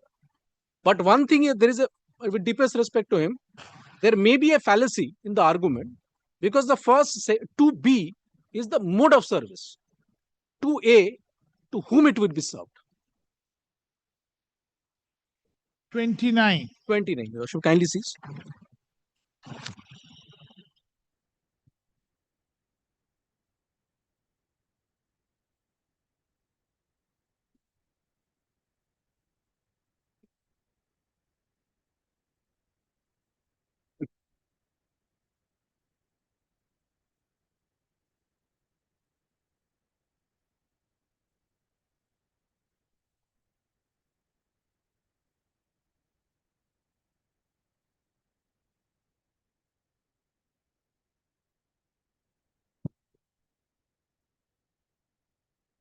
Yes. You should kindly see, subject to the statutory provision regulating service of process where the suit is against a corporation, the summons may be served on the secretary or on the director or other principal officer of the corporation. So he can serve me through on secretary or the director or the principal officer. Now, comma, or by leaving it or sending it by post addressed to the corporation at the registered office, or if there is no registered office, then at the place where the corporation carries on business. So my submission is the second one is the mode of service, and the A is to whom it is to be served. And your service report does not say so. So you are saying that both A and B are mandatory. That's your case. No, if it is served through bailiff, suppose if it is served through bailiff and it is served on the principal officer, I'm saying it's mandatory for both. So if it is served through bailiff, if your submission is accepted, yes, then it is not a service. No, it's still a service. No. If it is upon the principal officer. Kindly read too loudly.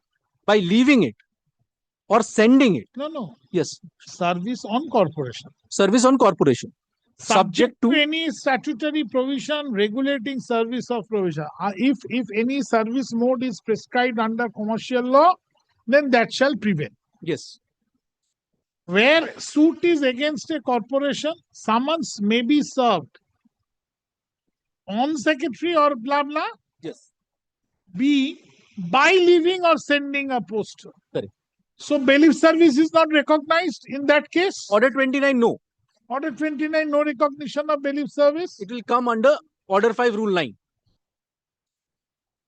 Show me Order 5 now. Order 5, yes. Rule 9.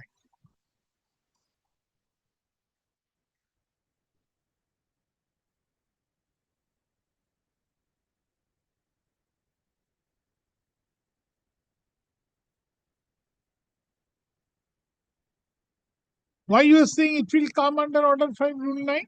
Because, Your Lordship, that is service of summons and we have got it from the original side rules also. But when there is a specific provision, yes, service of summons upon a corporation, Lordship, why the general provision will prevail? If Order 29, Rule 2A and B is it's a specified provision. It's a specified on provision. Corporation. Yes, Your Lordship. And Order 5, Rule 9 is a general provision. Yes. So when there is a specific provision, why the general provision shall prevail?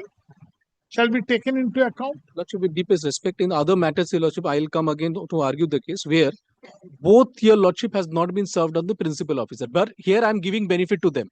That bailiff service. Forget it. Yes. First clear my mind. Yes. If it is a company, if it is a company, yes.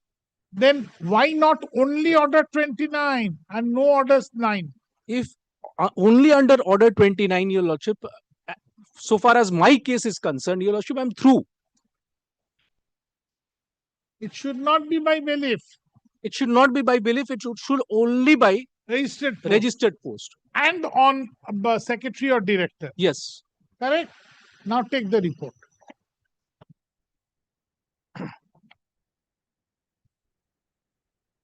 If you are within first table. No, second table is for speed post. Second table is for speed post under Order 29. Yes. Yes. Second report is Order 29. Order 29. If it is under Order 29, then it has to be on the secretary. And the mode? And the mode should be the registered post or the speed post. But you have not been served with the registered post on the secretary. On the secretary. Correct? On the secretary. Similarly, there is no provision for any bailiff service also? Under Order 29, no. No. So the first table will not apply for you? So first table is not applicable for me. Either the... no question of either. If it is not applicable to me, the second so it has got no value so far corporation is concerned?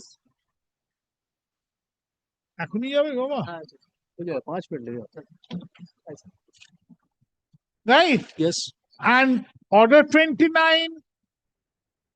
It might so happen that second table is not complete for you because no principal officer. I'm grateful. Accepted. Yes. Equally, first table is also not applicable applicable. for you. Then my time has not started. Then the summons has not been served. Not at all been served. Yes, Mr. Thakkar. There's one Supreme Court. If I've shown your lordship that regarding Order 29. You've shown me. Yes, para 6 to 8, your lordship is relevant. I will. To answer your lordship's first query, why this simultaneous service? Not required. Not required. Please clarify my mind. Please, my lord. The moment it is a company, it is a corporation, Yes, ma'am. only Order 29 will govern, Very well, my lord. which says two things. On a principal officer who are described therein. Yes. Under the Let's company. take it together as principal officer. Yes, ma'am. On a principal officer Yes, ma'am. and by registered person. Yes, my lord. That's right. Yes, ma'am.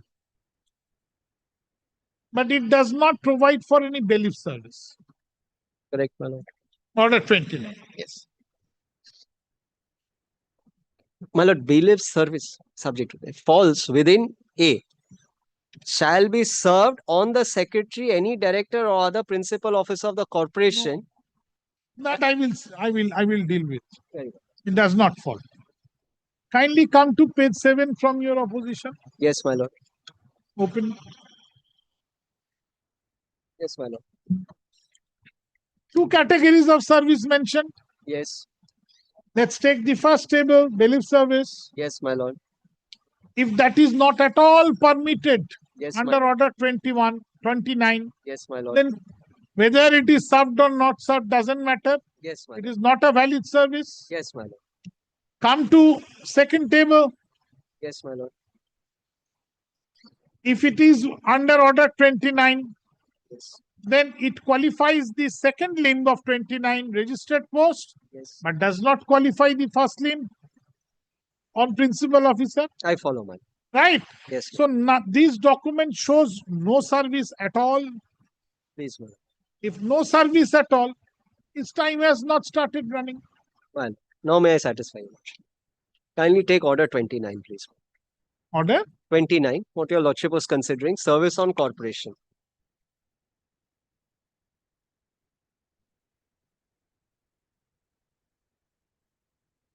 Yes, sir. Kindly have, my lord. Subject to any statutory provision regulating service of process, whether suit is against a corporation, the summons may be served on the secretary or any other director or other principal officer of the corporation. Well, it does not say the mode of service, whether by hand or by post.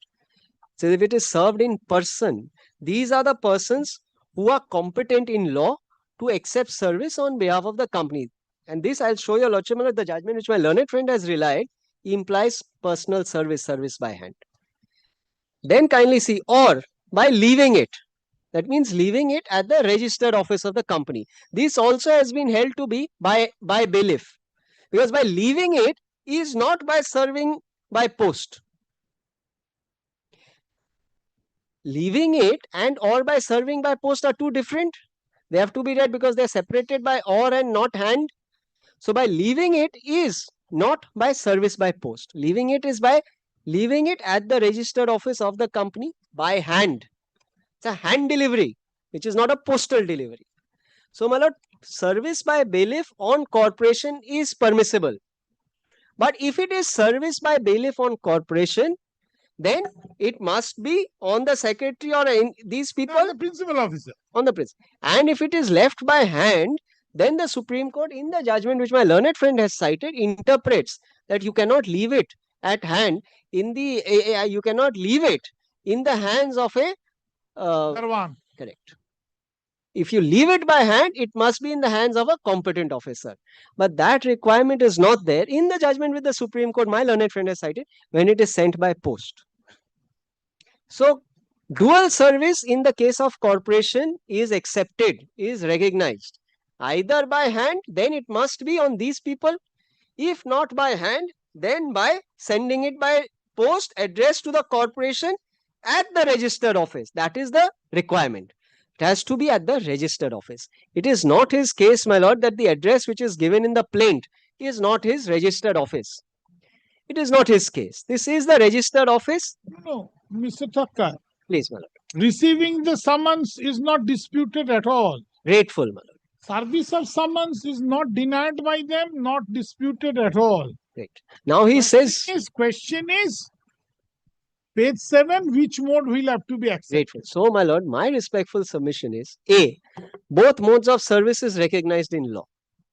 Even under the code, which is order 29, which your lordship says, and I think, my lord, what falls from your lordship, although this has not been decided, I do not find anything, but what just fell from your lordship, that if it is service on corporation, then perhaps order 5 stands excluded, because this is a specific provision, so that the general must bow down to the specific. I think the principle well said. Following order 39 vis-a-vis 140, 151. 151. So, the general must bow down to the specific. Is a Latin maxim is also there. Yes. It's long-winded settled from this. Yes. So, my lord, now this is the dual mode of service which is prescribed. Now, my lord, our rules, which your lordship saw. 34 Privy Council. Yes. So, my lord, our original side rules also contemplate the manner specified has to be done accordingly or not at all. Or not. All other modes are expressly forbidden. All right. Here now, my lord, but That's here. The case. Tell me the. Nazir Khan, my lord, that Nazir, was King Nazir Emperor. Ahmed, Nazir Ahmed. King Emperor versus Nazir Ahmed. Nazir Ahmed. Grateful. Privy Council. So, my lord, now, so this specific rule, my lord, order 29 rule 2 provides for both modes. But when it comes to sending by post, the only requirement is it must be addressed to the registered office. Not that the postman must hand it over to the persons named in A. Then the legislature would have specified that. And the Supreme Court would have also interpreted that when you send by post, the postman must give it to these people who are secretary, director, or other principal. That the legislature does not say. And the only requirement is registered office.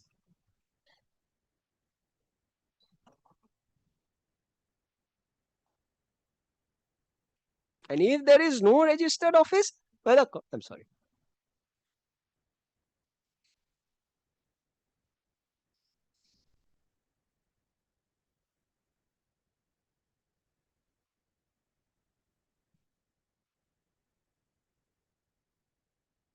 Yes.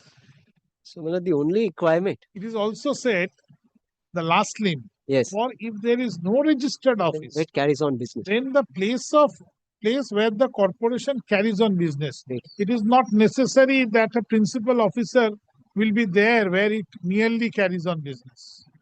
He will not be sitting. It may be maintained by a clerk or a chaprasi. Well, your lordships have held, my lord, in bank suits. It's not where the registered office, the cause of action is not where, but with a branch where you're carrying on business. He is the only defendant in a bank suit, not the registered office, because Absolutely, where you have signed the document. Okay. So this is that contemplation. What fell from it? Old matter of Goa High Court, it was there. Before nationalization, that is no more a good law. Yes. So that is a kind of situation which is contemplated in the third limb. And the company domiciles at its registered office, but may carry on business from multiple places. So each branch then becomes, if I'm suing a bank, the branch becomes the principal office as far as my transaction is concerned. This transaction has happened. And at that branch, my lord, the principal officer is never present. The principal officers would be present at where the registered office is. For company. Yes. So bank is a company. It is not required that a principal officer must be present at wherever branch. Sales office of a company. May not be. And my lord, Patel Roseways, your lordship knows, my lord, you can sue a corporation even where the branch office is present. Patel Roseway says that your cause of action arises where the branch is present, not where the Reliance Industries. If I have a complaint, if I have dealt with the branch at Garihat, I will go to Alipur court. I cannot go to court. That's why, so far as territorial jurisdiction is concerned, the rigor is not that hard. Yes. 68 Supreme Court. Rigor is not It that doesn't hard. result in setting aside, unlike subject matter jurisdiction. Right. Grateful, man. So now, if your lordship sees, now I'm grateful, man, I could not express this thing before the coordinate bench. Now, if your lordship sees, therefore, sending by registered post ingredient is not that it has to be given in the hand. The postman must give it in the hand of the principal of. That is not the requirement in the legislature. And that is exactly, my lord, the judgment now which your lordship kindly sees of the Supreme Court, which my London friend has handed over. You place it according to you, the judgment, and he will place according to him. My lord, yes. He has placed one.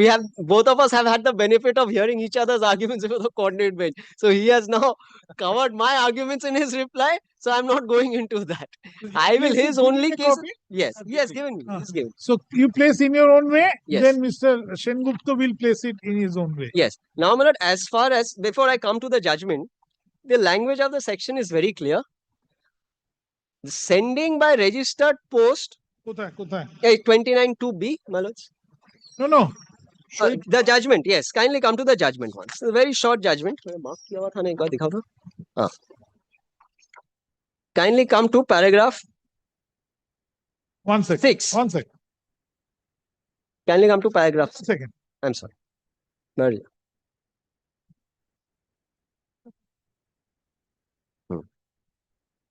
नहीं तो मेरा mark किया हुआ है live pencil से mark किया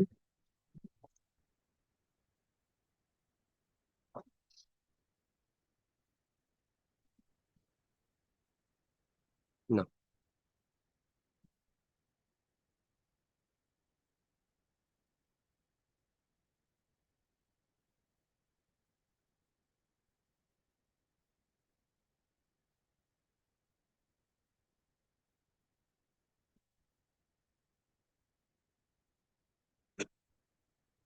Yes, now you place in your own way. Please, my lord. Suit was, the appeal is against the instance of a corporation. The appellant is a company who was sued. Yes, your lordship will kindly come to paragraph 2, the second page of the report. Kindly say the respondent filed the suit at Indore against the appellant. The appellant, your lordship sees, is the company Shalimar. Oh, Shalimar Row. Shalimar, my lord. Appellant filed the suit against the respondent filed the suit against the appellant. At Indore, kindly see.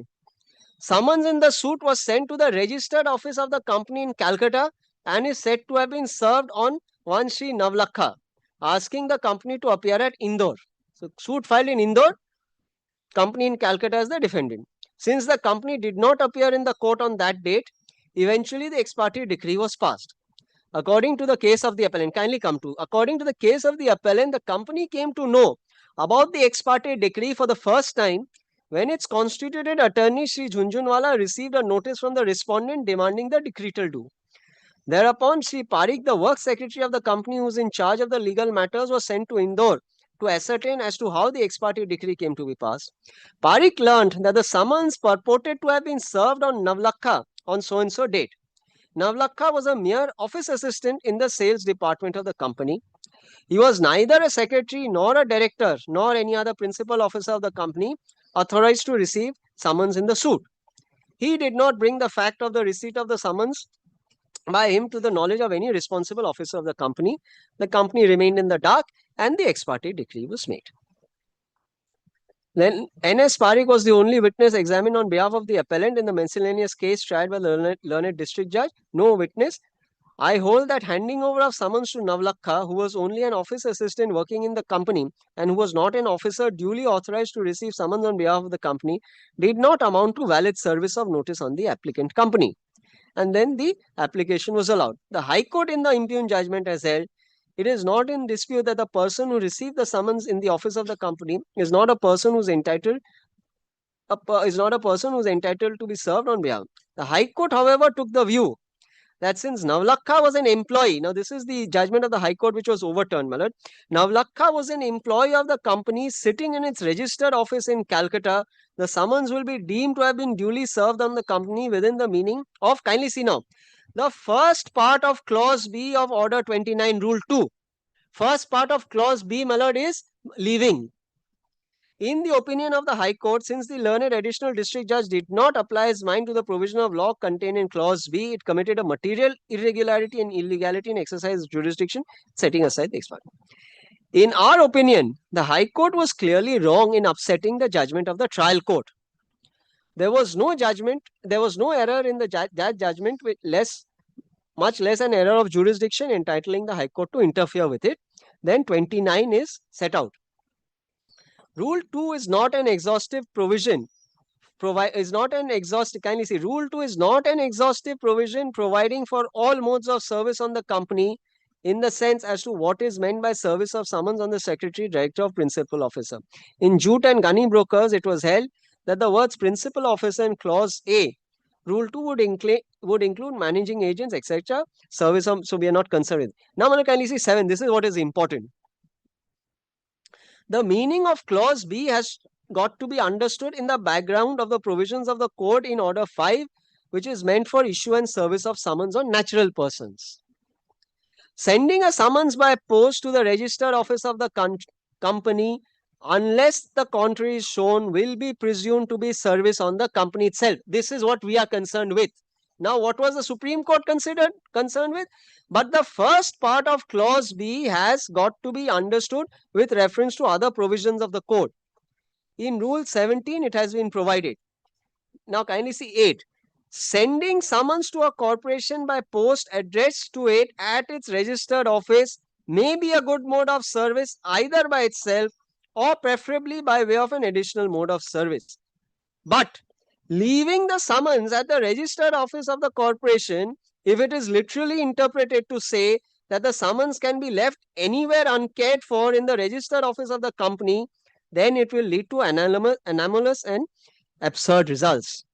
It has to be read in the background of the provision contained in Order 5, Rule 17 of the Code.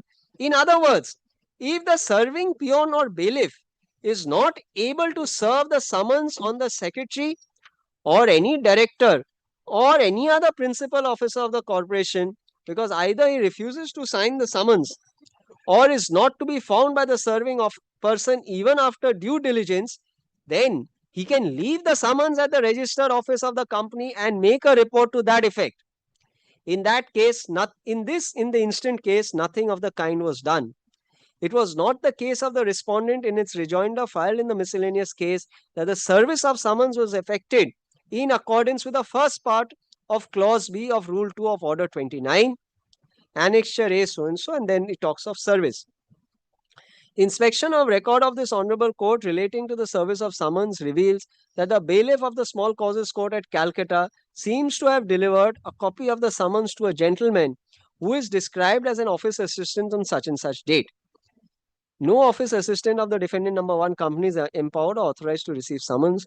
The original summons, which has been returned by the bailiff to this Honorable Court, has been signed by one Sri Navlakha. Navlakha was concerned merely with sales and has nothing to do with legal matters generally or with receiving summons in particular. Service of summons is so and so. So, my lord, in this case, the court was dealing with the first part of 29, which is by leaving it. 3 parts you have fell from your lordship. Leaving it is the first part. Sending by registered post to the sending by post addressed to the corporation at its registered office is the second part. If there is no registered office, where it carries on. 3 parts. Supreme Court categorically holds that sending by post addressed at the corporation at the registered office is good service. Nothing more is required. That is paragraph 7. And then in paragraph 8, it says, yes, it is good service. Preferably, it can be additional service. And you see 7 once, the meaning of clause B has to be understood in the background of provisions of the code in Order 5, which is meant for issue and service of summons on natural persons. Can you see next? Sending a summons by post to the registered office of the company, unless the contrary is shown, will be presumed to be service on the company itself. Matter ends there. This settled proposition. That is where our second even one step further, you don't have to prove the delivery if you have addressed Grateful. at the registered office. Grateful. Grateful. Now, that is the part we are covered now with. kindly come to page 7, the report. Yes, our report, my lord. Yes. So I fall within the second box. Kindly now come. Yes.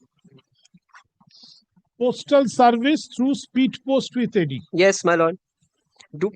One duplicate copy of the writ of summons along with copy of plaint. Date dispatch 13 November. Neither a postal acknowledgement receipt nor an undelivered packet. Correct. And then he says, item delivered addressee on 14 November. And your lordship will now see now. So the moment whether it is addressed to the registered office or not. Correct. That's not there. It's not required to be there, my lord, because he's not giving the address here. This is the report which is given by the sheriff. This is not actually the report. This is the mode of service which is taken out by the attorney of the plaintiff. When he asks for a mode of service, this is what is given. They give this. This is a standard format, my lord, of mode of service. It is addressed to the writ of summons is always, my lord, the writ of summons is lodged by my attorney. It is address has to be the address which is given in the cause title of the plaint. It is not his case that this is not the registered office. Then everything would change. If he came and said, no, that's a different matter is not case. Not he has not even denied the receipt of the writ of summons. My lord, actually, this is not denied. Now, my lord, now I'll tell your lordship. In his affidavit in reply or in his petition or affidavit in reply, somewhere he says that I have not received the postal service. That is why the coordinate bench, which was taking up this matter before your lordship, made an order directing the department to file a report. Kindly see the order once. This report has not come for the asking. At the conclusion of everything, this was the precise question which the coordinate bench put to him. Have you received or not? His case in the opposition, his case in the petition on oath is that he has not received postal service. That is why, Mala, the coordinate bench was pleased to direct by its order of 31st October. May I just read? Accordingly, the Deputy Sheriff of Calcutta is directed to place the record of service of writ of summons upon the defendant through postal service as well as through the bailiff of the present case on or before 11 November. It is pursuant to this direction that the department has filed a report. Now, your lordship will kindly see whether the report says that service has been done or not. If the report says service was sent, and this is a postal tract, because when the department says in the mode that it is item delivered addressee on 14 November, speed post, your lordship knows, you don't get an acknowledgement. It is online. You put the booking number and the printout comes. So that is why they said 14 November. Now, your lordship kindly sees we have not seen the report because it was submitted to court. If the report satisfies your lordship, the department satisfies your lordship that they sent a speed post which was served on 14 November, the matter ends there. He's made a false statement on oath that he's not received it by post.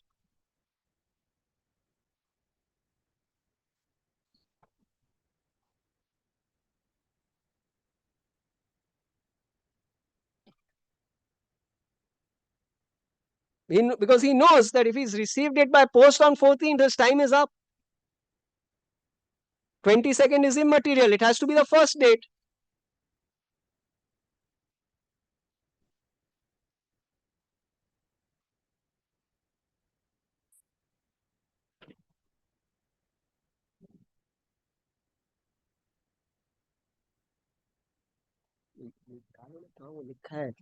हमको मिला ही नहीं है कागज. Of course, it has to be the first date.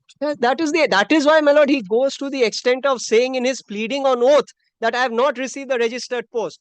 And that is why your lordship's predecessor directed the department to file a report to check the accuracy of this mode of service. And that is the report which must have been. Show me where he has said that he has not received. Yes, he has said, my lord, that he has not received. The rejoinder, your lordship, I have said so. Yes. In my rejoinder. Yes. He says that I have not received.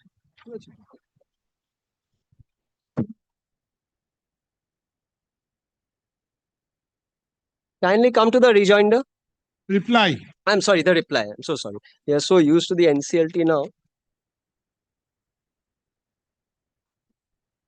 I replied about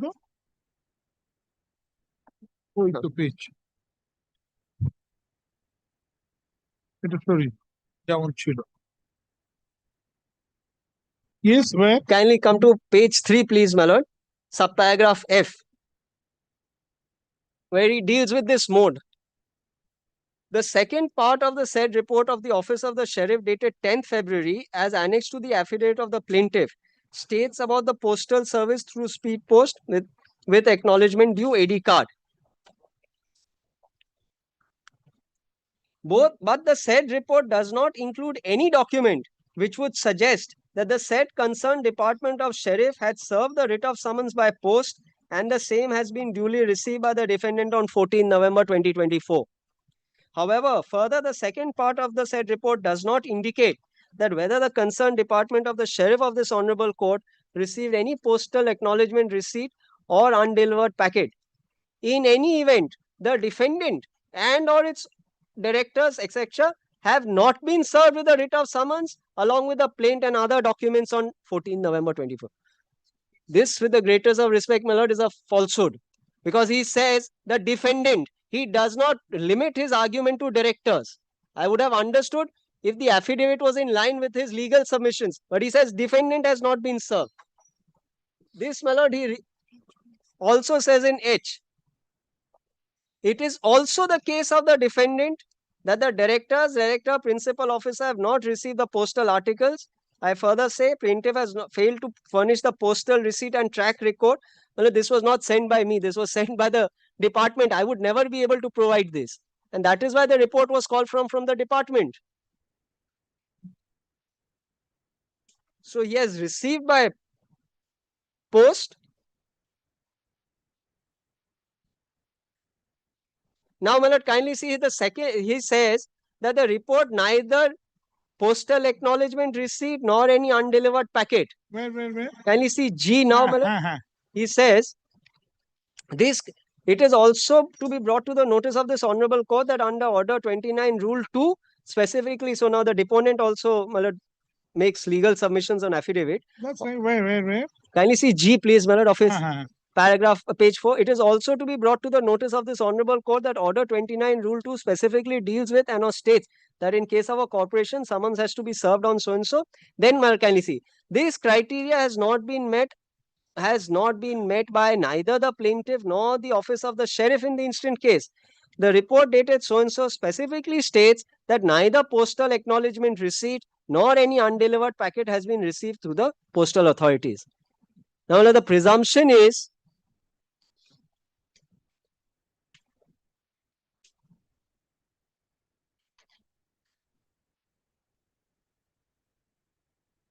and he says track report is not there.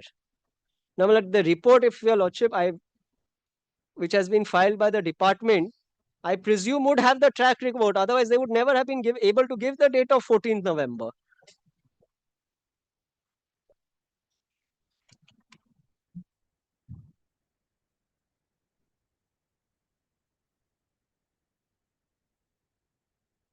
All right. Ravish. Tell them to start. Yeah. All right. So if you have left with anything, few minutes, come tomorrow. I'll finish it tomorrow, please, my lord. You to finish also. Maybe tomorrow. just make it forward us. Please, and my lord, maybe just have the leave to see the report once, please. Yes. The report was. You can see today. The same tallies with the same page.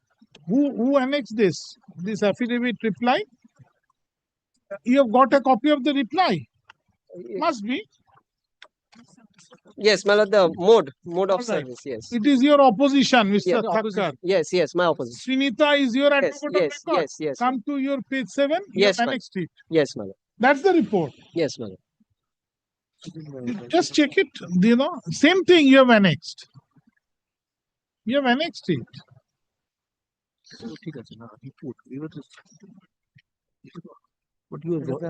Same thing you have annexed in your opposition. To file a report.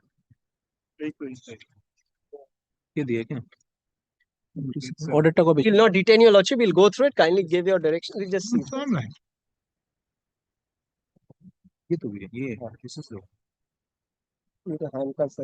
Yes, well, this is the relevant. Same thing. No, well, the postal receipt and the track report is there. This is the additional, which was not there in my application. Kindly see the track report is there. track report of service and he says on oath that I have not received the registered post. Because nobody, your lordship, from my office has received it. Ah. No.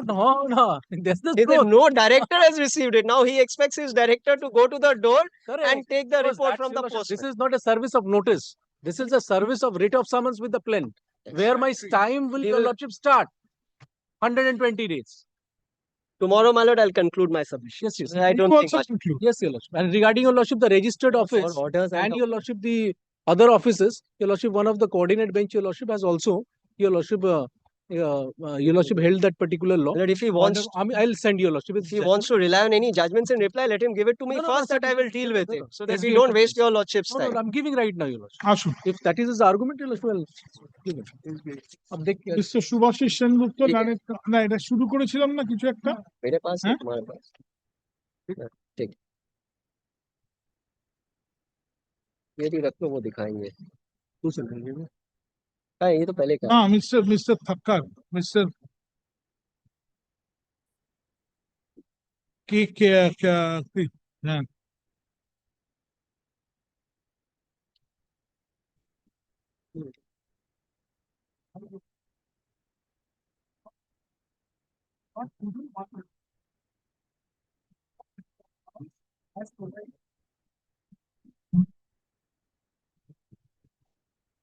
Hello?